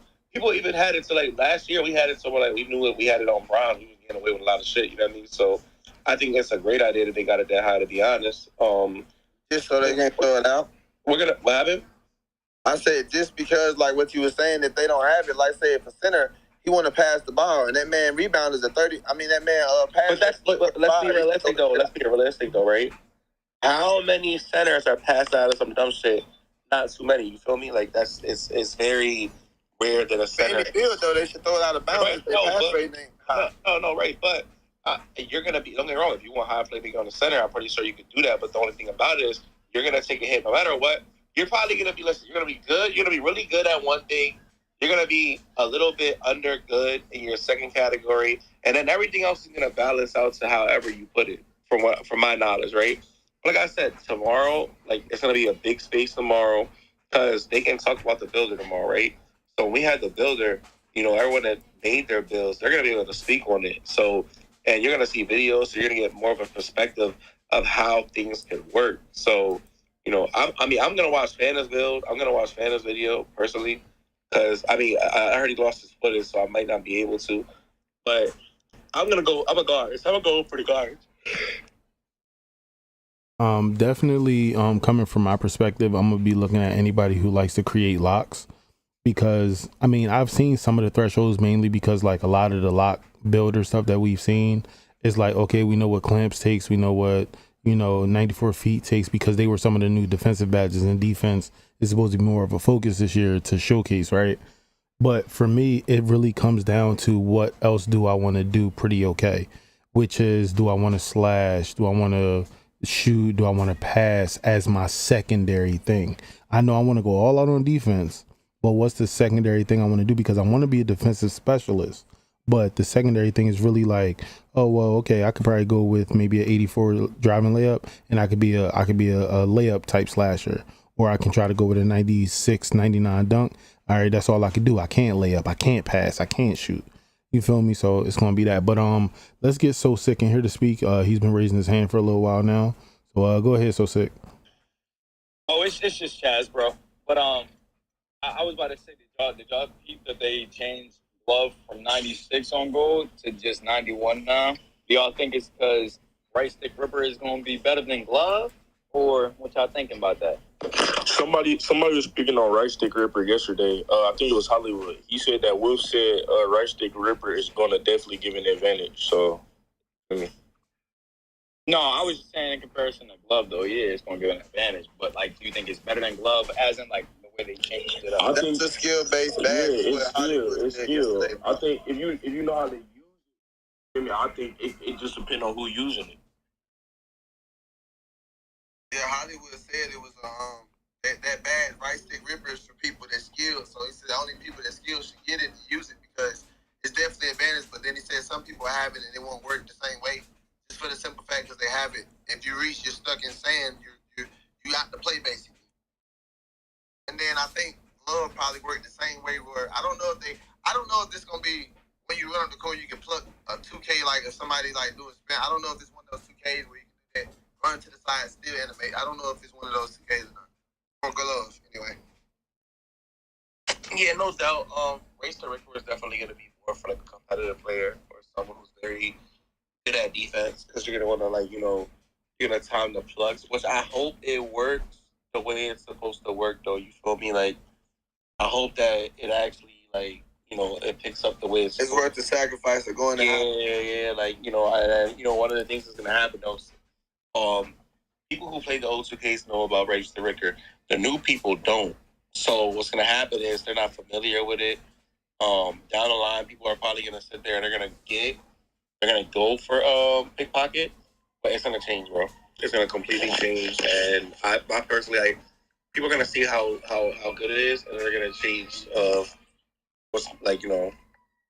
it works. I wonder if it's going to be one of those situations. Everybody on the panel been playing 2K for a long time.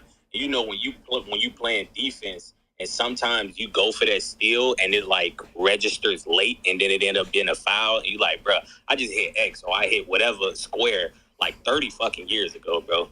So I wonder in that regard, are we gonna see an improvement? Are we gonna see that small little delay that really throws off most defenders? Because good defenders are going to be able to time, you know what I mean, regardless. But that was one of the things. What's wrong? I play both.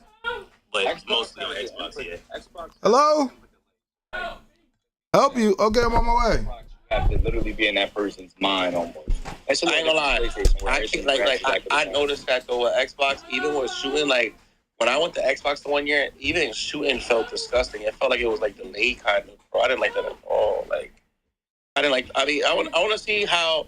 That's nothing I'm curious to see. I'm curious to see what both consoles together, how shooting is gonna play out. If it's gonna give us a delay, is it gonna give us lag input? I'm interested to see how that plays out too, because there's no input delay on PlayStation, but it's super apparent on Xbox. So now that it's crossplay, it's gonna be interesting to see if greens are delayed, if dribble moves is delayed. I want to see all that. I don't know if y'all know Take-Two. I know this is it's not irrelevant, but Take-Two Interactive, CEO Strauss Zelnick said they're supposed to be getting $45 billion invested into servers for GTA 6 because the same company that owns 2K, they own the partner company, parent company Take-Two. They own GTA, and they said they paid $45 billion over the last 3 or 4 years into servers. So I guess they was preparing for this cross-gen jump already. So we shouldn't see a huge delay. But at the same time, we don't know because a lot of people are going to consume. A lot of consumers are going to have the game day one. So we really don't know. And then around Christmas time, they might have a surge of people having it. So we really just got to wait and see on that note. You ever play COD? Yeah, I play cross-gen COD. On COD, PS5 actually has a better reaction speed than Xbox. Yeah, the Xbox. Literally. PS5 does, yeah. Yeah, so on COD, you could kill somebody on Xbox, and they still be turning around. Not even realizing it, but it's just how the systems work. And I'm not trying to turn this away from 2K, and I'm just make this short red because I don't want to turn away from 2K. But PlayStation 5 is just pretty much the better console. That's all I want to say because of the hardware. That's why the delay is a little bit better. That's why the PS5 a little bit better. But I'm done on the console shit. Yeah, we're going to see, bro. Hey, Dub, I take it that you play on PS5, and I'm going to have to see about you day one. I ain't going to lie. Actually, I'm a Microsoft fan, and I play on Xbox, but I have a PS5, and I play both. For the last, really since PS4 and Xbox One, I always play both. So I play both.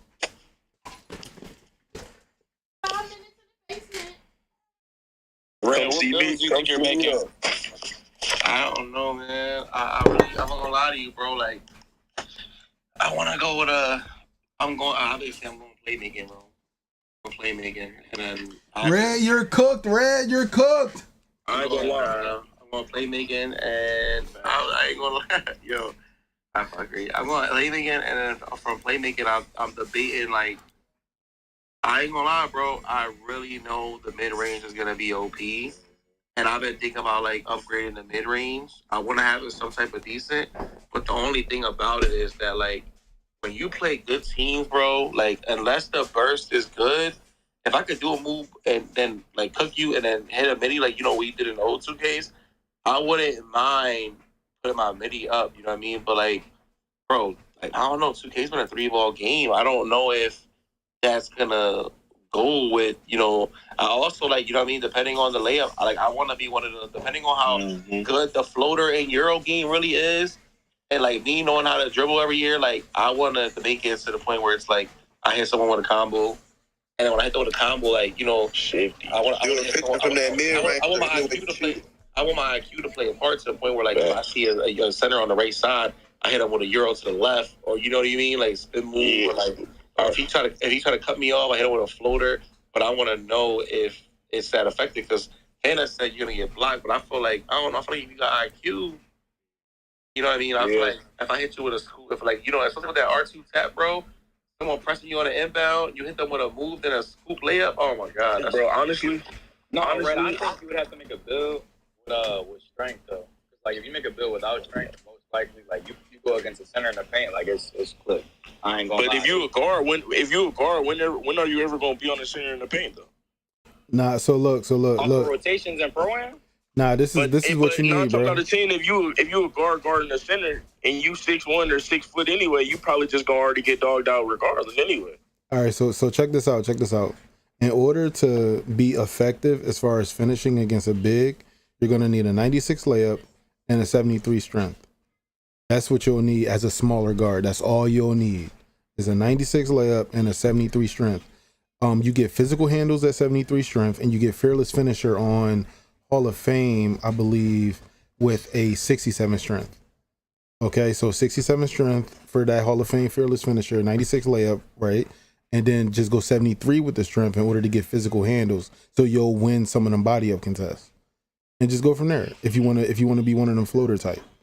You feel what I'm saying? I ain't gonna lie, I think a lot of centers, if they playing comp, I'm gonna just be real with y'all, because I remember the days with 2K where straight bigs were shooting from half court. I remember a lot of different, I guess you say, eras of 2K, and I don't know what era we're going towards, but being that the gameplay done dropped, we don't really know too much about the builder. We've been like all sharing opinions on it, but when it come down to it, man, like, I don't just feel like going to the paint, if you don't have a high shot close, with a strength, like, you know what I'm saying? I understand what you're saying with, like, the requirements, but I just feel like the ratings may play a factor if you play against a comp center that got stick and the ratings higher than what you got, especially, like, badge-wise, like the 99 strength, like, let's say a 99 interior with, like, a 95 block.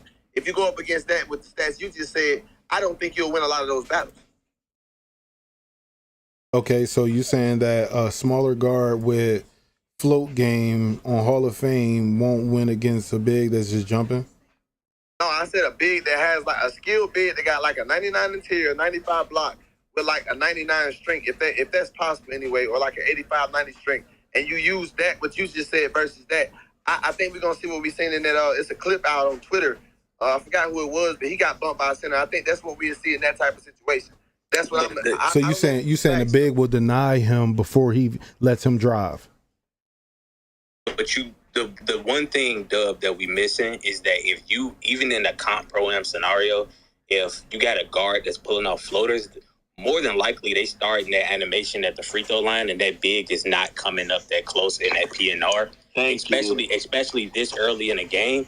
And they call floaters the giant killers for a reason. That's one of the most effective things that you're supposed to be able to do against a big with 99 block and 99. Because you don't want to make that contact because you're going to get blocked. Are you going straight to the party one? Also, I think they should have brought back ballers and flyers. You know what I'm saying? Especially in the mid-range game. My personal opinion is I don't know what the server's going to look like day one, Suburban. Will I be able to trigger it as soon as I pass the 3-point line? Because IRL, I'm a smaller guard. I'm doing floaters as soon as I cross the 3-point line, bro. Because most people are just taller than me. So if it's one of those things where I have to be pretty close to the rim in order to get the floater off, of course you're going to get blocked. But that's one of those things where I haven't played the game, so testing would come into play, and I think they can adjust that throughout the seasons if you're not able to right trigger before that. The foul line. Like if you used to do floaters in any 2K, it's always right before the foul line. So Right. And remember, you have 2 badges helping you. You have Giant Slayer and Flow Game helping you. You feel what I'm saying? I remember too. You can always take a fade and midi too. Like it's not. You don't just got float. Like they said, Right. Gonna be them fades look nice. And this the crazy thing, bro. When we look at the thresholds of Float Game and Giant Slayer, you only need an 88 driving layup to get both of them on Hall of Fame. So I see that, but I think that's gonna. I think it's another badge about layup time, and when layup time, I forgot what badge it's called, but I feel like that's for people that to make the play. We still talking about the scenario you're talking about. They gotta have that badge and they gotta have layup time on to win that scenario against somebody that's skilled with blocking, even if they got them badges. Because I've seen people with the same, like I said earlier, with the same build, but they can't perform the same just because they got that badge lineup and have that same setup. If they play against somebody skilled, you know what I'm saying, and they don't win, the battle is just not going to go. But it's like if you think about it, comp versus comp, right? Comp versus comp, we all know you win some, you lose some, right? It's not going to be if I do it 3 times straight, it's going to work 3 times straight, or if I do it 3 times straight, it's going to fail 3 times straight. With comp versus comp, it's going to be you might make it work the first time. Now he on it. You know what I'm saying? Now you might have to wait 2 quarters. You know what I'm saying? If you in the pro-am, if you at the park, you might get that joint off twice out of a score to 21 because he like, yo, I got to guard the paint. Oh shit, now I got to guard the 3 because now I can't give up a quarter to 3. Like that's how it works. You know what I'm saying? Yeah, and on top of that, with comp, it comes down to that 1 or 2 stops. Like that's really what it comes down to. Because everybody, like if you go against comp or when comp play comp, they always score. Everybody score always. But see, as a point guard supposed to do that though. Like bro, at the beginning of the game in that scenario. The center, the lock, the point guard, they all gonna be able to score, bro. They're all gonna be able to affect. I'm talking about floating the ball, like that shot selection itself. I thought that type of shot, in my opinion, that type of shot is not. You don't just dribble down the court and if you got it, take it because somebody from the wing. You ever watch Casino play? He dribble down the court, he do a shot create. That's Casino, bro. It's not a lot of people like that. You gotta also. I'm talking about comp specifically. Like if you look at CB. If you look at anybody in the 2K league, bro, I'm telling you, they're making these shots consistently, bro. You gotta realize they're also introducing They're introducing the layup meter, bro. The layup meter is making this. It's going. You feel me? There's a reason they worked on the floaters and different hop step animations and shit like that for guards to be more effective in the paint like that. Like that's the. You feel me? I'm pretty sure that's the perk. If you're a bigger guard and you got the splash and shit, you feel me? That's your perk. You feel me? You get big driver and shit like that. For the smaller guards, obviously we're not gonna be able to go dunk, so we gon' you feel me? We need float and we need to be able to. DJ, I ain't gonna lie, it's not even just that. Like, good guards are going. I promise you, no matter what 2K you play, bro, good guards are always. They will always be able to score. Yes, it might be hard as hell. I don't know. I haven't touched it, but a good player is always going to be able to find a way. Guaranteed, especially if you're competitive, you make money off the game, you're gonna find a way. You're on a game 20 hours a day, 16 hours a day, 8 hours a day, 12 hours a day. You're going to figure out all the keys that you know, or your timing of everything that you need to know. But ain't that back to the original conversation that we have in there every time we have a spaces to where like the battle is the battle than everybody keeps saying they're looking at defense and saying it's more of a power. I like the scenario that y'all brought up earlier because that's what we want to see if it's a mind game like real basketball supposed to be, because basketball is mind game, it's mental, it's all mental. None of it's really like looking. It's like who's gonna make the mistake first. You get what I'm saying? That's what basketball really is. So when you look at it like that from that perspective, and it translates to 2K, but I probably say with those requirements, you can get that. A lot of players will get that, but they won't get those animations as a Steezo or they're not them people. You see what I'm saying? So the consistency rate might not be the same, and that's gonna cause people to complain. You get what I'm saying? That falls back to the whole. But that's their fault, though. That's their fault, and that's where that comes into play, bro. Like I'm not gonna lie, you ever go to LA? You ever hoop at LA Fitness? If I go to LA Fitness right now, the runs is lit. It's the first team to miss. Whoever missed first, they're gonna lose. Whoever missed twice, they're gonna lose. It's shot after shot. We score back and forth. Against good players, but you gonna score back and forth. That's real basketball. Like if you look at any league game, any NBA game, they all score back to back to back, and they get minimal stops. But like whoever get those stops is gonna win. It's just gonna come down to the wire. It's gonna be a close game. Yeah, there's blowout games. That's where the skill gap comes into play. No matter what form of basketball you're playing, whether it be street ball, whether it be 2K, whether it be 2K League, like, it's all about skill gap, bro. So listen, I'm watching a clip from Black Cobra on Twitter, right? So basically, I think he had Porzingis going up against a fade, right? And the defender ran over to him with his hands up, right? And when you run over to somebody with your hands up, that's the start of a contest system, right? So just imagine somebody coming over to do a floater, right? And you start with your hands up, but then you decide like, oh, I'm gonna swat at the floater because I feel like I can block it. You literally cancel out all coverage that you started with when you decide to do something different defensively. You feel what I'm saying?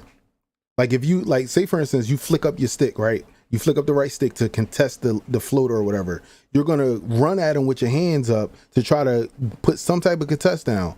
But the moment you decide to do something different, it's just like canceling out a dribble or going for a pump fake or going for a step back and then canceling out of the step back. You do something different in that moment. So there are going to be times where the big is going to come with the hands up thinking like, oh, I'm going to just go to hands up. I might get a little body up, and you don't get it. The next time, which is the second time around, he might say, all right, well, I'm going to come with hands up and then jump next time. You canceled out. Then the third time he's going to be like, you know what? I'm not even coming with hands up. I'm coming just straight off with a block as my first and only action. And then they might get a swat or they might get a contest that's so heavy that the floater might miss.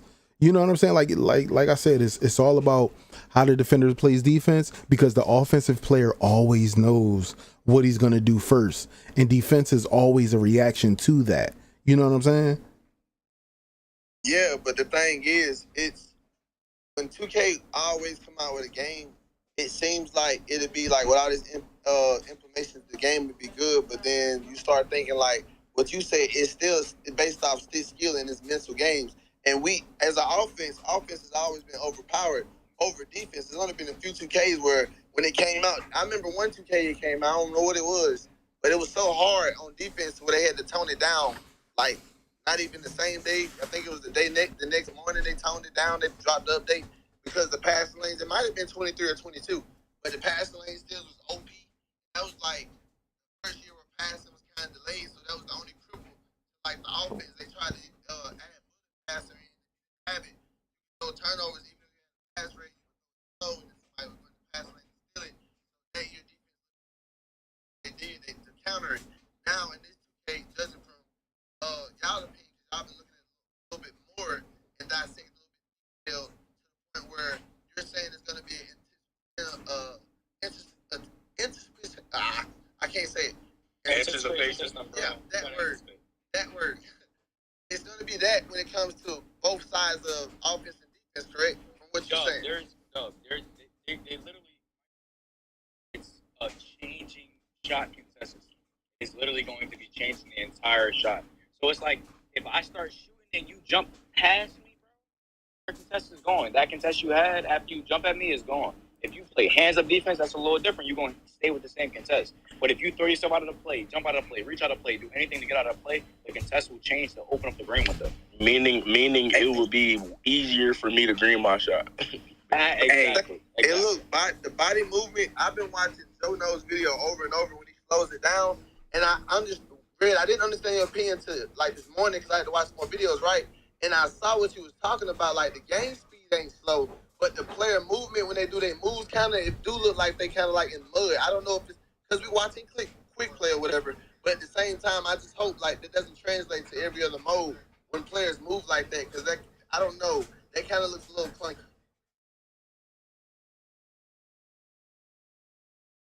So, Pete, I don't know if anybody ever gave NBA Live 19 a chance, but in that game, they had a shot contest system that is 1-for-1, just like 2K.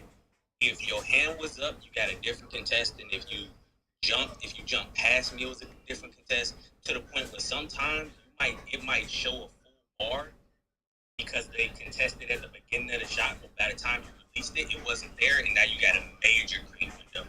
You know what I mean? So when y'all talking about the shot contest system, that's the one thing that keep popping into my head, and that's gonna be OD for good. Like those pump fakes and step through that Black Cobra be doing, that jump shot that he's taking is gonna stay open a lot this year if people are not staying at home. And he also posted one that I was talking about against, it was a post fade against Chris Stapps, where Chris Stapps was like, he bodied him up, and then Chris Stapps jumped to get like a swat block, and it still said open because he was fading away from the defender.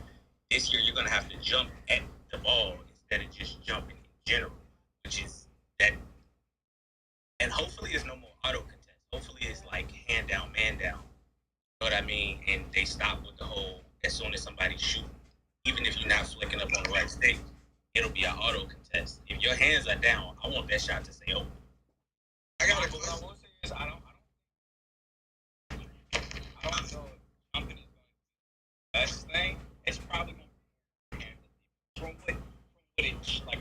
I think it's like every time somebody I've seen, they've jumped out of the play the wrong direction, or it literally fluctuates the shot, like, which allows them to be the shot even more because they're not directly in front of their body. Like, it's very difficult to jump directly how you're going to jump at somebody's body. Like, you know what I mean? But if you put your hands up, you can hold them. You can just stay right with them.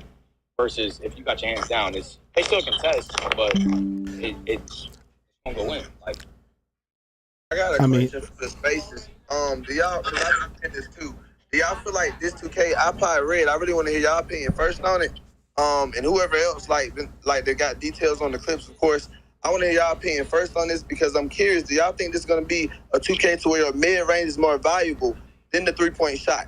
Yes. I ain't gonna lie.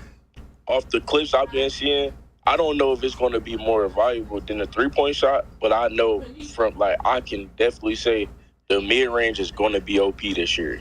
I would not be surprised if you in a pro-am game and you see most people taking mid-range shots. Like, that might be a move. Like, you feel me? That might be the move this year.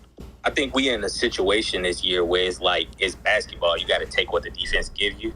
And if somebody going to play you high enough so that you can beat them going to the paint, and whoever that second defender is not helping, you're going to have to shoot that mid-range. You're not going to be able to force a contact dunk like you have been in the past years, depending on your build. Because if you a play slash, like iPod said, he might come out there with a 99 driving dunk. He might go down there regardless. You know what I mean? So you're gonna have to pick your poison this year, and you don't know the other person's defensive ratings at all. So like we said, if you one of those small guards and you don't have no mid-range this year and you think you're going to get by with those layups and you taking those contesties, you're going to get shitted on, dog. Like, you're going to have to pick your poison this year. That mid-range, it has to be a viable option. If it's not mid-range, then, I mean, obviously a floater is basically a mid-range. But, yeah, I definitely agree with DJ. You're going to have to pick your poison with that. Yeah, I'm thinking about going. I think I'm going to go 6 foot this year, bro. 6 foot. Probably, you feel me, minimum defense. Yo. iPod and Red, what's y'all take on that? Y'all think middy's gonna be more viable than threes? This is what I think. I think that threes are always better than twos, right? But it's all about what the defense is going to give you, because if you have someone with fast feet and they have strength and you're losing body ups consistently every time that you think that you're going to explode from left to right and you go too far, like, you know, I watched Steezo's video last night and everything like that, and he was showing how somebody would speed boost left and right, and basically they would go too far and lose that adrenaline bar. Every time you lose an adrenaline bar, you lose the ability to shoot at the clip that you would if you had all your adrenaline bars. So the reason why the mid-range game is probably going to be so crazy is because people can waste that one adrenaline bar by getting by you into the paint and do a step back or do a fade, or, you know what I mean? Like, I think that people are still going to be able to 3-hunt. I don't think that 3-hunting is gone. I just feel like people are going to take advantage of seeing something different. Like, you know what I'm saying? Like, just imagine being able to do a step back almost every other play to guarantee you that you would have gotten if you would have had that bailout quick drops. You feel what I'm saying? Like, now we're going to that, oh, well, I'm still a shooter. I could do mid-ranges. I don't have to, worry about a bailout quick drop, because guess what? I don't need it. My bailout is now the fade. My bailout is a step back. My bailout is working off the screen and allowing my big to get to the paint, because the one thing is, a lot of people builds ain't going to be able to be 6'9". You ain't going to have 4 6'9s on the floor no more, right? which means there's going to be space for the pick and roll to actually work, which, and I'm being honest, bro, the pick and roll always worked in 23 because most people wouldn't want to give up a 3. It's that simple. The pick and roll always worked because nobody wants to give up a 3. You know what I mean? And most of the time, the guards were so fast that the big had to step, or the hash had to pinch, or the corner had to pinch. So the pick and roll has always been there because the rotations is hard to get to when your guard is so fast. And I think with everybody seeing 93 accelerations needed and high speed with balls and stuff like that, I think guards are going to be super, super fast, and they're going to be able to clear certain spots. Like, think about it.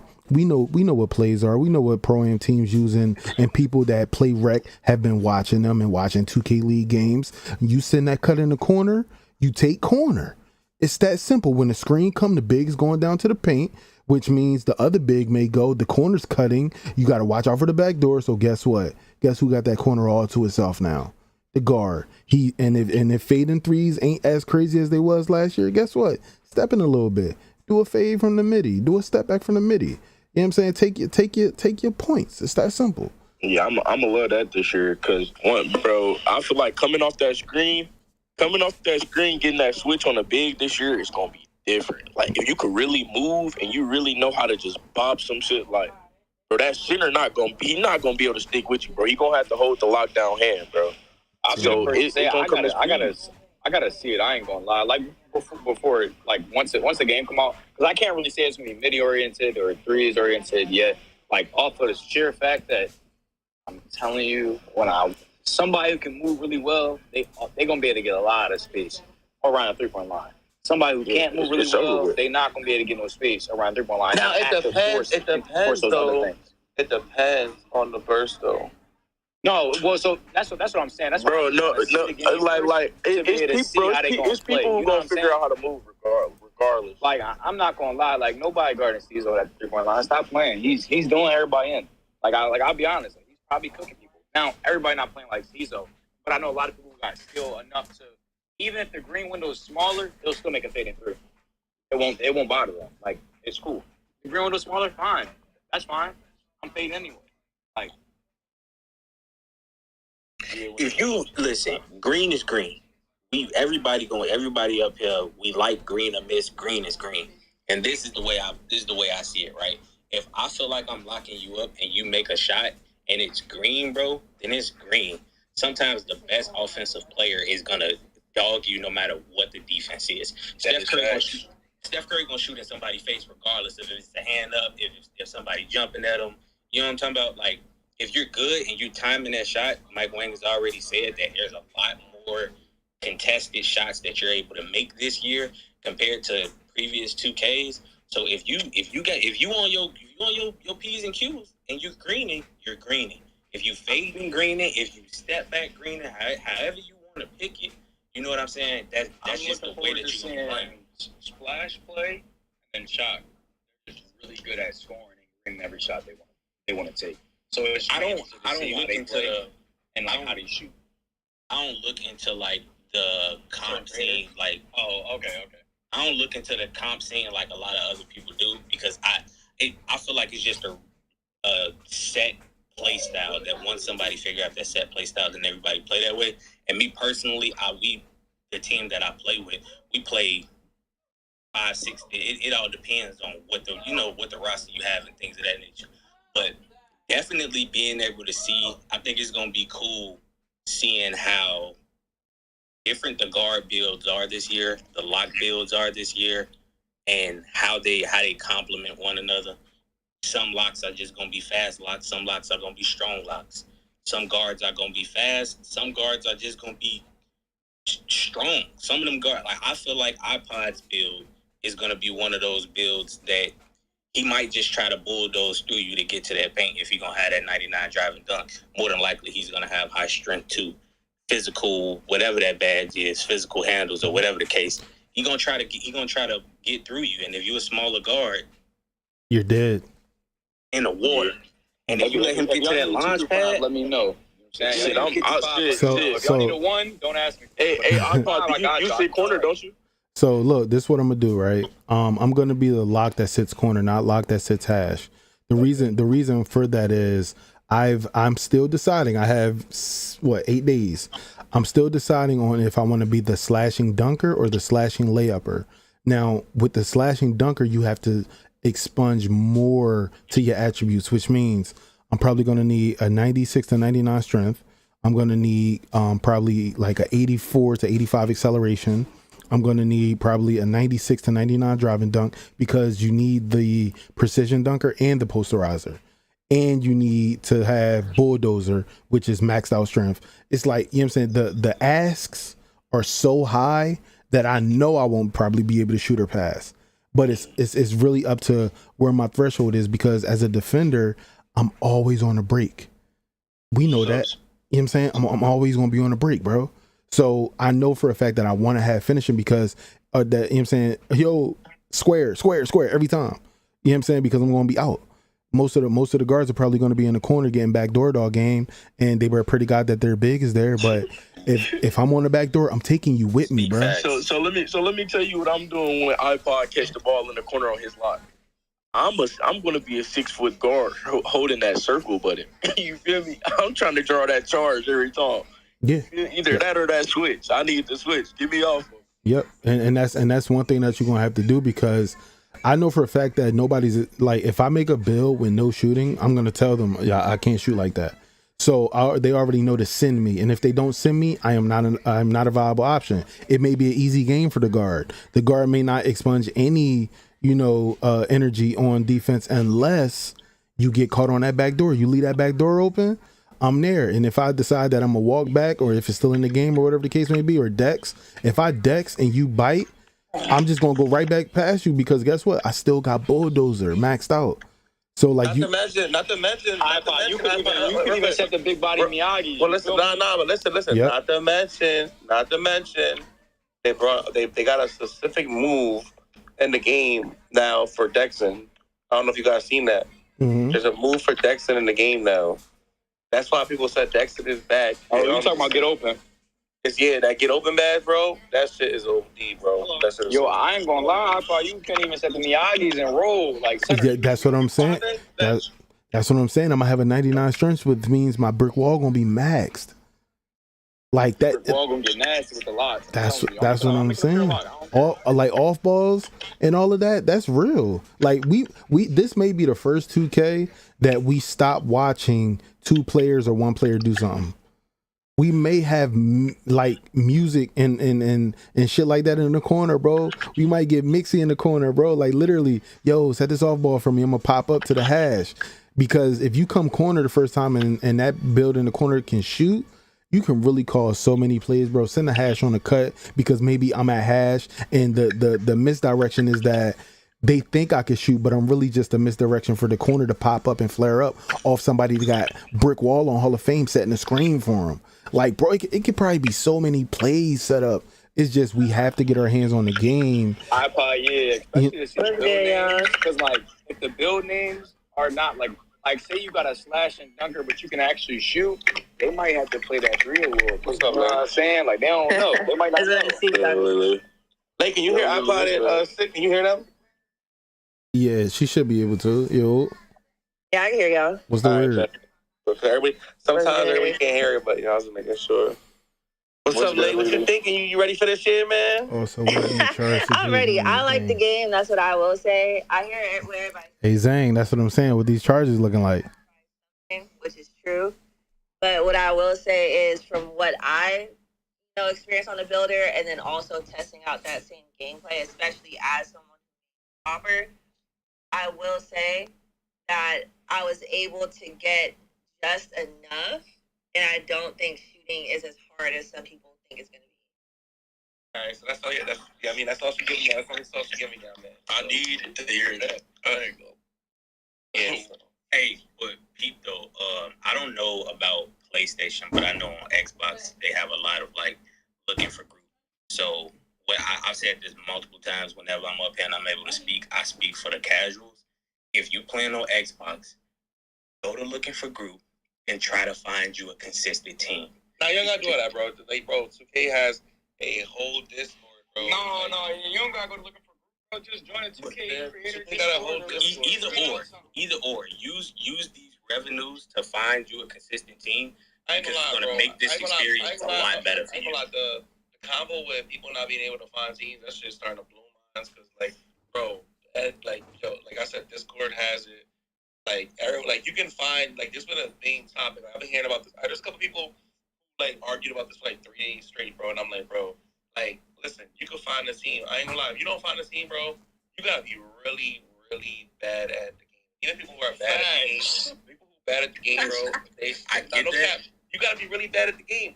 Because even people who are bad at the game have teammates, bro. You can't find it. I get that, but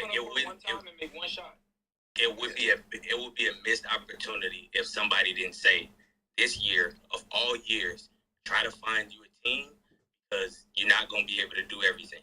No, but listen, being able to fit into a role.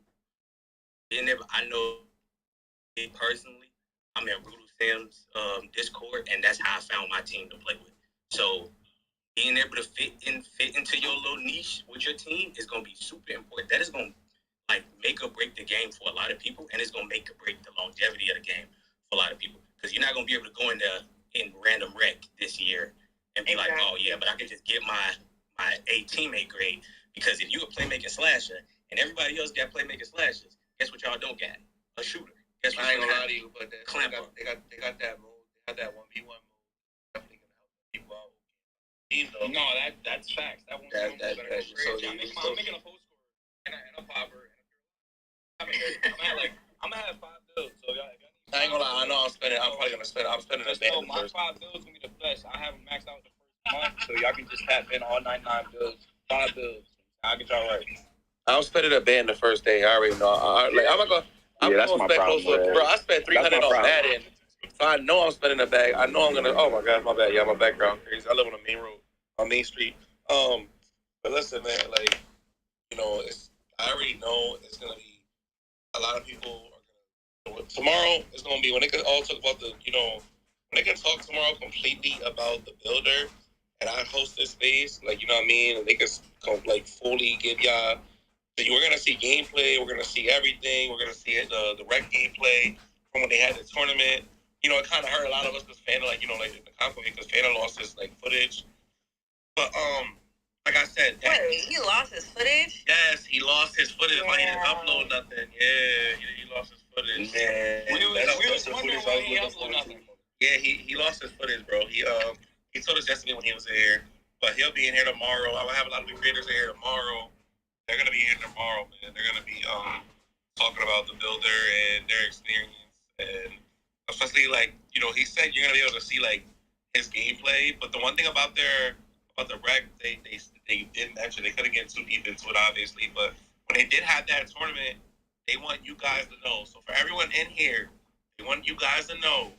We got called to eat ass and say all this crazy shit. Like, you know what I mean? They want you guys to know that their SIGs a race, basically. So they went on there with like random SIGs, bro. Random jump shots, random SIGs. So that way, y'all know tomorrow, y'all not like, what the hell's this? What does this look like? You know what I mean? So yes, please don't start speaking out. Yeah, so tell a friend to tell a friend, man.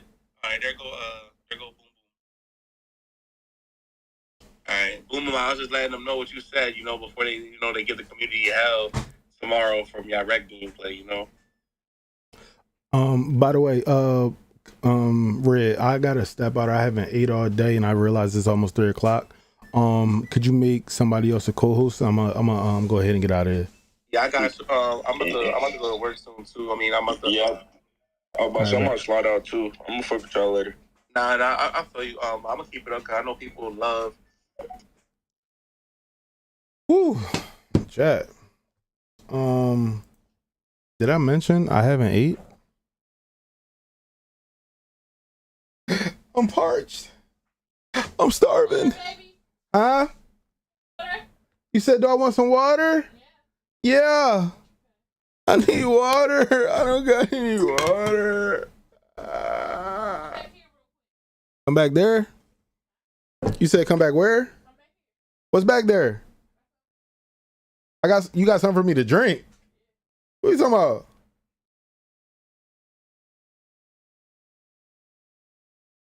Yeah, that's right, daughter. She talking about faucet water. She ain't talking about drinking nothing else, right? out of a beautiful fine Irish stream. I love y'all. I'ma holla at y'all. Bye. You live? Yeah, I'm live. Oh. Water out the faucet, honey. Yeah, whatever.